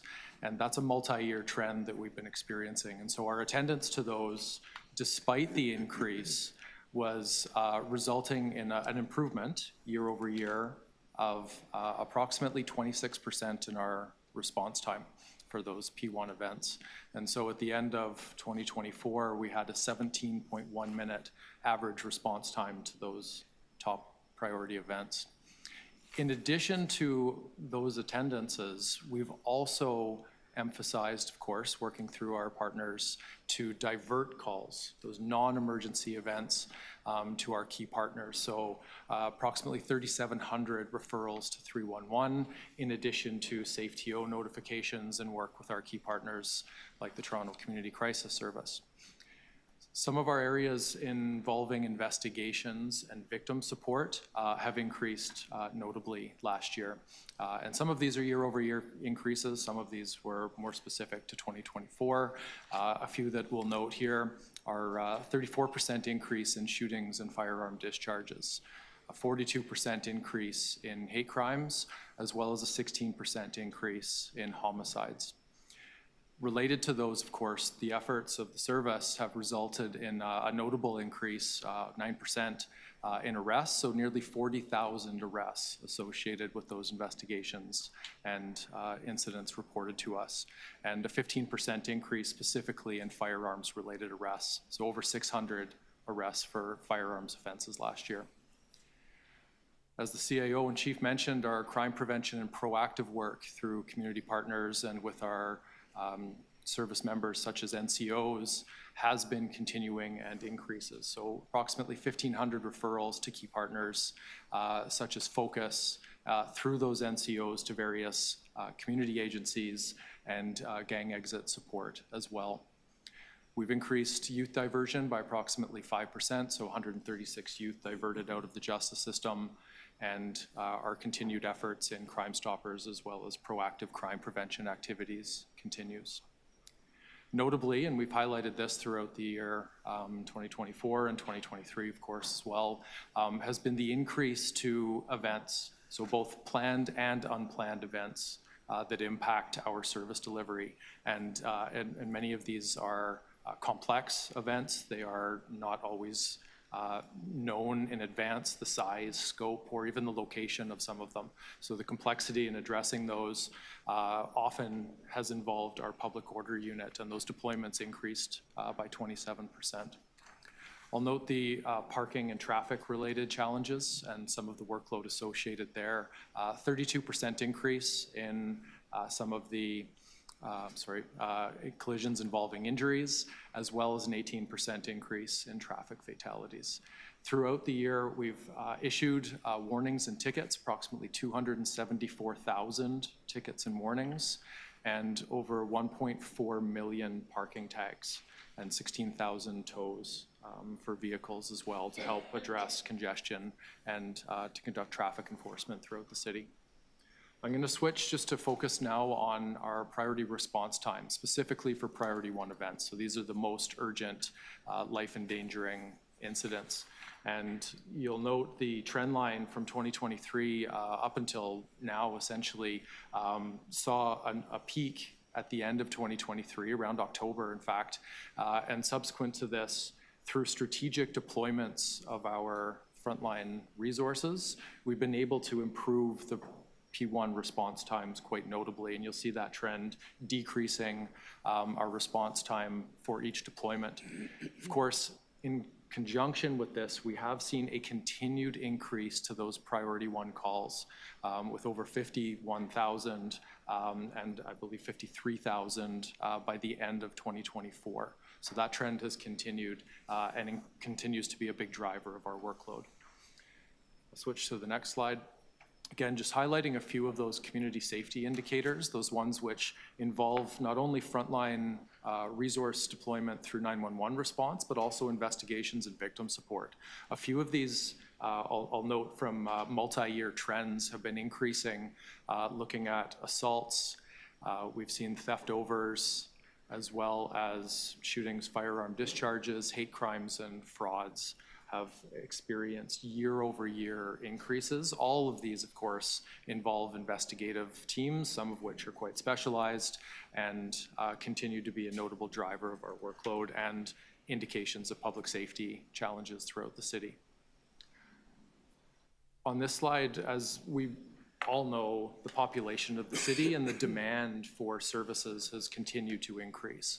This plays a particular role when we think about calls for service. For us, particularly those priority calls have been impacted as the population continues to grow and be a big driver of those demands for us.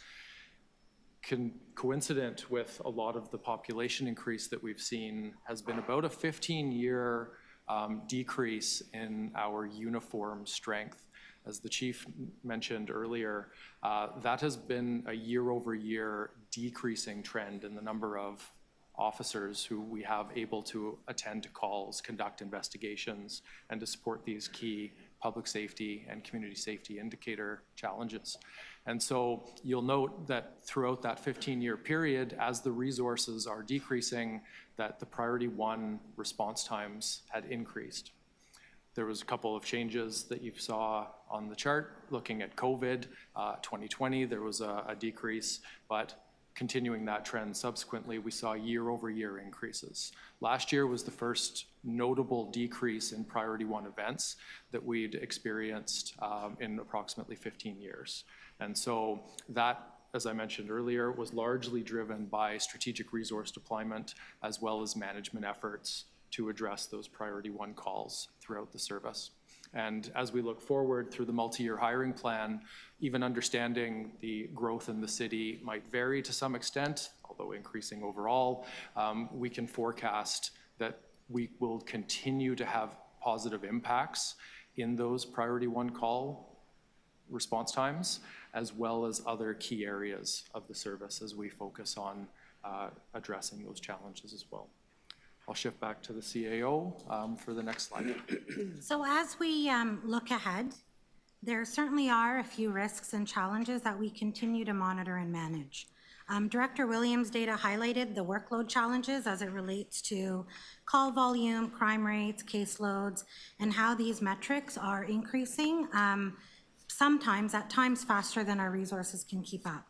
Evidence collection is also a significant area that has a huge benefit to the service, the public, the justice system, but it also reflects growing workload in digital evidence every hour, the amount that we collect that needs to be reviewed in order to support disclosure and support court processes. 90% of our budget is people-related, and so the multi-year hiring plan certainly does address a number of challenges that we're trying to manage around upcoming retirements. We are indeed, as the chief mentioned, operating in a highly competitive labor market right now, and we are seeing increasingly a younger and younger workforce. And so the overall sort of hiring time, it roughly takes about a year from the point you might get your first interview to go to the college to then be deployed. And so, I can't stress enough the value of a resilient pipeline, of adequate supervision to make sure that our front line builds the right skills, the capability, the resilience to eventually, possibly upwards of 10 years later, maybe be eligible to be a sergeant. This is also a risky sector. It's inherent in what we do, and it has a huge mental toll, the work that our officers do, and so we are always being proactive and trying to create the conditions for organizational well-being in order to minimize work-related injuries. We continue to be very reliant on people. That isn't something that is going to change, but this budget does include investments in technology in order to automate and make some of the work easier and faster to do for our officers and drive efficiencies where we can. However, the staffing plan is required as a minimum, as a stopgap, until more benefits of the technology can also be realized in order to absorb and curb some of the growth in demand. Again, I don't need to tell this room how things that happen in the city tend to radiate nationally and internationally. We are also, from an external environment standpoint, working through a new policing act. And as part of our community safety and well-being vision, capacity of our partners, both upstream and downstream, has a direct influence on the volume and type of work that police end up needing to address. And lastly, just from a financial lens, there's really three big areas that we are looking to manage and mitigate, and that's our premium pay, the health of our reserves, and from a longer-term standpoint, the funding model to drive longer-term sustainability. And so with the backdrop of the community safety and well-being vision, our workload, our achievements and some of our outcomes, as well as the risks that we are currently managing, what are our priorities? And so these priorities are the same as they were last year, and they really can be bucketed in three areas. Number one, it's all about core service delivery, so bolstering the front line to prevent further service degradation. We are looking to create more investigative capacity and to keep Toronto moving through enforcement and education, as well as improve our evidence management and court disclosure compliance. The second big area is really around our people, focusing on our supervision, making sure that we have good succession planning in place, and focusing on their wellness. And the last big area is around modernization and reform, which captures our technology roadmap, digitization, rethinking how our services are delivered, and leveraging partners as much as we can, so that at the end, we are really focusing on the right service for the right circumstance. So getting a little bit now into the budget itself, The net budget for the service that we requested and was approved by the board is 1.22 billion. This represents a $46.2 million increase, or 3.9% over 2024. It's important to note that in addition to this budget, we were able to find internal efficiencies and cost containment to minimize our ask to the extent possible. So there's about $50 million of either cost avoidance or savings that we were able to achieve by flatlining a number of areas, whether it's premium pay, flatlining a lot of our non-salary to 2024 or 2023 levels, minimizing reserve contributions, not asking for any new civilian positions, and increasing our gapping. This budget does support the multi-year hiring plan, and in terms of staffing levels, it would translate to 5,542 officers and the same number of civilians as last year at 2,665. That is not to say we are not hiring civilians. We actually are accelerating our hiring for our 911 so that we can stay ahead of separations. We will also be hiring special constables and parking enforcement officers. In terms of the sworn uniform headcount, it translates to about 109 net new uniform for 2024.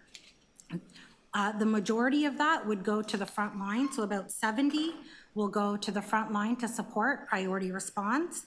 We are looking to expand our neighborhood community officer program by 4 neighborhoods, which translates to 16 officers.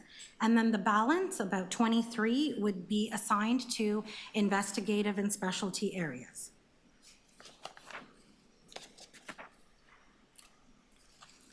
And so again, going back to a service view, what you can see is when you try and allocate our budget across various services, 3/4 of our budget effectively goes towards 911 response and patrol, as well as the investigations. And then 1/4 goes to the remaining 4 services. And because a lot of our budget is driven by headcount, I think it's important to provide more perspective on the people side of things. 90% of our budget is people related, and what you will see, in particular, the majority of our uniform presence, it's in what we call our Community Safety Command, and that is overseen by Deputy Pogue, who's here today. And that command reflects the vast majority of all of our frontline divisional work, our traffic work, as well as our community partnership and engagement work.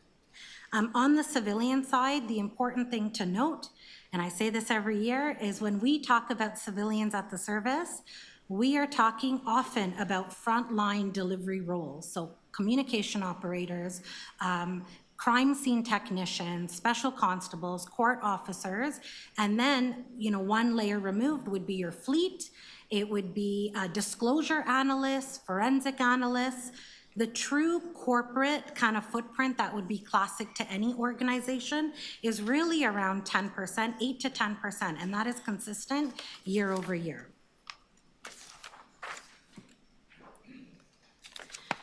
The other question that often comes up is really around our rank structure. And so again, to shed as much transparency as we can, the important thing to know about our workforce is that 98% of our workforce are constables, individual contributors, and either leads or direct supervisors. The true management layer, the senior officers, so assistant manager up and up, or inspectors and up, that really only reflects 2% of our entire workforce. It's a very small element of the entire of 8,000 members that we manage, and that too is relatively consistent year over year. And so in terms of what is influencing this year's budget, the most significant part of our budget and of our increase are salary requirements. That reflects almost 39 million of our ask. Premium pay is actually, we would consider premium pay flatlined. What you see as a $2.2 million increase is supporting the city's congestion management plan. That premium pay is directly offset by recoveries from the city. So that's really the traffic warden, our role in the traffic warden support program. The other piece of our increase is going to be statutory deductions and benefits, so WSIB, CPP, OMERS.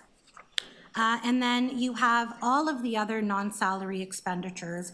A lot of that is driven by our technology footprint, which is growing, our fleet-related expenses, contractual inflations, gas, parts, repairs. As you bring on new resources, you have to outfit them with uniforms, those kinds of things, with training, equipment, that type of thing. And then the last piece offsetting some of these increases to net out to 3.9% is our revenue. And that, the main components of our revenue are our court security and prisoner management, which is the provincially downloaded activity, some grants and cost recovery, as well as fees. Fees to support the operational expense. I want to be clear, there is no profit in any of those fees that we end up taking.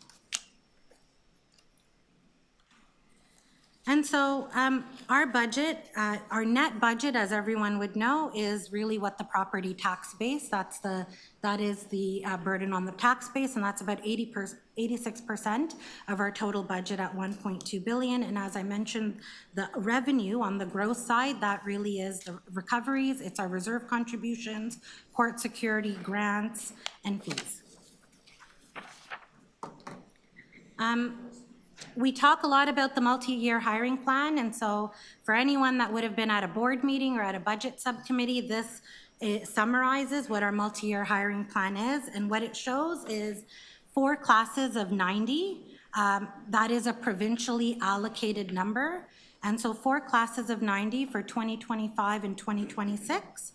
And then what is the next 3-year commitment as a minimum is growing at the pace of the city. And so based on our calculation of where the growth would be, this was what translates to sort of maintain the proportionate levels after 2026. The important thing to know is it's always a 6-month lag for when you hire versus when you deploy. And so we will see 109 new officers and 140 next year. And then for the next 3 years, it roughly translates to about 80 net new a year, assuming our separation number is kind of as planned. And so that concludes the operating portion. I will just spend 2 minutes, 2-3 minutes maybe on our capital, and then turn it over to you, Chair. So moving on to our capital plan, almost 80% of the funding for our capital plan is debt, 12% from reserves, 9% from development charges. Like I think many other capital plans, we divide our capital program in state of good repair, service improvements, and health and safety. This chart really does articulate kind of the various buckets of what our capital plan is.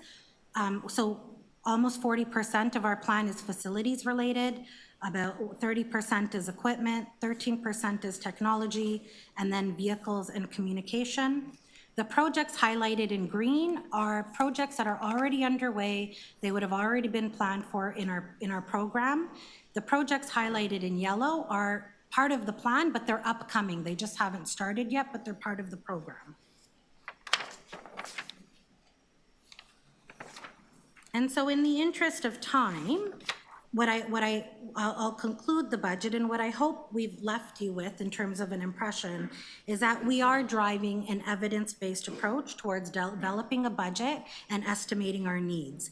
We are trying to address workload demands, and we are also trying to demonstrate outcomes of the investments that indeed have been made in the Toronto Police Service. We will continue to support our operations with a longer-term capital plan in order to drive technology enablement and better accommodate the curb in the demand for our services, so that we are not just linearly continuing on. And thank you. Okay, thank you.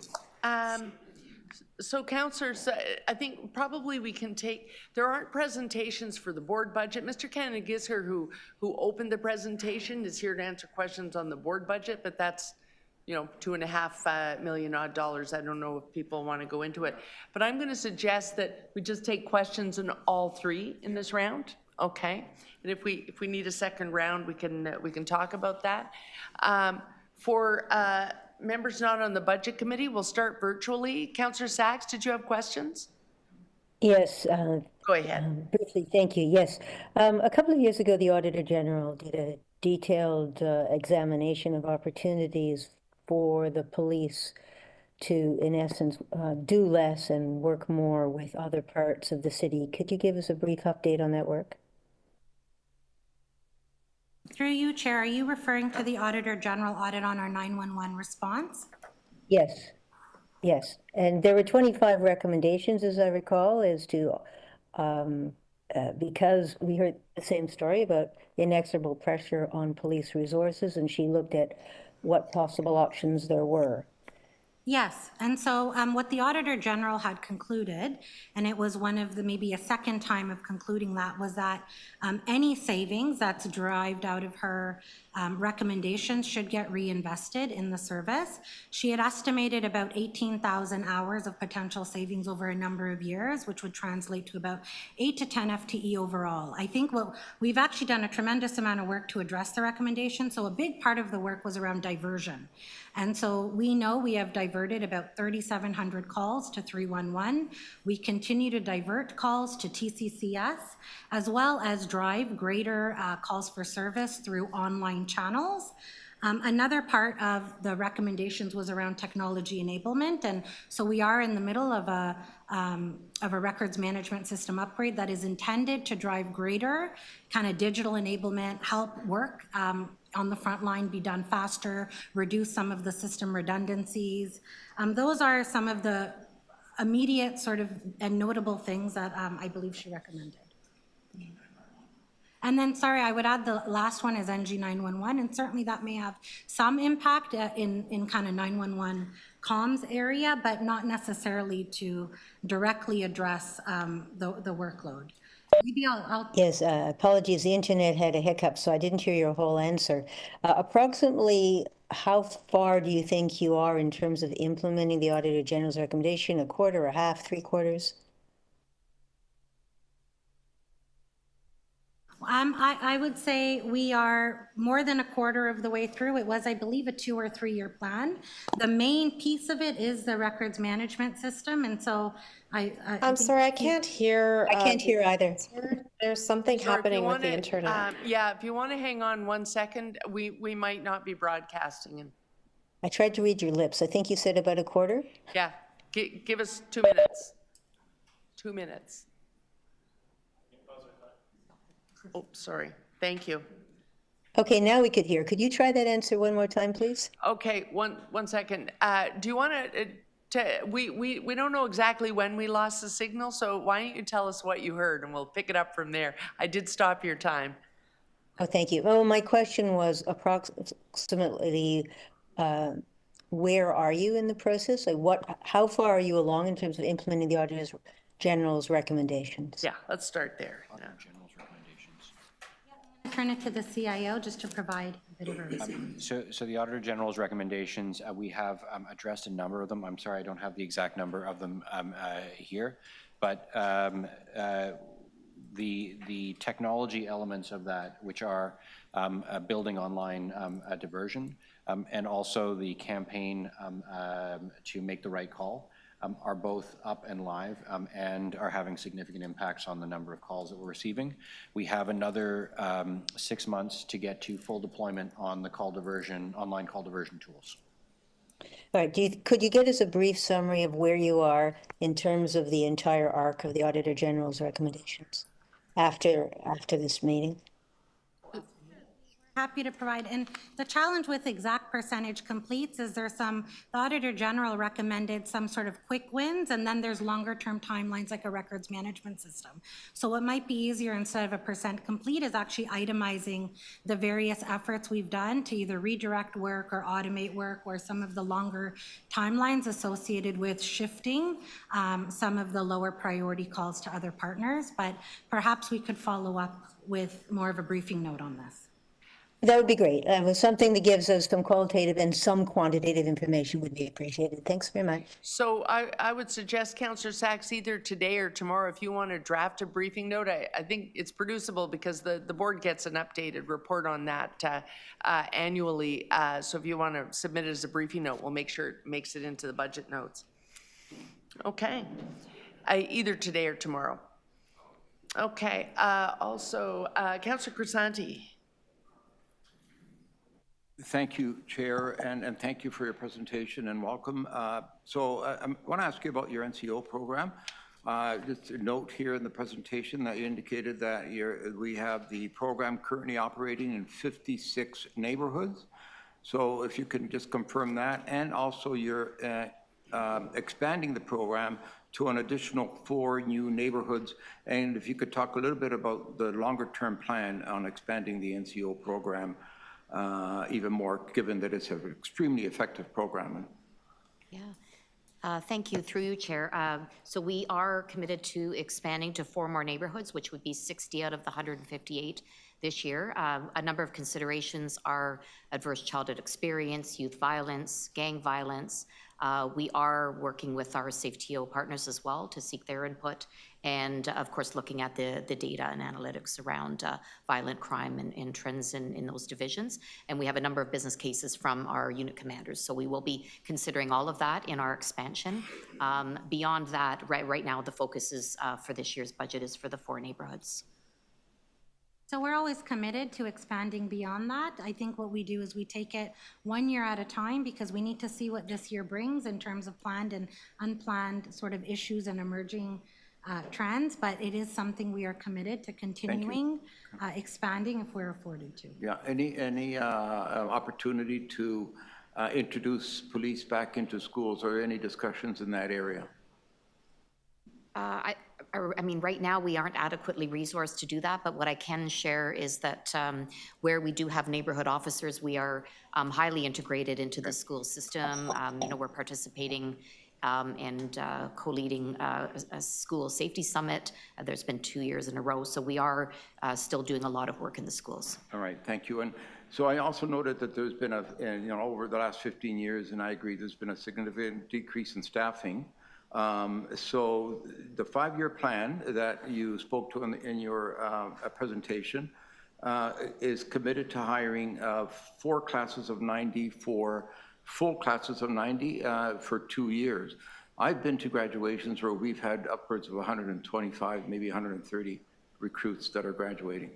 So what do we need to do? Of course, we're going to need funding. We're going to need more ability to pass some funding from municipally over to your service, and also other levels of government. Of course, I think they need to step in. Can we maximize the classes and go beyond 90 at some point? So there's a couple factors there through you, Chair. First of all, we're allocated positions by the ministry provincially. We are allocated actually 100 positions per class. Our training regimen is blocks of 30. That's the efficient use of our training cadre. So we are effectively maxed out at classes of 90 per class. We have had historically a couple occasions where the ministries allowed the Toronto Police to conduct its own basic constable training. There's also efforts ongoing at the ministry to increase the capacity of the Ontario Police College. But as it stands right now, 4 classes of 90 is the maximum we are allotted, and we are in this budget allocated the resources to continue at that capacity. Yeah, and I also note that in the course of 5 years, there's going to be a net 502 net new officers by 2029. So that'll take us to, are these numbers correct? That'll take us to 50. What number does it take it? Let me ask you, where does it take us? So what will the complement of officers be in 5 years' time? It should take us close to 5,900. I'm just. So likely we're 935. 935, yes. All right, so that's good that you're confirming. That's interesting because that's precisely, I think, where we were back in 2010 when I came back to council. So it's a slow process. Well, through you, Chair, this is something we highlighted last year in the budget cycle. Moving somebody into our hiring stream and getting them trained and equipped to be a police officer is a slow process. There's nothing quick about it for very, very good reason. Hence why we appreciate the support in this budget to hire to our maximum capacity of allotted positions. I do think it also speaks to the need, and I appreciate the board's approval of my participation in intergovernmental discussions. There is a role for the province and the federal government to play in resourcing the city, and that includes in policing. Okay, one quick last question, promise. That'll be your last one. Thank you. Response time. What is the current response time? What does that look like? Because I know it wasn't that good not that long ago. So is it getting better? So it's an average of 17.1 minutes for our highest Still. priority call. But that's an average, so there's going to be a bit above and also a number below. A 26% improvement for where we were last year in the budget cycle. All right, thank you, Chair. Okay. Thank you. Councillor Nunziata, did you have questions? And thank you. Just as far as the neighborhood community officers, you are, there's 4 new neighborhoods, but are we not hiring additional neighborhood officers? It was my understanding that in 12th Division, we were going to get additional ones? So the 4 through you, Chair, the 4 neighborhoods would be 16 officers that would come from the new hires that we have, that would be backfilled by the new hires that we will have in place this year. No, but it says 4 new neighborhoods, but the existing neighborhoods. So, sorry. Are we hiring additional officers for the existing neighborhoods where we Yes. have? So yeah, through you, Chair, where there's Because it was my understanding in 12 that we were going to hire, because of the crime we have in 12 Division, that we needed more neighborhood officers. Have we done that? So where there, through you, Chair, where there's vacancies in the neighborhood officer program, certainly those would be backfilled, so replacement hires would certainly occur. But in terms of net new in the existing neighborhoods, that was not in the plans for this year. It wasn't in the plan because it No, was my understanding, because of the number of homicides we've had in my ward, that we were actually going to expand that in my ward, so that's Well, not true. Councillor, through you, Chair, there is a possibility that 12th Division may receive that, but there's no commitment for myself or the command, as that work has not happened, to assess where our needs are across the entire city of all the neighborhoods. So we are committed, based on this budget, to hire 16 additional net new officers to give us 4 additional net new neighborhoods in the city of Toronto. Which 4 is still very much an analytical process. Once the budget is fully approved and we continue hiring and we have the people in place, then the deputy and the team will be working on identifying which 4. That doesn't mean 12's not in the mix, but it does mean that I'm not telling you that 12 is getting any net new. It's part of our analytical considerations where they will go. So if there's a need for additional in 12, that. Correct. I mean, you would go where there's a problem, right? I mean, where. There are many neighborhoods, and many people want neighborhood officers, and we're going to analyze the greatest needs. Any updates on the bail reform? There's been obviously some law change in legislation federally. We continue to monitor the impact of that change. The policing sector certainly continues to evaluate how bail reform is evolving in this country. And we as an organization continue to track our efforts and will participate in discussions with government at the appropriate time through the ministry. Yeah, because we did, at council, we did move a motion a couple of months ago on that. So because I know that the province has made announcements on that, supporting that, and just waiting for the federal government, correct? Well, there was a provincial announcement just the other day about the bail compliance dashboard, which is an analytical tool actually developed by the Toronto Police under the leadership of Director Williams that is now expanded provincially, that assists in the work. It was an announcement recently. So I'm Okay, as giving a far fair as- amount of leeway here, Councillor Nunziata, but suffice it to say, there's nothing in the budget on which we are now taking Oh, I questions. understand. On bail reform, so we can go back to the budget. I understand.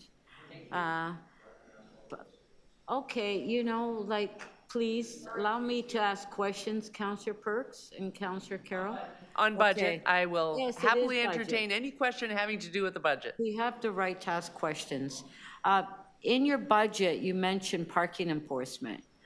So how many more additional parking enforcement officers are we hiring? And are they going into different districts? So the overall complement for parking enforcement will remain unchanged, but the actual replacement hires will continue. So we are anticipating potentially 2 classes next year of parking enforcement officers.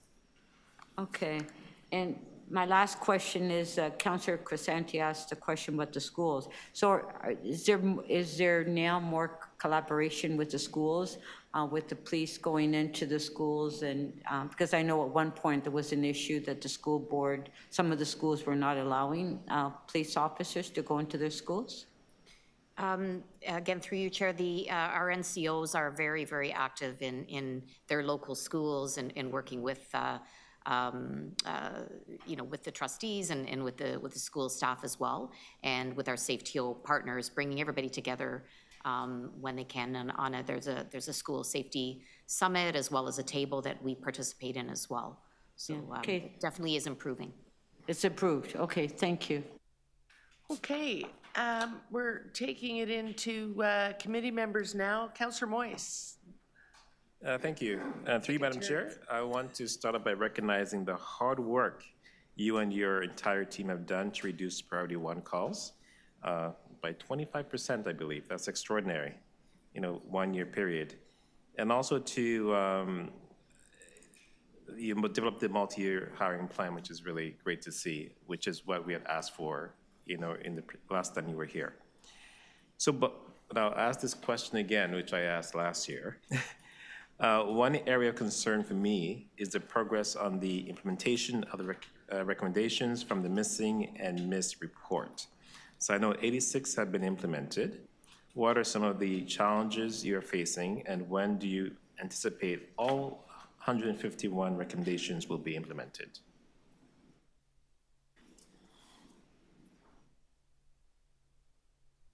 I think, again, through you, Chair, I think one of the important things to note is while the recommendations aren't complete, there are a very large percentage of them that are in progress. 86 have been completed.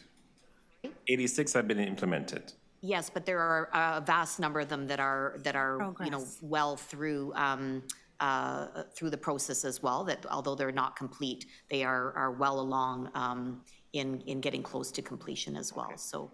Yeah, one of the important things to know on the percent complete is many are in progress, but what's unique about the missing and missed implementation is that we are doing it with the community and with the advisory group of the community. And so we as a service will not declare something complete unless our community advisory group agrees it's complete. And so while we might be, let's say 80-90%, many of them, there is still work that is required to review them with our community advisory group, to solicit feedback, to make the updates before not just we say they're complete, but they do. And so certainly that does prolong the timeline, but it is a necessary piece to ensure that as we mark this stuff done, that we're doing so with consent from the community. That is a big piece, and it's a big driver of the timelines, but our view is the right way to go. And I agree, but I do ask that be as transparent as possible so we know where you're at and you're working on it, okay? So what specific recruitment strategies are being funded in the budget to attract candidates from local marginalized communities to better reflect the city's diversity and lived experience of its residents? So we have been on a journey of recruiting directly from the communities, and we're seeing the results to demonstrate it. We go to hundreds of community events throughout the city as well as the province. We are on local cultural festivals and radio stations. We're at the schools. We're at post-secondary education institutions. We are within the community. Our neighborhood officers actually have like a community referral card. And so the internal referrals are certainly going up. I think about 20% of all of our applicants are internal referrals. And then what happens is if there is a really great candidate, but maybe either the experience or the maturity is not there, we will always consider them for a parking enforcement officer or a special constable, because those become really great sort of feeder pools, and they're already in the community. They already know the service. And so through these types of efforts, what we have actually seen in the last number of years is the diversity of our cadets to reflect the city has increased by over 30%. This year was probably the most diverse set of cadets we have ever had. Over half of our cadet classes, if you ever want, you're more than welcome to join one of our graduations, and you will see for yourself, they speak hundreds of languages. The vast majority have post-secondary education, and more than half are from some historically marginalized or underrepresented group. And our focus this year in particular is female cadets. We saw a dip in during the pandemic, and that's not unique to policing. I think everyone saw a change in sort of workforce dynamics. Our goal is to get up to 30% of female cadets being recruits. Right now we're about 20. We're quite confident we can get to 30. And the cadets is one thing. Now you have to move them up the leadership ranks. And so 50% of our top 2 levels is actually female run and a quarter racialized. And so that has been a huge effort over the last number of years, and we're starting to see tangible gains. Wonderful. I'm going to ask one more question. One more. But I hope we have a second round because I do have some more questions. And I have asked this question of other city divisions, and I'll ask this of paramedics and fire when they come in tomorrow. But with the closures of safe consumption sites at the end of March, does your budget take into account an increase in 911 calls? Is there investments in more dispatchers? Well, we've invested. Again, I see you've invested in priority 1 calls will go down 25%. But with this happening soon, I feel that this will affect your time. And this about dispatchers, did I hear you right? Well, officers on the ground, right? Okay, so first of all, let me say this, that, and I appreciate the question through you, Chair. Dispatchers, we're going to continue to hire. We have the taps open, 3 classes of 30. We're going to make sure that we do everything we can to recruit and retain the dispatchers we need operationally, not just because of the change in landscape, but because we need them operationally. So that is something we're very invested in making that the best possible work environment for those essential first responders of ours at Communications Center. Secondly, the impact of the change in landscape is yet to be fully understood. We are certainly watching carefully, paying close attention to what's happening, and we will pivot and respond operationally the way we do to challenges we face from time to time, whether it's geopolitical events, changes in crime, or in this case, a change in landscape as it relates to the opioid crisis. We do welcome the investment from the province in wraparound care. And that is something that police leaders have long said is a necessary element of dealing with the opioid crisis. And we're welcoming the hubs that are projected to be in place and the care that's available, and we'll see what impact that has. But we will be prepared to respond operationally as required. Lastly, I'll say we soft launch with public health a new initiative in the downtown core called CORE. Yeah. And that has, I can tell you, I've personally spoken to members who are assigned to that team, including the nurse, and it is bearing some incredibly positive anecdotal evidence of success and impact on the lives of people who are impacted by the drug toxicity and the opioid crisis. And we will see and evaluate that and scale and adjust as appropriate based on the evidence. And maybe now the final thing is we are continually invested and will continue to be invested in disrupting the toxic drug supply in the city. arresting and putting before the courts the drug traffickers, dealers, smugglers, and organized crime members who are poisoning our city with toxic drug supply. Those efforts will continue in the City of Toronto. Thank you. Okay. Deputy Mayor McKelvey. Thank you. I will notice that we have a lot less people joining us here in the room this year than last year. So my question is the full amount that's been requested by the Toronto Police Services Board included in what is proposed in front of us here today? Through you, Chair, yes. What we requested is what's before you. And that's 3.9%? Yes. What is the status of your contract negotiations? Will we see further financial impacts from wage increases this year over and above what's already included in the budget? So I'll direct the CFO maybe to answer the specific financial allocation. To the chair, consistent with what we do anytime during labor negotiations, we'll set aside a provision within our corporate accounts. Upon settlement of that, we would then transfer the funds over to the budget, which would be the case this year. Okay. Last June, I put forward a request for an administrative inquiry around 911 call times. Police are not required to respond to requests from Council for Administrative Inquiries, but you did so voluntarily, so I thank you for offering that information. In it, you identified some factors that were impacting the service levels, including staffing, call volumes, things that were impacting the 911 call times. What is included in this budget around that, and are those 911 call times starting to move into the right direction? So I'll kick off the answer, but if maybe the deputy or the CIO want to respond. So certainly we are continuing to hire, and we're actually accelerating hiring so that we can get ahead of separations and not behind separations. So typically we do 3 classes of 30. We're doing 3 classes of 30 instead. A capital plan still includes NG 911, and there's a lot of internal work that we've also done from a retention kind of workplace well-being standpoint. What we have seen in terms of impact is while the talk time hasn't been reduced, while the actual priority 1 and emergency calls haven't come down, some of the lower level calls that should be going to 311, some of the butt dials, those kinds of things, through public education, the Make the Right Call campaign, we have seen some of that come down. And so it hasn't made a significant impact on the actual call wait time yet, but it also hasn't added to it. So we're about to go, sorry, through you, Chair, we're about to go live with NG 911, which is a digital network for 911. And that allows us to have some automation immediately around the 911 calls. So for example, automatic callback of drop calls.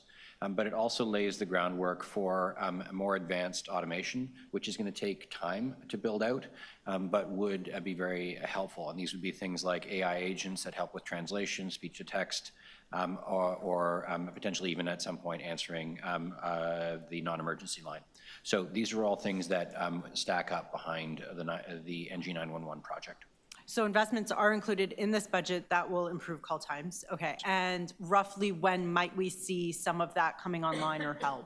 So it's going to come in on a ramp basis. So we will see some modest changes in Q2 of this year, and those will be ramping in over about a 2-year timeframe. Okay, something else that I've regularly asked you about, and I have a bit of a bee in my bonnet about, is officers that are tied up in emergency rooms on mental health calls. How effective has your pilot been looking at this and getting those officers back out into the road doing what they do best, which is keeping Toronto safe? So through you, Chair, so the pilot started in September, and what we have is effectively done is taken officers out of the waiting space and put in special constables. So that's allowing the officers to get back out onto the road. That is still something that we're working through, but it's just one of the efforts that we're doing in sort of the overall like mental health is health space. So we're re-envisioning our mental health response and our strategy around that in a number of different ways. So we are seeing some improvement as well. And certainly we expect that that's helped reduce the 911 call wait times as well. Okay. What is the equivalent time in hospital? Like, what does that mean on an FTE basis? Those hours spent in hospital is the equivalent of how many officers that could be out on the road?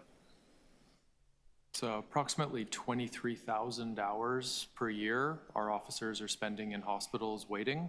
The FTE rough equivalent is about 20 in a given year. And as through the pilot, we haven't yet seen that time disappear. We've shifted it from what was previously PRU frontline members to members who are dedicated at the hospital. So it's a shift in the strategy to free up those officers to go back to addressing those priority events. Thank you. Thank you for your service. Thank you for employing that pilot. Hopefully it's very successful, something we can roll out citywide. But in the interim, like, I think we'll keep telling people just how many hours you're spending in hospital, and it's unacceptable. Thank you. Okay, I'm going to go to our virtual participants now. Deputy Mayor Morley, did you have questions? Nope. And Councillor Chang, they are both board members, both of our virtual attendees, so they have seen the presentation before. Councillor Chang's camera is off, so I'm going to assume that means that she doesn't have questions. Councillor Perks? Okay, so I'm in your hands. Councillor Moise would like me to canvass your willingness for a second round. I'll be quick. Councillor Chang is Sorry. up in another window. Sorry. My So you do have internet. questions? I do have some questions. Okay, we'll let you ask your questions. When you're done, Councillor Moise may change his mind. I'll ask him again. Thank you. I just want to piggyback off the questions from Deputy Mayor McKelvey, and also say hi to the chief and to Mr. Ken Gesser and Savina. I appreciate all the hard work that you do. Now, back to the 911 call. What is the response time right now in terms of the pickup? How long do people wait on average before they can reach a person?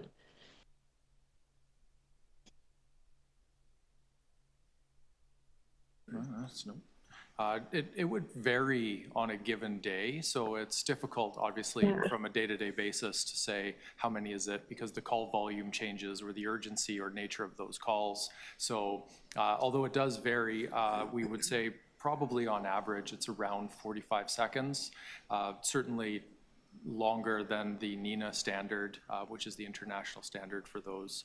And that's been a trend that we've seen for quite a few years. What is the NENA standard? The NENA standard is responding within 10 seconds to 90% of your calls in a given day.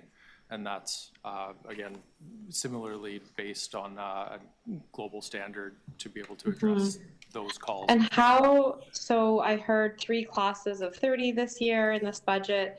How much closer will we get to that this year? What's our goal? I mean, the goal is to improve where we're at right now. What we do know is we do not meet the NENA standard on any given day. We are not there yet. We will continue to be adding resources. We're hoping the technology that the CIO mentioned in the second quarter, that will reap some benefits. And then from there, that will determine how much more incremental improvement we can make through other measures. So in the same line of questioning with regard to priority response time, we saw a great improvement this year. And with this budget and the hiring, what is the goal for next year? Or this year, actually, 2025? Well, I'll start through you, Chair, and then the deputy can jump in if required. As I said last year, setting a hard goal is very, very much, there's too many variables to be able to say, we hope to get to X number of minutes. And I said the same thing last year. We are seeing call volume go up while we try to catch up through hiring to meet that demand. That demand continues to grow. Additionally, the new hiring is going to help us with supervision, and a lot of that will be informed by the level of retirements and resignations. So there's a number of variables to consider. Although we are 109 net new, 70 of which are going to the front line, we know that the capacity of those 70 will be impacted by other pressures. So you have our commitment to continue to be transparent, open, and report on our progress But to set a hard number is very much not something we can do. Difficult. Okay, and in the multi-hiring plan, this year we're adding 4 neighborhoods at 16 neighborhood community officers.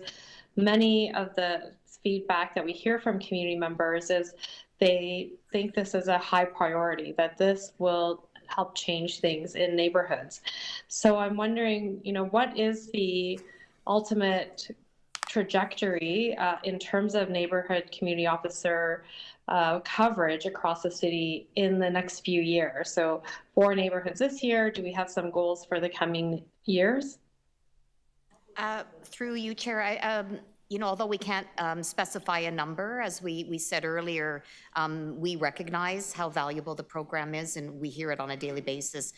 So we are committed to continuously looking at, considering all priorities, where we can continue to expand to other neighborhoods, for sure. And I have one last question. What is the investment and procedural improvements in the coming year towards decreasing the number of cases that are being thrown out due to disclosure times? Through you, Chair, the disclosure is an ongoing challenge. In part, it is the volume of digital evidence and the need to treat that digital evidence by redacting it, processing it, packaging it, and moving it to Crowns. So we have we've had a significant backlog, especially with the introduction of body-worn cameras. A special unit has been created of civilians to help support all of that work. And we are changing processes and streamlining efforts, as well as working with the Crowns and the Attorney General to streamline processes and in fact set up new information flows. Those are all coming online. We are making improvements, but this is an epic effort to stay on top of the amount of work.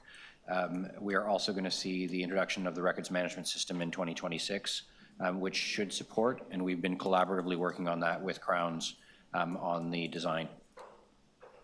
Thank you. Those are my questions. Okay, thank you. Councillor Moyes, you had a couple of additional questions. Just quick questions, quick ones. The cultural plan, it was the city launched last year. Toronto Police, has an important part to play in that. And paid duty officers, between 2021 and 2025, there has been an increase of 26.6%, from $77 an hour to $94.50 an hour. And cultural festivals like Pride Toronto or even the Caribbean Festival have said that, this is really quite a burden for them. So why is there such a large increase in The pay duty rate is actually set by the Toronto Police Association. That is, frankly, a question that needs to be addressed by them properly. To be given a proper answer, it is an association set rate. Okay, you didn't set that? The association? Not by the service. Oh, that's interesting. And for the Project Resolute, the protest taking place, this cost the city the service initial $40 million in overspent in 2024. What steps are you taking to recover that from the province, if any? Well, I'll start the conversation. It's only in this budget cycle, right before the budget, during the multi-year hiring plan, right before the budget, where the board has authorized the chief to participate in intergovernmental discussions. So this is certainly something that this coming year we'll be discussing the unique needs of the city, including how we manage protests, demonstrations. And that is one of the things that does make us unique, that I believe it's not just a provincial issue. I say it's a federal issue. We have more consular offices here. We have corporate head offices here. We have the provincial capital here. So I would suggest it's not only provincial, but a federal government issue as well. And the board has authorized me to participate in those discussions, and I'll be speaking to the city manager on how we advance that in harmony with other efforts going on at the city. Dad, we did have a letter through the board to the province, just making them aware of the cost and the impact and to consider what recovery could look like. the discussion has not necessarily concluded, it just hasn't progressed. Okay, and again, Mr. Crawford is here, so have a word with him. And just one final question. So I see that there's $2.2 million allocated to premium pay to support the city congestion management plan. However, the funds will be fully recovered through revenue from transportation services. So why is an increase required in your budget for that? It's cost recovery. So so it's actually a net zero impact because we've added the premium pay, but you will see the recovery in the revenue. So it is a net zero impact overall on the budget. This was a specific request made, I believe, from Transportation Services to support the traffic warden program. Okay. I just have one. It's an easy breezy Alrighty question. then. So I've noticed in the chart here that there's only 2 deputy chiefs. I could have sworn there was more than 2. Is there 2 only? There's 2 uniform deputy chiefs and 2 civilian commando members who are like deputy chiefs, but uniform-wise, we only have 2 deputy chiefs. That is correct. Thank you for the clarification. Okay. Well, I did hear, I was going to say I didn't hear questions on the other divisions, but we did. Councillor McKelvey was asking about parking tag force. I'm going to assume there are no questions. The board budget is has been leveled very responsibly, so that's probably why there are no questions. And we have healthy revenue on the parking tag side, on the city side, so that's probably why no questions there. Councillor Crisanti, did you have one more thing? Okay. So Chief, I just wondering what the demand is for lateral moves. There are people that, from other divisions that from time to time want to move into our division. And is there some budgeting for that? And how does it impact the numbers?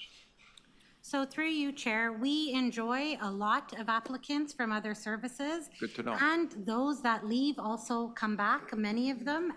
The way we've approached laterals for this year is while they're not built into the budget, if we find that our separations are increasing beyond what we've planned for, we will use laterals as the stopgap. All right. That's all I needed, Chair. And thank you so much for being here today and for your service. Take care. Okay, thank you.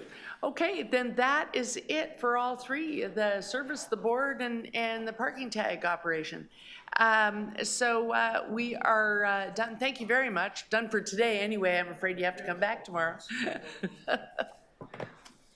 Sorry. Yeah, I was about to say, so don't get out of your seats yet. You get to go. I was getting there. Just letting these guys shift. So on the briefing note front, we have, again, the briefing notes are all generated by Councillor McKelvey, and I have some that we haven't had delivered yet. If you have briefing notes, tomorrow is the last day to submit them, so if councillors are watching or listening, we're moving another briefing note here, and beyond that, we're going to be less good-humored about it.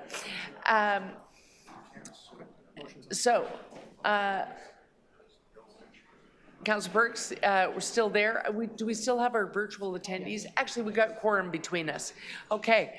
Councillor McKelvey is adding the following briefing notes to our meeting for tomorrow. All in favor? Opposed? That is carried. And then I am recessing this meeting. We'll return tomorrow morning. Just can't get enough of each other. Bye, everyone. Thanks, everyone. See you tomorrow.